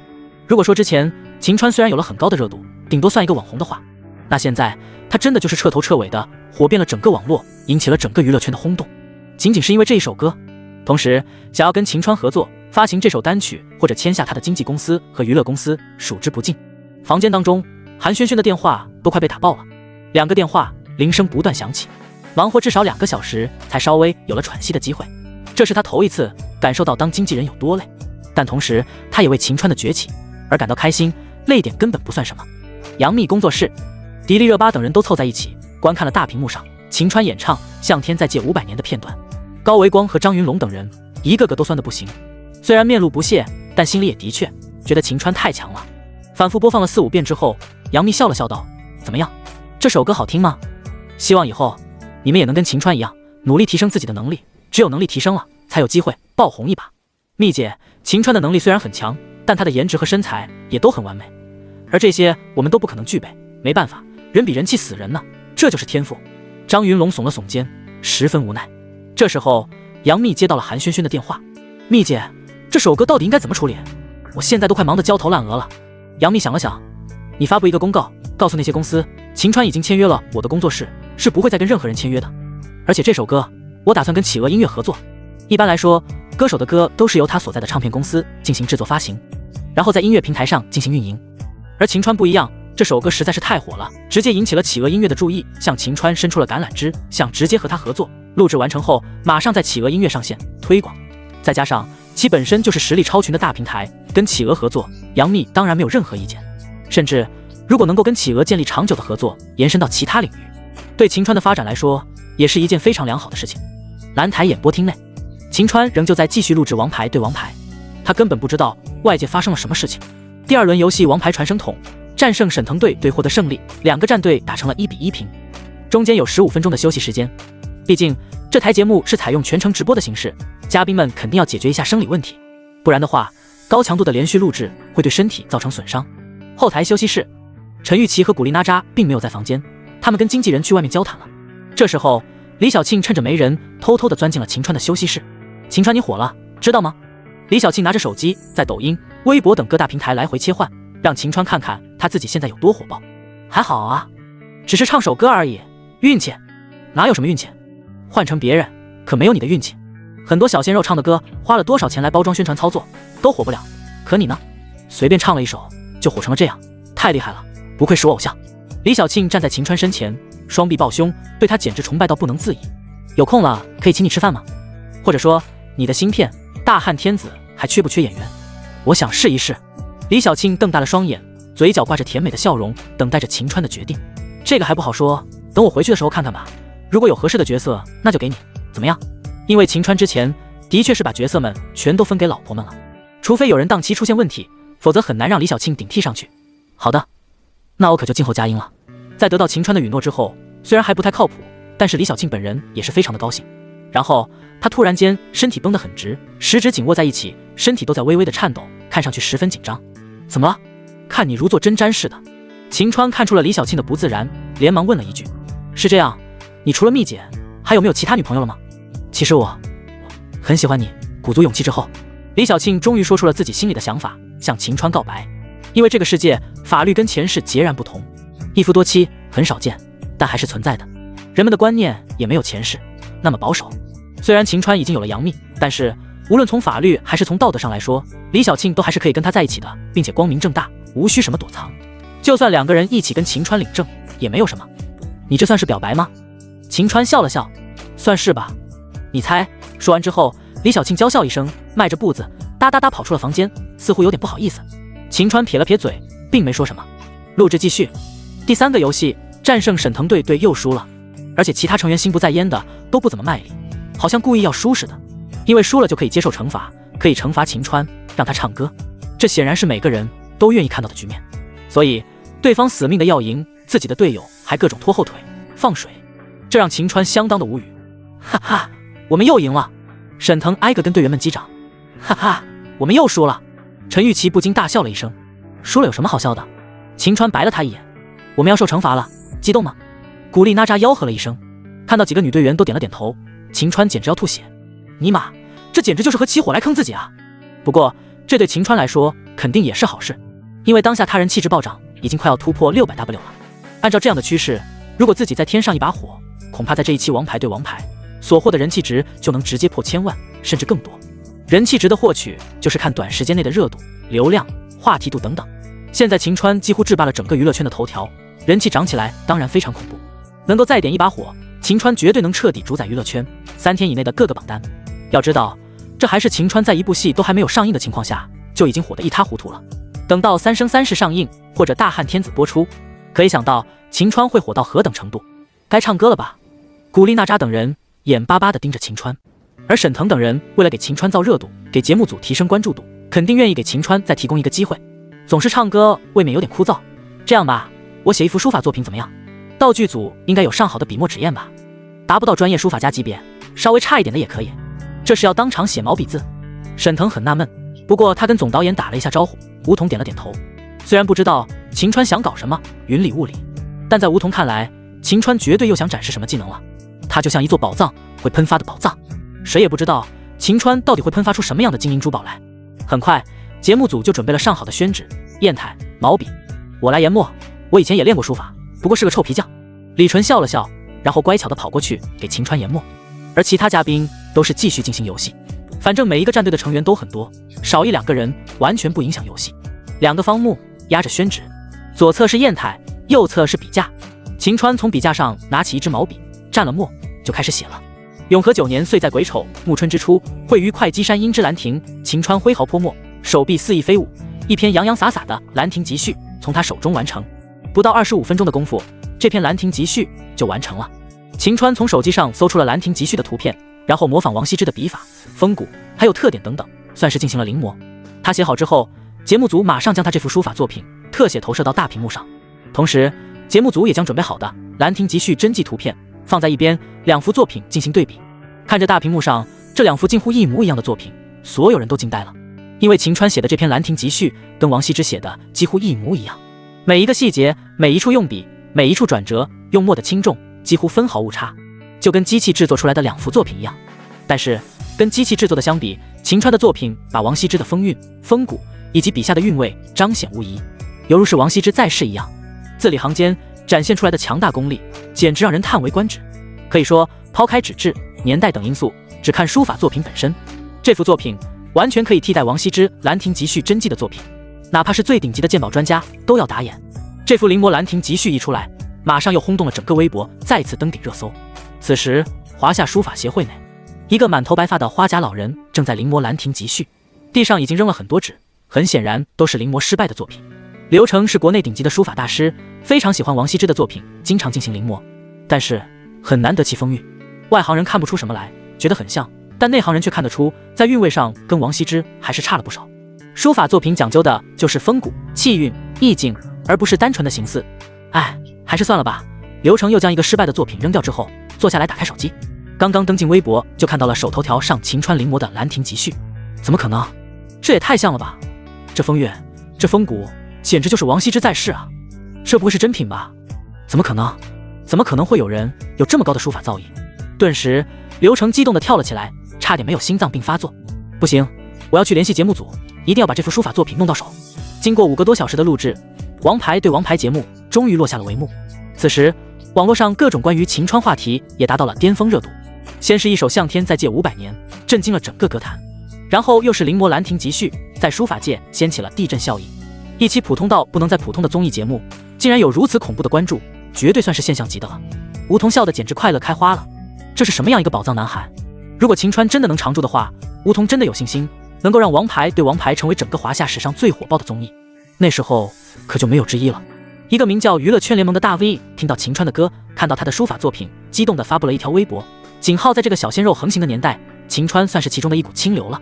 他让我看到了娱乐圈还没有死，还有希望。年纪轻轻唱歌这么好听，还有这么强的创作能力，在书法方面造诣也是登峰造极，颜值才华都是那些小鲜肉不能比的。什么样才是完美的偶像艺人？我觉得秦川就是最好的标杆。那些小鲜肉们，你们不觉得害臊吗？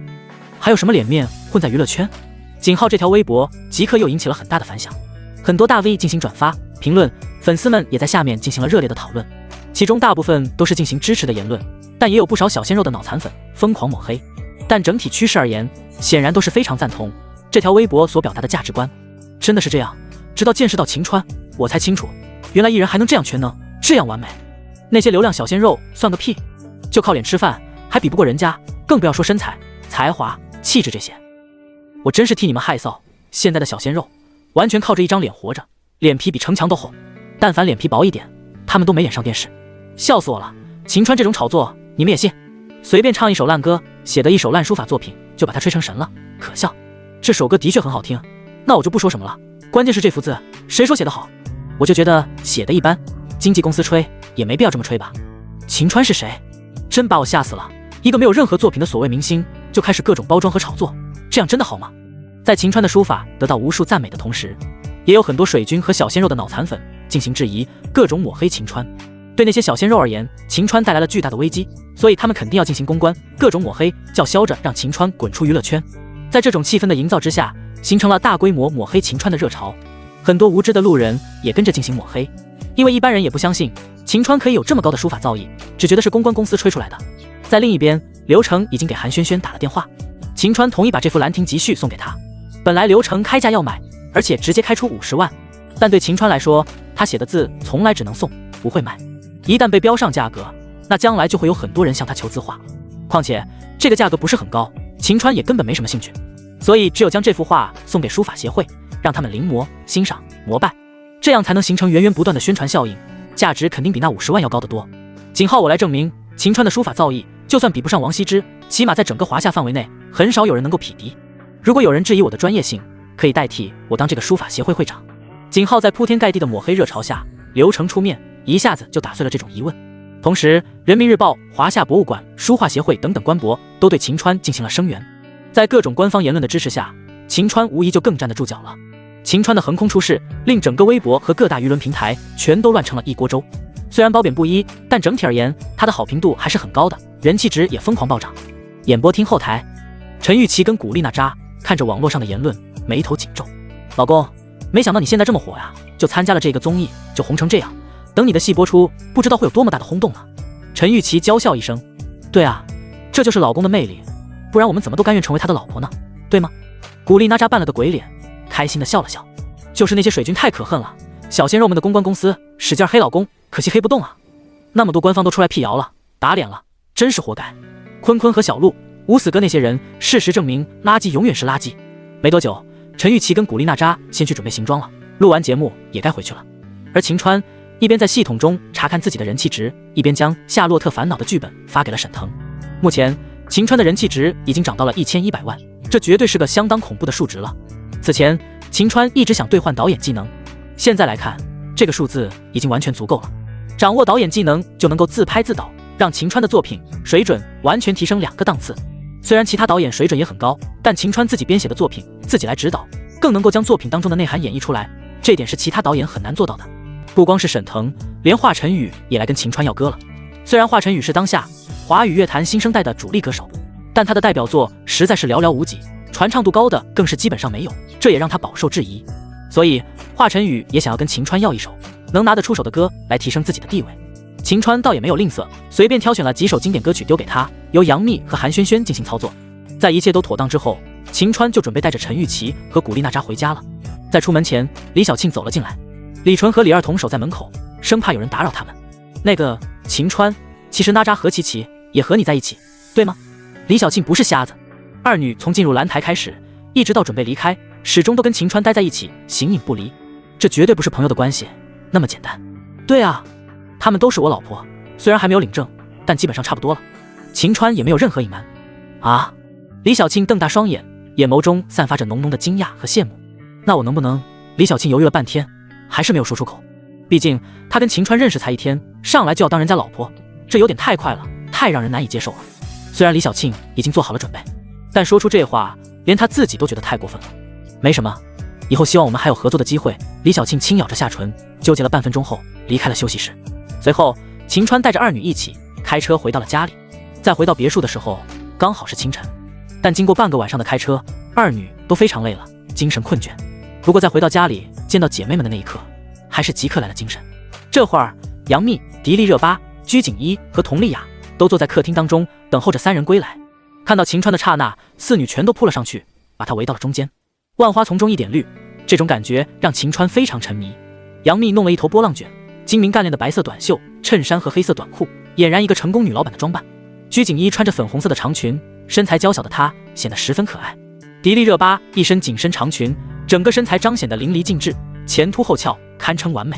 而佟丽娅的发型也是新做的，头发虚掩着半边脸，显得优雅而有气质。老公怎么样？就上了一个综艺节目就火成这样，没有想到吧？我们公司和萱萱的电话都给打爆了。杨幂拉着秦川坐到了沙发上，佟丽娅走到秦川背后，紧紧地抱住他。对啊，那幅《兰亭集序》现在已经是书法协会重点研究的对象了，太厉害了，老公，什么时候还有这样的技能？我写的字那么丑，以后教教我吧。迪丽热巴尴尬地笑了笑，还是算了吧，你的字就算王羲之真的还活着，恐怕也教不好。听到秦川这么对自己，迪丽热巴脸色骤变，抬腿就踢了秦川一脚，然后自己也笑了。我的意思是，人美就够了，字写那么好干嘛？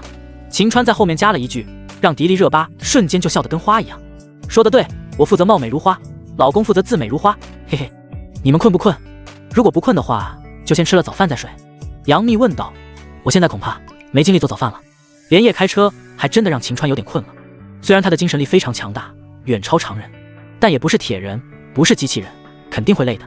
不用老公做早饭，这个交给我们就行了。丫丫也是很会做饭的，虽然跟老公差了不少，但凑合着能吃，我们在旁边打打下手，早饭应该还能对付一下了。紧跟着，杨幂等人一同去厨房做早饭了。而沙发上，秦川、陈钰琪跟古力娜扎坐在一起，三人都是哈欠连天。秦川就这么一左一右的抱着，没过多久竟然集体睡着了。这个画面虽然很有爱，但却让人觉得有些古怪。等到三人陆续醒来的时候，已经是中午了。杨幂他们已经把午饭给准备好了，都是一些家常小炒，还炖了一条鱼，香味缭绕着整个客厅。怎么样，老公，还凑合吧？有空切磋一下。佟丽娅伸开白嫩的小手，让秦川品鉴，十分得意。还可以吧，但是你要说跟我切磋一下，切磋什么？反正我不想跟你切磋厨艺。秦川公然开车。好啊，切磋别的地方，那我就更欢迎了，嘿嘿。只不过怕是他们不会同意。佟丽娅笑道。不允许你们切磋，半路上我会设置障碍，让你们的车无法通行。杨幂哼唧了一句，然后一家7口就开始吃午饭了。今天的天气很凉快，满天乌云，不像平时那样大太阳的，晒得人萎靡不振。老公，你有没有出一张专辑的打算？因为今天我跟企鹅那边的人商量过，他们说想让你出一张数字专辑。现在你也有好几首歌了，然后凑一凑，总共10首，然后就可以出一张数字专辑了。你现在的热度，还有歌的质量，肯定能暴赚一笔。杨幂笑眯眯的道。好啊，反正现在大汉天子还在筹备当中，这段时间我很空，录一张专辑倒正好可以填补空白。秦川应了下来。接下来老公至少1-2个月都会待在家里了，那我也找经纪人把档期推，争取这个月都在家里闲着，陪老公一起交流感情。鞠婧祎微微挑着眉头，笑看着秦川。要知道现在他的上升势头很猛，档期满满的，根本腾不开。秦川在家里待这么久，身为准老婆，想要加深感情，自然要多在一起待着。有些可有可无的通告，干脆直接就砍掉了。我觉得你们还是去拍戏吧，刚好给我和老公留一点私人空间，对吧？因为我们还要执行造娃计划，你们懂的。要是你们在家的话，肯定会耽搁老公不少时间，而如果没有你们，我们就可以天天，对吧？肯定会制造成功的。杨幂扫了5个闺蜜一眼，淡淡一笑。话虽然这么说，但也不能让蜜姐你独占老公这块蛋糕了，对吧？虽然这个阶段你应该多吃些蛋糕，可是我们也要尝尝蛋糕的美味啊。佟丽娅接了一句。秦川一脸无语，感情我在你们眼里就是一块蛋糕，不过我这块蛋糕命运还不错，有6个美女抢着吃。秦川也是顺着老婆们的意思接了一句，我突然间有个想法，既然现在我们都凑到了一起，这样的话，我们当中谁是老大，肯定要进行一个排名，对吧？但具体要怎么排，是抽签还是由老公来钦点，或者说进行投票，这个很重要。杨幂提议，虽然姐妹6个人关系非常好，但是相处久了肯定要产生一些矛盾和摩擦，而且一家人生活在一起，肯定会有很多大事要处理。有些事情秦川可以做决断，而有一些事情属于女人之间问题，这就需要他们自身来解决。所以排名是很重要的。古代帝王都有后宫3000，要分皇后、贵妃之类。虽然秦川一家只有几口，可分出个排名来也很有必要的，并不是说排名高的就有更高的权力和地位，只是说要多承担一些义务，多操一些心。这个的话，我基本上已经想好了，这个老大位置当然是秘密来，没有什么问题吧？秦川扫了一眼6女，淡淡说道。看到杨幂得意的神情，姐妹们虽然想踹她2脚，但毫无疑问，杨老板的魄力和手段来管理这个家庭，无疑是最合适的了，在他管理下绝对能井井有条。所以对于秦川的这个选择都没有任何意见。但是从第2名开始，恐怕就有一些问题了，因为杨幂鹤立鸡群，而5女跟她相比并没有太突出的能力，这就是个麻烦事儿了。也正因为这种悬念，让5女都非常的紧张。虽然排名高低对生活并没有太大影响，但是5女都有胜负心，能够取得高的排名，谁也不愿意排在别人后面。因此5女都有着同样的想法。喝了口茶之后，秦川的目光从5女身上掠过，眉头微微一动。我觉得老2的话，秦川话说到一半，迪丽热巴有些蠢蠢欲动，因为除了杨幂，无疑她的咖位最大。要说老2，她当之无愧。况且迪丽热巴跟秦川的关系也是除了杨幂之外最好的、最亲密的。怎么看，她这个第2的位置都稳如泰山。丫丫。最后秦川的目光定格在了佟丽娅身上。怎么会是丫丫呢？我有点想不通。迪丽热巴很是纳闷。秦川笑了笑，秘密负责掌控整个家的格局，而第2名的话，可能要经常陪我出去参加一些活动什么的。丫丫知性优雅，很有气质，在这一点上是你们所不具备的，所以我觉得她最合适。秦川倒也没有嫌弃其他4女，她们也有气质，只是跟佟丽娅相比，她们更适合在光芒万丈的舞台上展现自己。但从品性上来考虑，谁更像一个温柔典雅、贤淑的妻子？那绝对首推佟丽娅。随后秦川对其他4女也进行了排名，当然都有各自的理由。而按照先后顺序来说，第3名是鞠婧祎，第4名陈钰琪，第5名古力娜扎，第6名迪丽热巴。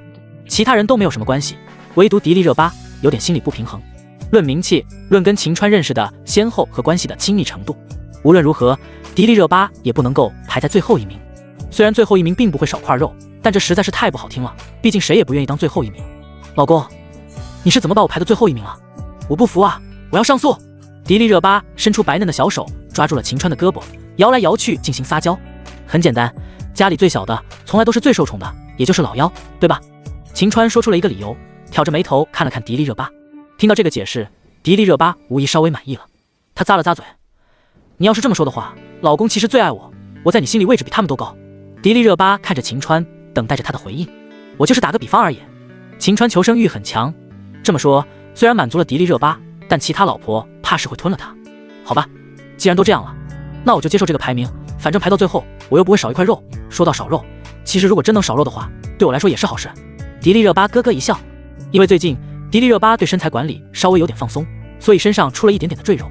在跟秦川战斗的时候，秦川还借此来嘲笑他，因为秦川的身材近乎完美，无可挑剔。而迪丽热巴虽然很妖娆很撩人，但其实比以前还是稍胖了一些，一般人看不出来，但秦川却能从她腰上的手感摸出来差异。说吧，你最近是不是胖了？秦川马上提出了这个尖锐而严肃的问题。对杨幂和迪丽热巴这种虽然非常丰满，但是也面临着一个很艰难的问题，那就是容易胖。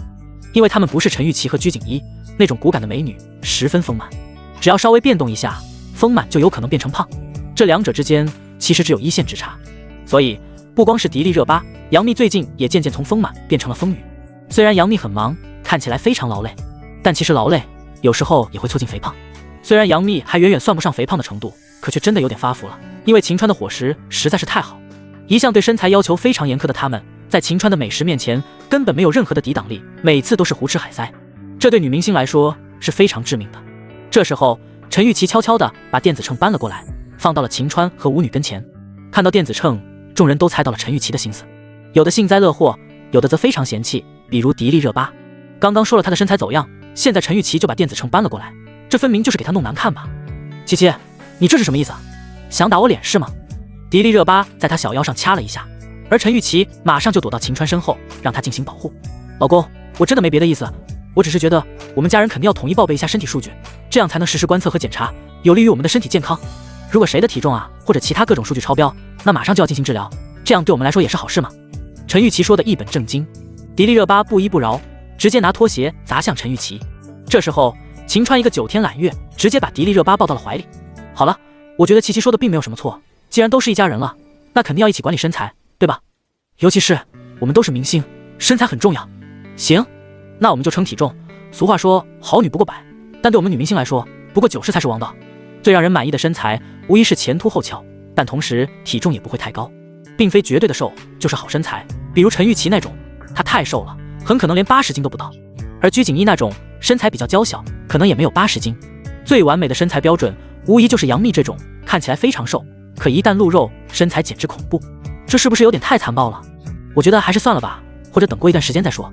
现在对我来说实在是太不合适了。杨幂也是有点拒绝，在这一点上，我跟幂姐的想法是一致的。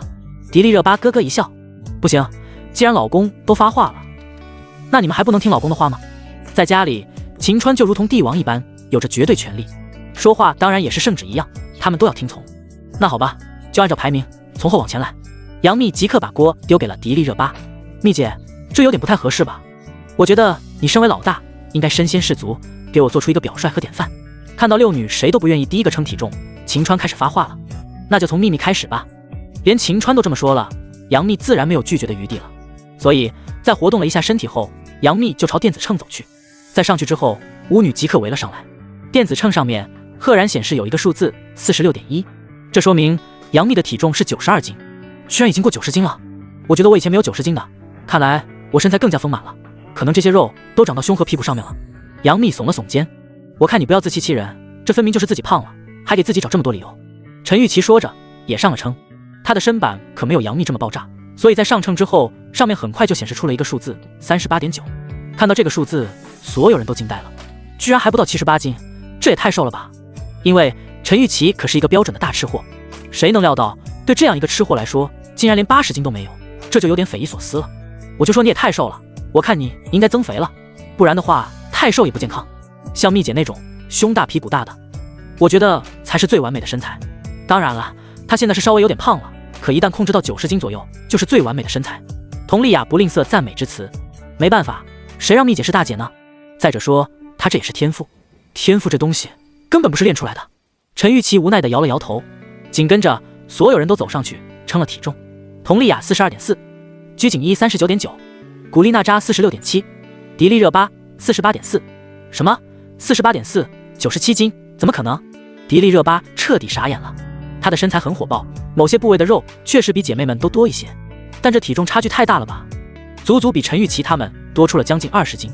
我现在觉得称出问题了，假的吧？我怎么这么胖？迪丽热巴捂住了双眼，都有点不好意思了。秦川双手握住了她的小腰，捏了几下。还好吧，确实比以前肉了一些，但坚持锻炼健身的话，应该很快就能减下去的。老公都怪你，你的饭实在是太好吃了，自从吃了你做的饭之后，我的体重就蹭蹭的往上涨，跟坐了火箭一样，所以说都要怪你。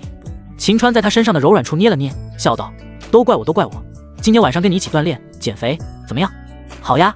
真的吗？看来老公果然最喜欢我，刚刚回来就要翻我的牌子，嘿嘿。迪丽热巴无比激动，但其他舞女就有点不爽了。老公，今晚难道不应该先跟我吗？因为我们要把造娃计划提上日程了。杨幂满眼散发着渴望，因为杨幂本身很忙，在家里的时间也是有限，所以一旦有功夫就想跟秦川先完成造娃计划。对啊，要不然你先跟幂姐吧。迪丽热巴往后退了几步，摇了摇头。姐妹们觉得非常惊讶，照理说迪丽热巴应该趋之若鹜才对，怎么会主动放弃呢？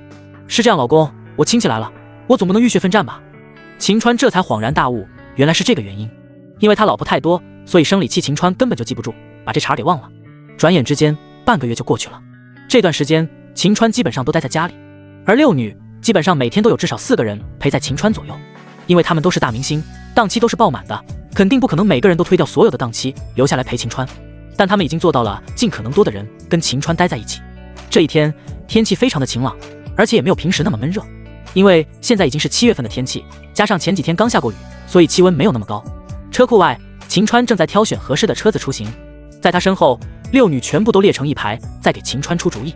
显然一家几口想要出去玩2天，可是由于一家7口的规模太大，没有合适他们出行的车子。老公，看起来我们需要买一辆7座 MPV， 这样才能装得下我们7个人，迪丽热巴说道。但杨幂却是瞟了他一眼，连连苦笑。7座的 MPV， 你觉得就能满足我们了吗？一旁的鞠婧祎也很纳闷，难道不是应该正好吗？为什么不能满足？身为精明的老板，杨幂的想法当然要比姐妹们都成熟了许多，更要深谋远虑。她扫了秦川一眼，跟他目光接触，然后看着舞女，以老公的魅力，你们觉得只会有我们6个，所以未雨绸缪，我们应该买一辆公交车。这话一出口，舞女直接集体吐血了。公交车这是打算娶多少个老婆？真打算后宫佳丽3000了？老公，你说蜜姐说的对不对？你是不是真想娶3000个老婆？迪丽热巴问道。而秦川则是摆了摆手，谁说的？300个就差不多了。6女集体晕倒。300个，每天一个的话，基本上1年都不带重样的。不是吧，老公？有300的话，我估计你连名字都叫不全，很可能里面有1半人你都记不住了。开个玩笑而已，走吧。紧跟着，秦川开着玛莎拉蒂，而杨幂开着一辆宝马，2辆车一前一后，沿着长长的山道朝魔都附近的一座旅游名山驶去。由于魔都附近是平原丘陵地带，所以并没有什么崇山峻岭，但还是有一些海拔在700-800米的山峰，风景非常秀丽。整整3天，秦川都带着老婆们在山中拍照、野炊、钓鱼，非常惬意。而到晚上就在山中露营，在山上留下爱的痕迹。对于秦川来说，的确是令身心都放松了不少。魔都，一个会议室内，一个身穿西装的地中海男子，还有一个比较肥胖的中年人端坐在沙发上，而在对面，秦川正在喝茶，一边听着2个人说话。这2个人都是企鹅音乐的负责人，而且是高层，这次来找秦川也是特意想要跟他合作，因为秦川之前唱的几首歌在抖音上相当火爆，就引起了他们的关注，并且之前杨幂也跟企鹅音乐谈了要出数字专辑的事情，所以他们现在就找上门来了，想要跟秦川商定合同。秦老师，我们可以为你出一张数字专辑，然后进行最大程度的宣传和推广，但可能时间有一点紧，不知道按照企鹅音乐的计划，他们想要在10月份之前就将这张专辑的词曲全部拿到，然后在过年之前争取录歌、编曲、制作完成，在新年进行上线宣传和运营。时间上面还是很紧迫的，10首歌的歌词跟曲谱我全都写好了，并不需要等到年后。秦川笑道。真的吗？如果真的是这样，那就太好了，可能时间会比我们预计的还要提前很多。地中海男人王权瞪大了双眼。秦川笑了笑，你们对时间有要求，我也对时间有要求，1个月，我需要1个月在企鹅上听到我的专辑。1个月是不是有点太快了？因为对于歌手来说，虽然不用拍摄 MV， 只是数字专辑，但是从录歌、编曲、制作、宣传，然后再上线运营等等，都是很费时间的。虽然这个世界的效率比前世不知道提高了多少倍，可要1个月就上线发行，实在是有点天方夜谭了。歌词和曲谱都有，录歌只需要1天就行，而编曲我这边都已经准备好了，只需要交给专业的团队，让他们来进行制作，这个最多连1周都用不到，你们就可以拿到成品了。剩下的20天交给你们宣传和运作，还不容易上线吗？真的还能这样玩呢？2个企鹅的高层都惊呆了，他们绝对没料到秦川已经万事俱备，只欠东风了。这对他们来说肯定也是好事，大大的缩短周期，这能够节省很大的时间和运作成本。那我们现在就来谈谈合同的问题吧。在这些基本的事情都解决了之后，王权开始跟秦川提合同的事情。因为大部分艺人的歌曲都跟企鹅音乐是合作的关系，请企鹅音乐帮他们宣传发售，然后抽取一定的比例。但秦川就不同了，他的歌从录制到上线中间的一切过程全部都由企鹅来负责。别的歌手跟企鹅是合作，而秦川更像是企鹅的签约歌手一样。我们提出2套方案，秦老师可以看一看。说着，王权拿出了2份合同交给秦川。这时候韩萱萱拿起了合同开始查看。身为秦川的经纪人，在合同方面他肯定要给出参考意见的。第1份合同，10首歌，按照每1首100万的价格，企鹅直接进行买断，后续的任何收入全部归企鹅所有。第2份合同，所有收入秦川与企鹅3-7分账，企鹅7，秦川3。按照比例来算的话，如果企鹅所获得的总收入达到3000万，那么2份合同所拿到的收入就差不多。如果低于3000万，第一份合同对秦川合适，而高于3000万的话，让秦川选择第2份合同当然更合适。这都要看秦川的信心如何了。我觉得当然要选择第1份合同。韩萱萱跟秦川商量了一番，两人的意见有点相左。按照韩萱萱的意见，秦川毕竟是个新人，还从来没有出过专辑，这也算是试水的作品。而这位秦川拿到的收入超过很多1线歌星了，绝对满足了。但秦川却选择了第2份合同，因为他觉得这张专辑1个月内的总营收绝对不会低于3000万。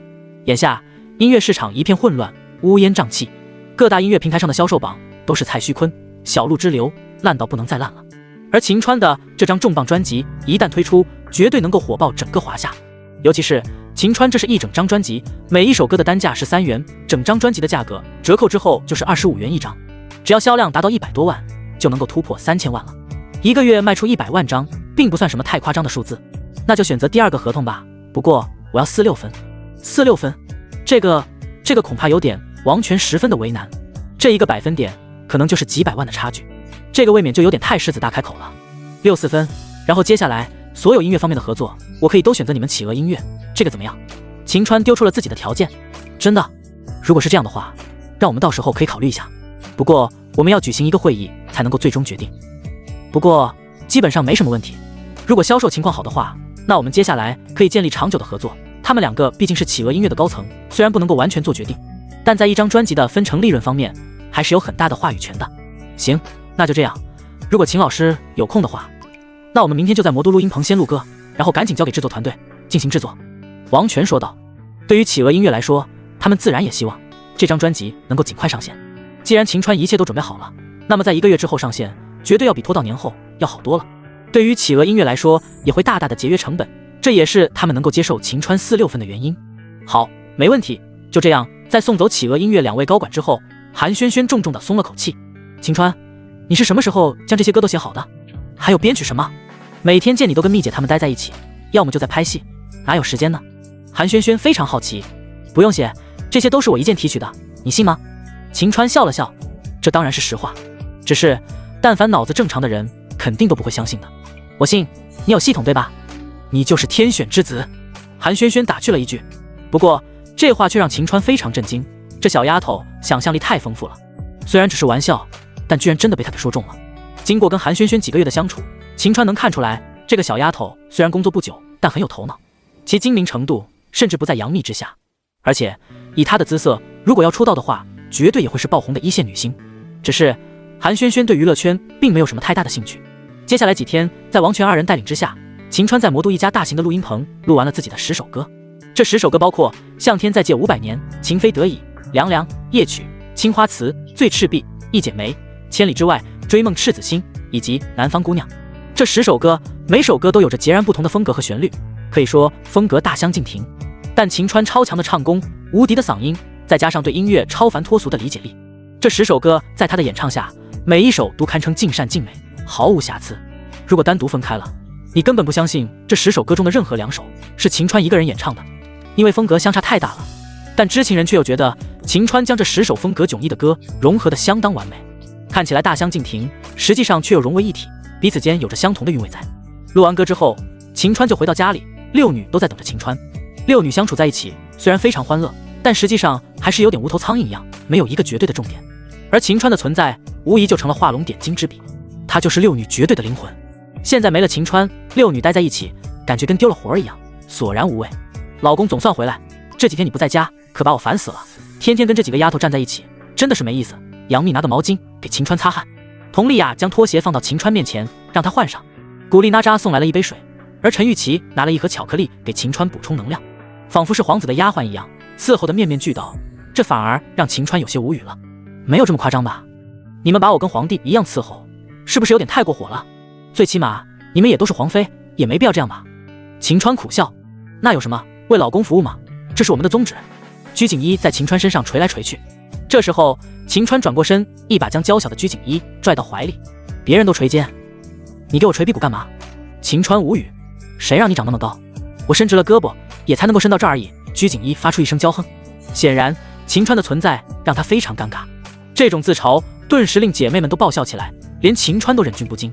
这小丫头平时看起来一副高冷御姐的模样，实际上却是小女孩的脾气，非常可爱。老公，这2天你都已经把歌录好了，之前不是已经说好了要给我们每个人都写一首歌的吗？这个里面的歌应该大部分都是写给我们的吧？古灵精怪的陈玉琪抱着晴川的胳膊悠悠一笑。经过1个多月的相处，现在他们跟晴川的关系已经熟络多了，虽然还没有进行深一步的交流，但基本上已经快要摸到门槛了。这张专辑叫什么名字？我觉得起码应该把我们几个写进去吧，就算不要那么明显，起码也要让我们心里有数才行啊。古力娜扎也在一旁撺掇，就是说好的老公是宠妻狂魔呢，我们6个共同要求你把我们加到专辑里面去，老公肯定会答应的吧。佟丽娅也抱着晴川开始撒娇了，这会儿6女都拉着晴川的4肢摇来摇去，干嘛把我五马分尸啊？晴川苦笑一声，然后他眉头一皱，开始思索这张专辑的名字。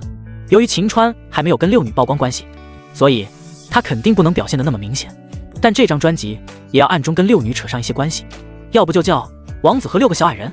存了半天，晴川想到了一个不错的名字，这什么破名字啊？什么叫王子和6个小矮人？反过来了，难道不应该是白雪公主和7个小矮人吗？太难听了。杨幂第一个站出来反对，这个名字绝对不行，换一个。很显然，晴川这个名字遭到了老婆们的一致反对。当然了，晴川也纯粹是开玩笑而已，就算自己想要搞另类，取个不同凡响的名字，这个名字也确实有点中二。紧跟着，晴川在6女的逼迫之下，又想了半天，突然间来了主意，那就叫燃烧，怎么样？在他名字出来之后，6女都开始揣摩晴川的意图了。老公是不是想说，跟我们在一起，爱情的火焰会熊熊燃烧？古力娜扎推测道。陈玉琪也加了一句，也有可能是欲火燃烧。他一边开车，一边甩着马尾辫，面露清纯的表情。面对老婆们的推测，晴川连连摆手，你们说的都不对，我意思是跟你们几个在一起，每天晚上都要剧烈燃烧，很痛苦。杨幂马上走了过来，死盯着晴川，什么意思啊？老公，你现在也就3个而已，怎么就痛苦了？而且现在主要是跟我那啥，是不是看不起我啊？杨幂哼哧哼哧的，鼻孔都快冒烟了。晴川从来不跟女人讲道理，所以在6女要跟他斗嘴抬杠的时候，晴川一般都是选择闭嘴。不过接下来鞠婧祎的一句话真的让晴川忍无可忍了，必须要跟他们抬杠。老公，这么说你跟蜜姐造娃的时间差不多也有快1个月了吧？怎么还没有动静呢？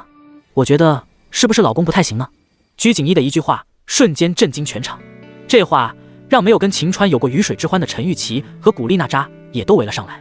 不是吧，看老公身材这么好，爆发力那么强，总不会那方面不行吧？连普通人都可以生娃，老公这么强悍的身体素质怎么会不行呢？古力娜扎跟了一句，虽然他们都还是小女生，对这方面的事情不太理解，但是胡思乱想的本事也确实厉害。陈玉琪轻轻准着手指，幽声说道，这话就不对了，谁说身体素质好就一定行呢？我觉得科学也没有这方面的报道吧。面对3女的质疑，杨幂3人直接挺身而出，挡在了前面。尤其是杨幂，你们在胡思乱想什么呢？什么叫老公不行？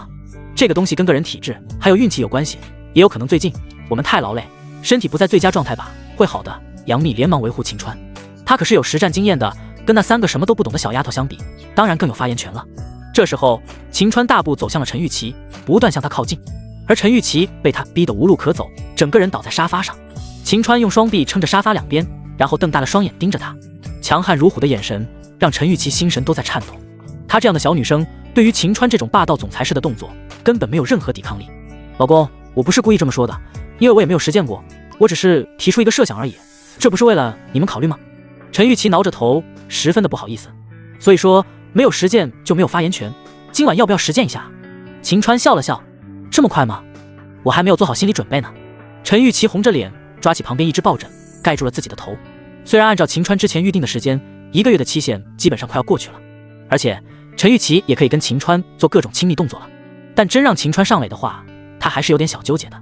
好，就这么定了，不用多说了。陈玉琪还在犹豫，杨幂、迪丽热巴和佟丽娅3女就围了上来。老公的话你还敢不听吗？翻你的牌子是多好的事儿啊，我们巴不得呢。今晚我们就要监督你洗澡，9点吃完饭去洗澡，我们亲自监督。你们都是我的丫鬟吗？我沐浴更衣还要让你们来管？陈玉琪翘起白嫩小脚，在几个闺蜜身上踢了几脚。那可不，我们得严格把关啊。杨幂挑了挑眉毛，坏坏一笑，去你的，我什么样你没见过吗？又不是第一次见我洗澡。到晚上，陈玉琪吃完晚饭就独自朝浴室走去，直到1个小时后才出来。毕竟这对她来说是非常重要的时刻，可以说是人生的里程碑，当然非常重视。在举行了一系列类似于仪式的活动后，秦川带着陈玉琪朝房间走去。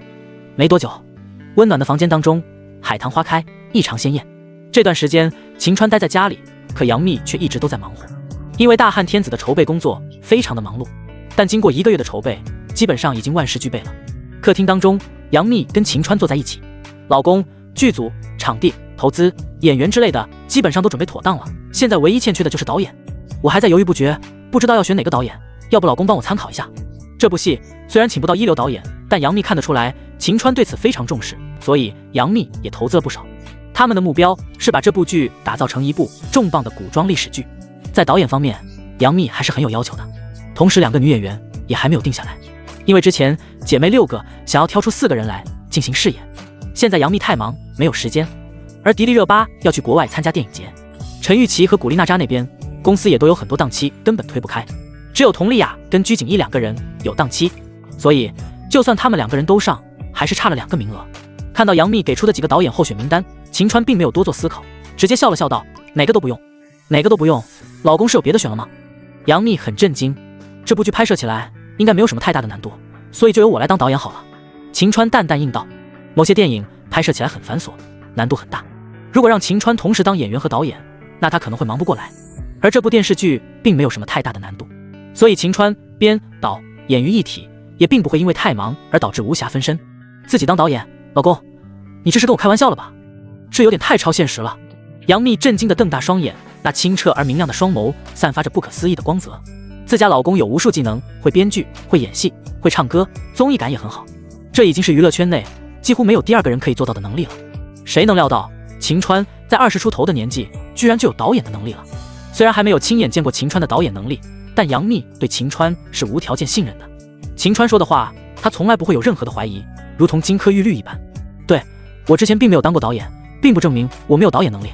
那真是太好了，这样的话就差2个女演员就可以敲定了。现在丫丫要演卫子夫，小菊演的是秋蝉，接下来就差念奴娇和平阳公主的角色了。老公有没有合适的人选？如果选定的话，我马上跟他们沟通，差不多10天之后就可以正式拍摄了。杨幂说道。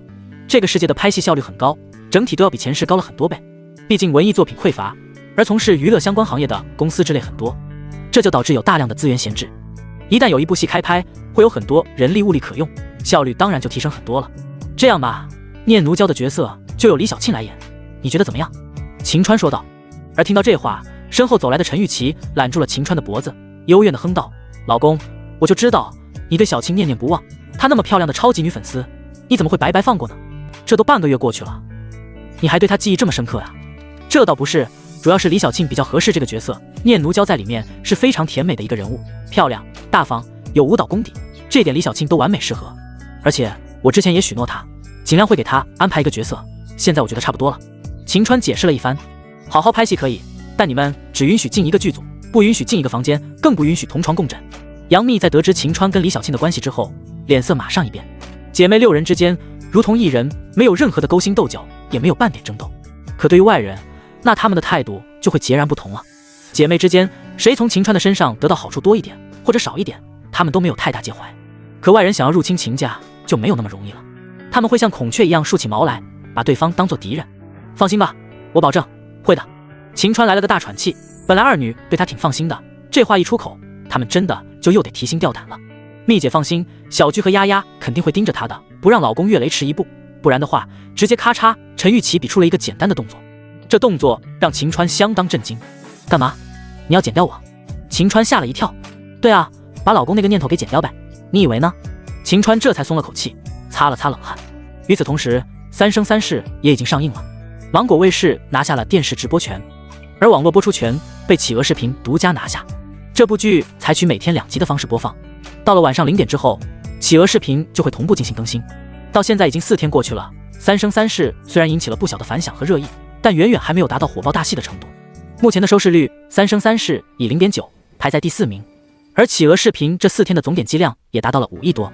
且不管这里面有多少水分，但5亿这个数字已经算很不错了。到了第5天，第9集开始播放了，在这里秦川跟迪丽热巴的戏份即将上线。客厅当中，秦川做了满满一大桌美食，还有几瓶上好的红酒助兴，营造的气氛非常温馨和浪漫。老公，好有仪式感，虽然你跟热巴只是配角，但是感觉你们的戏份一出现才是整部戏。要爆的转折点。杨幂笑了笑，这部剧符合一切火爆剧的特点，但真正大爆的导火索却是秦风。因为这种偶像古装剧真正的爆点是颜值，男主赵又廷的颜值确实是差了点，这也是限制这部剧最大的一个桎梏。而秦川的东华帝君一旦上线，无疑能够最大程度的消除这个隐患。客厅的百寸液晶大电视上已经锁定了芒果卫视8点1过三生三世的主题曲如期响起。秦川跟六女边吃喝边聊，老公，我们马上就要出来喽，嘿嘿。老公跟我是情侣，你们眼红不？迪丽热巴得意的扬了扬唇，看到她志得意满的样子，姐妹们都是嫌弃的白了她一眼。得意什么？你这是跟老公一起演了个小配角而已，以后我们跟老公演男主女主，没你的份儿，对吧？老公。佟丽娅朝秦川抛了个媚眼，娇笑一声，那也得有这个机会啊，我的演技比你好多了，有什么角色老公肯定会主动去考虑我的。迪丽热巴嗤之以鼻。正在闺蜜们相互斗嘴的时候，秦川的目光落在了电视上，在那上面迪丽热巴出现了，她饰演的白凤九遭到了凶兽追击，连忙遁逃。而就在这关头，东华帝君从天而降，把白凤九揽在怀中。秦川一袭长发，紫衣加身，仙气飘飘，而且他面容冷峻，剑眉星目之间散发着强横无匹的气势以及无上威压。一颦一蹙之间，山河震荡，草木流转，整个天地的气势仿佛都随着秦川的表情而不断演化。这才是真正无上帝君的威势，四海八荒，天地共主的威压。白凤九躺在东华帝君怀里，痴痴地看着他，二人四目相对。虽然这个情节设定有点狗血，不过秦川和迪丽热巴的颜值就让人看上去丝毫没有任何违和感。东华帝君跟白凤九初见，白凤九就对东华帝君一见倾心，整个场面看起来非常的甜蜜。秦川跟迪丽热巴的颜值太高了，这样的一对 CP 绝对是一个可以炒作的爆点。所以在看到这一段的时候，六女都是非常激动，尤其是杨幂。老公，我感觉今天的收视率肯定会比以往高得多，而且在网络上的点击量也绝对会提升不少，毕竟老公出马，一个顶俩，对吧？在得意的同时，杨幂还不忘拍了秦川个马屁，看看情况再说吧，这种事情说不准的。秦川笑了笑。这时佟丽娅看着迪丽热巴进行质问，热巴，你是不是就在这个时候对老公一见倾心呢？这也太狗血了吧。白凤九对东华帝君一见钟情，而两个扮演者居然也是一见钟情，听起来有点浪漫，但着实不可思议。不能这么说吧，这个时候我只是对老公很有好感，因为他太帅了，让我怦然心动。但你要说决定跟他在一起，或者说嫁给他，那的确还没有下决定。真的爱上老公是跟他拍 train 戏的时候。说到这儿，迪丽热巴还有点不好意思，小脸上浮现出了2道微红，微微低下头。你个小丫头片子，还有什么不好意思了吗？在这种事上面，爱上老公倒也算正常。然后所有人的目光都落在了秦川身上，对他也是充满了好奇。老公，你是什么时候喜欢上热巴的？六女痴痴地看着秦川，尤其是迪丽热巴，眼神非常火热，等待着他的回答。秦川对他自己的态度，对于迪丽热巴来说，无疑是十分重要的。还好吧，我对热巴的感情，从来都不是在某一个瞬间突然爆发，而是在见到她那一刻起，就注定她是我老婆了。因为这样的美女，注定属于我，给别人就是暴殄天物。话到一半，秦川耸了耸肩。这话虽然很欠打，但是六女倒觉得秦川说的也不无道理，因为也只有秦川才配得上他们。老公，你那么会画画，要不然给我们7个画一张全家福？我觉得把我们画在一张画上面，肯定比拍照片更有纪念意义，怎么样？在看完《三生三世》之后，杨幂突然提议，而秦川笑了笑道：行啊，没问题。在秦川的别墅当中，什么都有，系统也非常人性化，准备了各种各样的乐器，笔墨纸砚，甚至刀剑之类的全都有，都储存在乐器室当中。里面简直就是杂货铺，一应俱全。秦川从里面取了一些颜料和笔墨纸砚，然后就开始画了。六女坐在沙发上，保持着笑容，不动声色。在对面，秦川挥毫泼墨，笔走龙蛇，飞速地将六女的容颜姿态给捕捉下来。这6个女神级的存在坐在一起，本身就是一幅绝美的画卷，一个个容颜绝美，肌肤水嫩白皙，身材窈窕，燕瘦环肥，丝毫不弱于当初皇宫当中的妃子们。用了半个小时，秦川将这幅画就画好了，六女马上就围了上去，直接在这幅画卷上面，沙发、六女、客厅一应俱全，每一个细节，每一处刻画都非常细腻独到。六女的神态简直跟她们本人一样，跟活的一般，微微张开的小嘴，灵动的眼睛，似乎会说话。而且她们身上的每一个细节，包括衣服的褶皱，都在画面上有所体现，堪称完美。这画的也太好看了吧！真没想到老公的画工这么强，这要放到古代，妥妥的就是画圣了吧？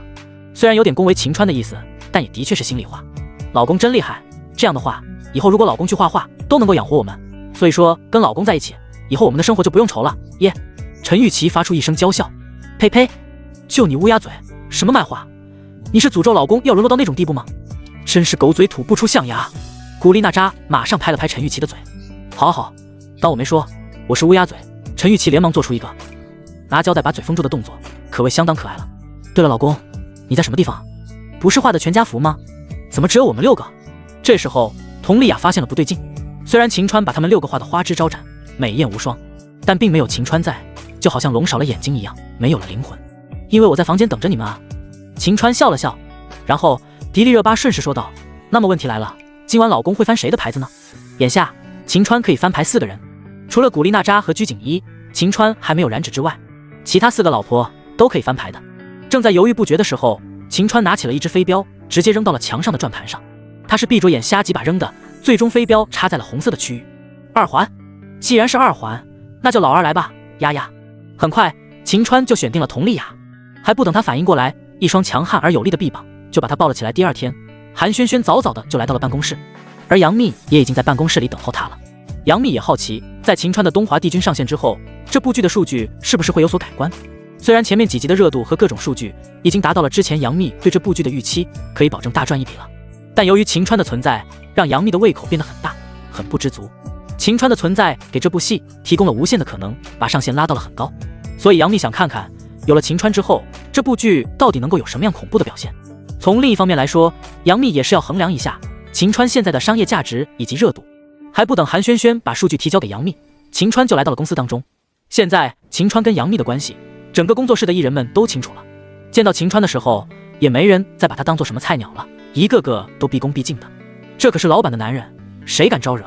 而且他们都能看出来，杨幂在晴川面前小鸟依人，完全没有霸道女总裁的样子，就说明晴川把她降服得死死的。就冲这点，他们对于晴川的尊敬也是如山如海。怎么样，数据出来了吗？你看一下，昨晚的收视率还跟平常一样，在东华帝君和白凤九上线之前，收视率大概与平时持平，但东华帝君出现之后呢，10分钟以内出现了一波峰值，从 0.9 直接飙升到了 1.6， 但是在东华帝君下线之后，这个数值开始慢慢的下降，这完全可以证明是晴川的影响力才让这个数据出现了一个峰值。同时从企鹅视频的网络点击量上来看，相比于前面几集，第9集和第10集明显也出现了一个巨大的波动。第8集的点击量是3000万，而到了第9集突然飙升到了3500万。关键这才是还不到1天的数据，就已经超过了前面。虽然杨幂不是什么数据分析专家，但是作为老板，他肯定要经常看数据来衡量自己的艺人以及作品的价值等等。这些数据和图表，杨幂只要看一眼就大概能够摸出一些端倪了。老公，能看出来你现在人气和热度真的非常的高，你的存在让这部剧有了大爆的趋势，但很可惜你在这部戏里面的戏份真的很有限，对这个剧的提升也不会太多，所以这部大汉天子我们要投入更多的资金来制作了，你觉得怎么样？杨幂问道。晴川点点头道，不错，既然反响还可以，那我们就可以专注于大汉天子的拍摄了。就在这时，韩萱萱面色突然一变，幂姐，晴川，我有个不好的消息要告诉你们，最近上面颁布了限古令，所以古装电视剧方面很可能会受到影响，就算是拍摄了也很难播出，要过很长一段时间，所以我建议先把这个大汉天子停一停。什么？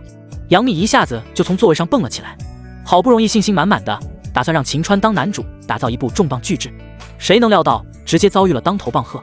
晴川倒是表现得很淡定，因为他的剧本太多了，大汉天子被限制在一段时间内不能拍摄或播出倒也没什么，唯一的遗憾是都已经筹备完成了，演员都即将完成签约，在这个节点上出现这种事的确是有点让他蛋疼。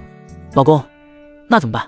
好可惜啊，这个剧本我看了真的很好，而且万事俱备，只欠东风了，没想到被拦路腰斩了，太可恨了。其实我们可以先拍完，然后等待播出就行，这个限古令用不了太长时间，最多1年就过去了。韩萱萱说道。晴川缓缓说道，既然这样的话，那我们就顺势先往后推一推，可以选择其他的剧本拍摄，我这边剧本有很多。老公是开杂货铺的吗？怎么有那么多剧本？感觉就跟卖大米似的，要多少有多少，这太可怕了。杨幂十分不解，她都不知道晴川什么时候搞来这么多剧本的。但是最近有个问题，就是公司的资金有点不够用，因为之前大汉天子消耗了不少的资金，现在都被锁在那边，如果单纯让我们来投资的话恐怕不行，而如果让别的公司来出资投我们的新剧，那我们在里面就很难占据主导地位了，也就是说不是我们说了算，这也是个问题。杨幂挠挠头，有些犯难。晴川并不着急，先看看情况再说，如果有别的导演合适的戏，我也会去尽量试试的。那也行，我尽量也帮老公留意一些，看看有什么重磅戏或者能当男主的戏。以老公现在的热度，很快就会火起来，达到2线明星级别，配角就有些不太合适了。几天之后，随着东华帝君上线，晴川的热度再度暴涨。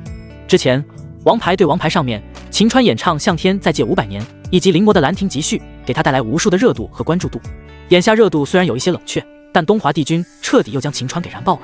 这部剧最受关注的不是墨渊，不是白浅，而是东华帝君。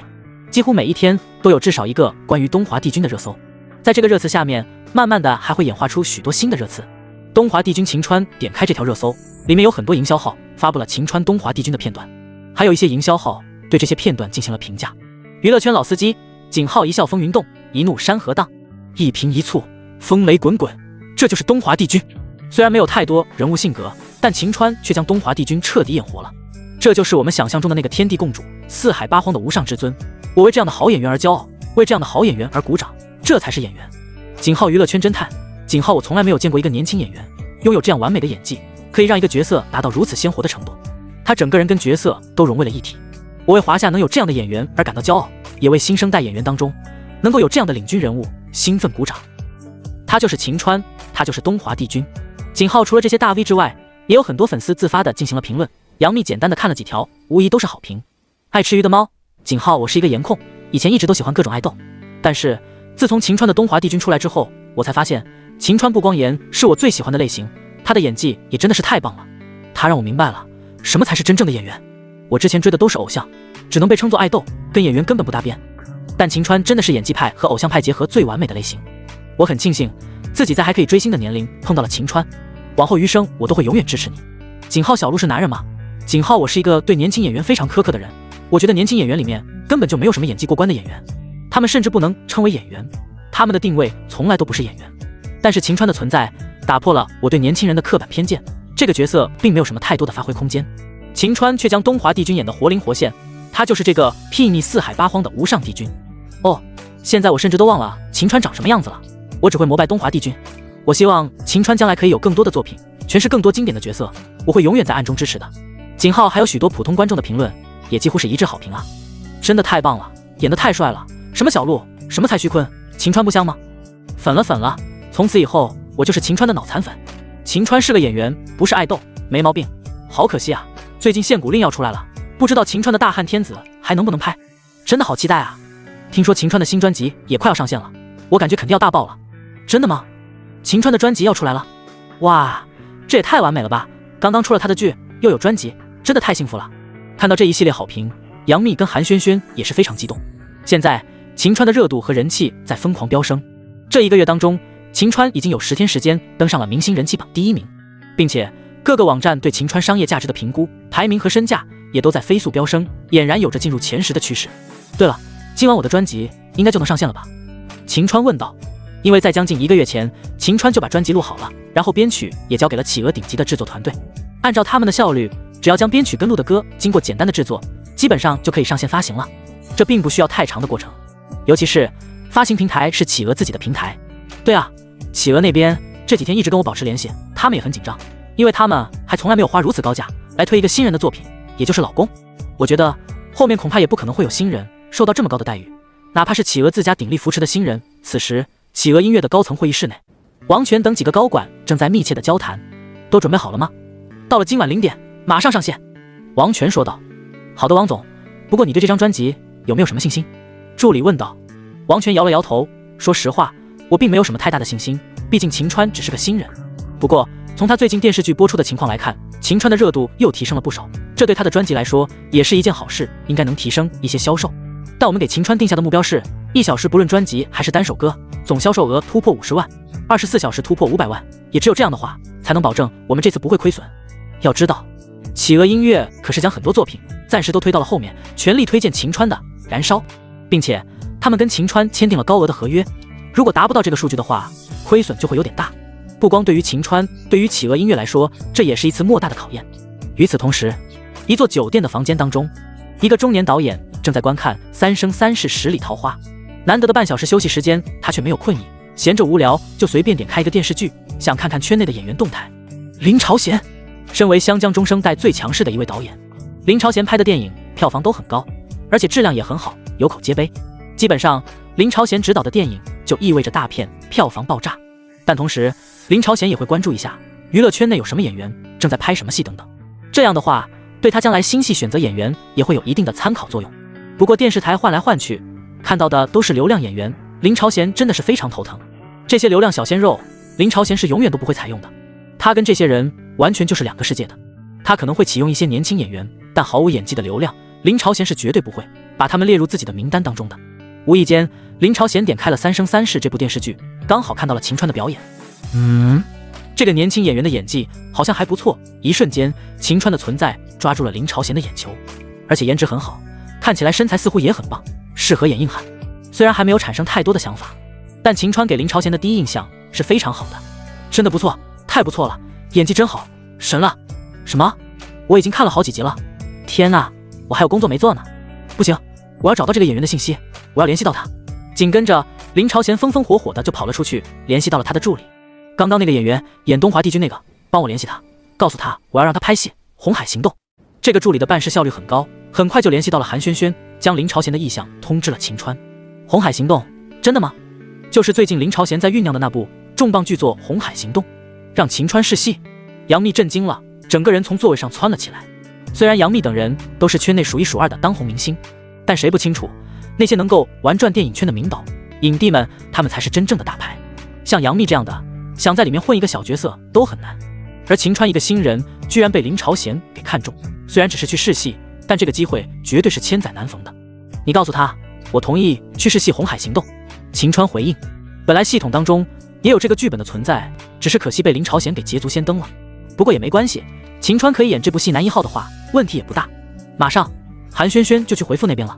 此时杨幂整个人非常激动，因为秦川得到了试戏《红海行动》的机会，而且今晚他的新专辑《燃烧》就要上线，且不管销售如何，起码勉强也算是双喜临门了。这时秦川听到了自己手机微信的提示，打开微信，在看到消息留言的一刹那，瞬间傻眼了。怎么可能？